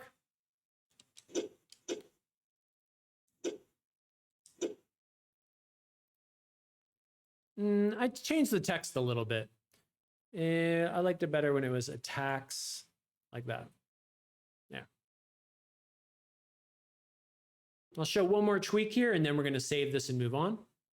So it says attacks 001. Now Unity is going to kind of forget the exact text that I have there because I always completely overwrite the text that's shown with code.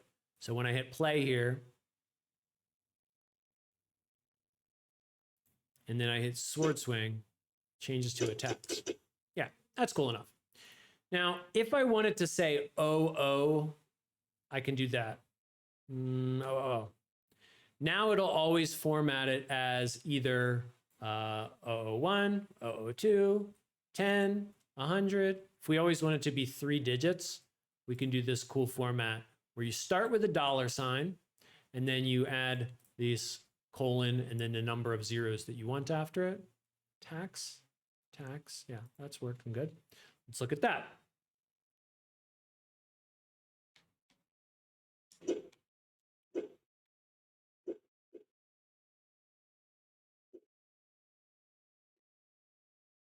So I'll play it. You can hear the sound. Sound might not be playing great, but it is playing a sound. We do have our animation. We do have our UI. We're doing really good as far as our goals of everything we wanted to have in the project. So I did want to mention something. I think the :000 was it. So I will now save our progress and let's see if there's anything else we want to do to the game here.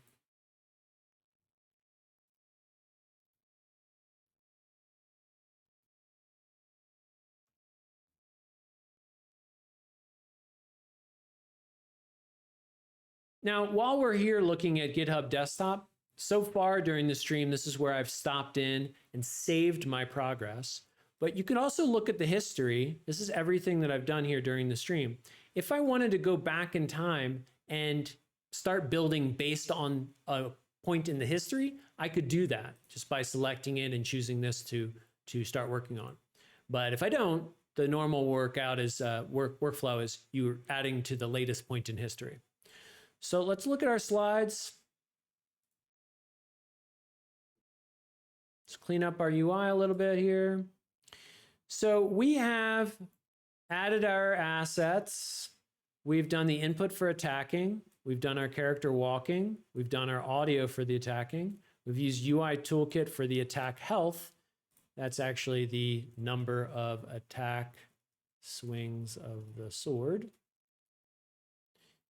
And then we've broken our code up into 3 concerns: the game manager, the player, and the game HUD.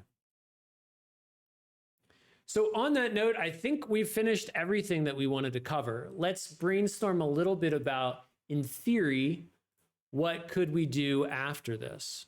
So I will actually, let me take a screenshot of the progress here. I'll do a maximize. Yeah, I think that's pretty cool. We're able to move around. We're able to do our swings. That's a good screenshot there.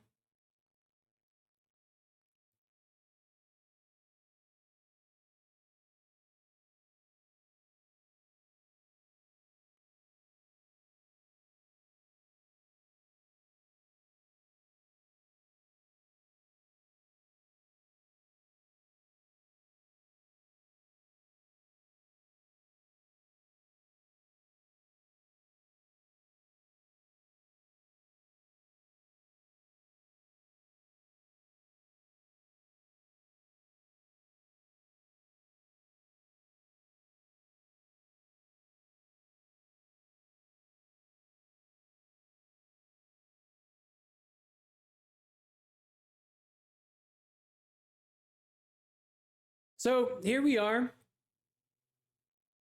We've got the UI is done. The input is done. The audio was added. We did that just for the /. The graphics, we talked about bringing things in. We talked about the URP as the universal render pipeline. We talked about the animation as well. We added scripting to bring it all together, and we have our game working. So what are some things, we're going to wrap up the stream now, but what are some things that we could, in theory, add next? Continuing with the tradition of the core features of a game like Diablo. Well, we would want to have enemies probably as the very next thing. So we would go and find the enemy asset that we like. We had that skeleton that we had before, for example. We would want to have some AI for the enemy. So perhaps the enemy knows where your position is in the world and it slowly walks toward you. Just that is probably good enough. Then swinging our sword would do collision detection on the enemy. The enemy would disappear. Maybe at that point, we'd update our UI there to say like enemies killed and have it count to 1, 2, 3, 4. We could even replace our attacks counter since that's kind of a silly temporary one. Then if we had that done, I would say we could do win-loss states. So let's say to make it a game, we would give a 30-second timer in the UI, have 10 enemies slowly walking toward you. If you kill all of them before the time runs out, you win. If you don't kill all of them before the timer runs out, you lose. And we would show some sort of UI that would reflect that. That's probably the cheapest next steps that we could do to make a complete game out of it. Giving our character health, giving the enemy characters health, allowing the enemies to attack us either by touching our character or having some explicit attack animation, whatever updates to the AI. Those are all additional things that you could do at this point. So using the link provided below, you can download the course as it is now, the sample project, and you could add any of those features to it. And if you do, please do it and then message us a comment here below the video so we can take a look at your repo link where we can see more things done. This was my pleasure to add this stuff to the game and to help everyone learn a bit more. I'm going to go back to this slide here, and I will go here and I'll say samuelasherervello.com. Just so we have a nice ending slide here. Let's even get rid of this thing while we talk for a minute. Yeah, I think that's pretty good. So I am a Unity certified developer. I have over 20 years of game dev experience. The last 10 or so have been exclusively with Unity, and the last 3, 4, 5 years, I've been doing more and more teaching, creating online courses for free, like this stream, creating paid courses, like you can find my Udemy courses I have on architecting games and on physics in games. You can find the link there for my website. I've shipped titles for all sorts of different platforms. I'm investigating and being interested more and more in doing VR and AR content as we see more and more of an audience for that. Unity is a tremendous tool and is one of the most popular ways to create that content. So that is super cool and interesting. Of the subsystems with the Unity, I really like UI Toolkit. We got just a brief look at it. But on my YouTube, you can find videos. I've done in-depth streams just about UI Toolkit. So if you want to dig around there, take a look. You can, again, find really everything through my socials linked on the website that's shown here.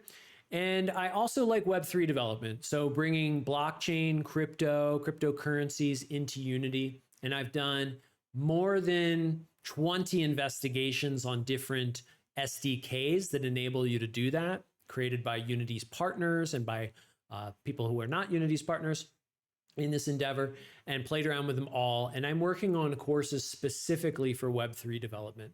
So if you're interested in that, stay tuned. Thanks very much for participating, for coming along, for commenting as you go, for asking questions. And I look forward to doing another stream like this in the future. So if you have comments on what you'd like to see me stream, please put that below. I think as this stream went, it went live on Twitch and it went live on Facebook. And I'm not sure if it went on to YouTube as well, but I will archive this on YouTube as that's where I get most traffic. And we'll make sure to do it on all 3 platforms next time. So thanks very much. Have a good one.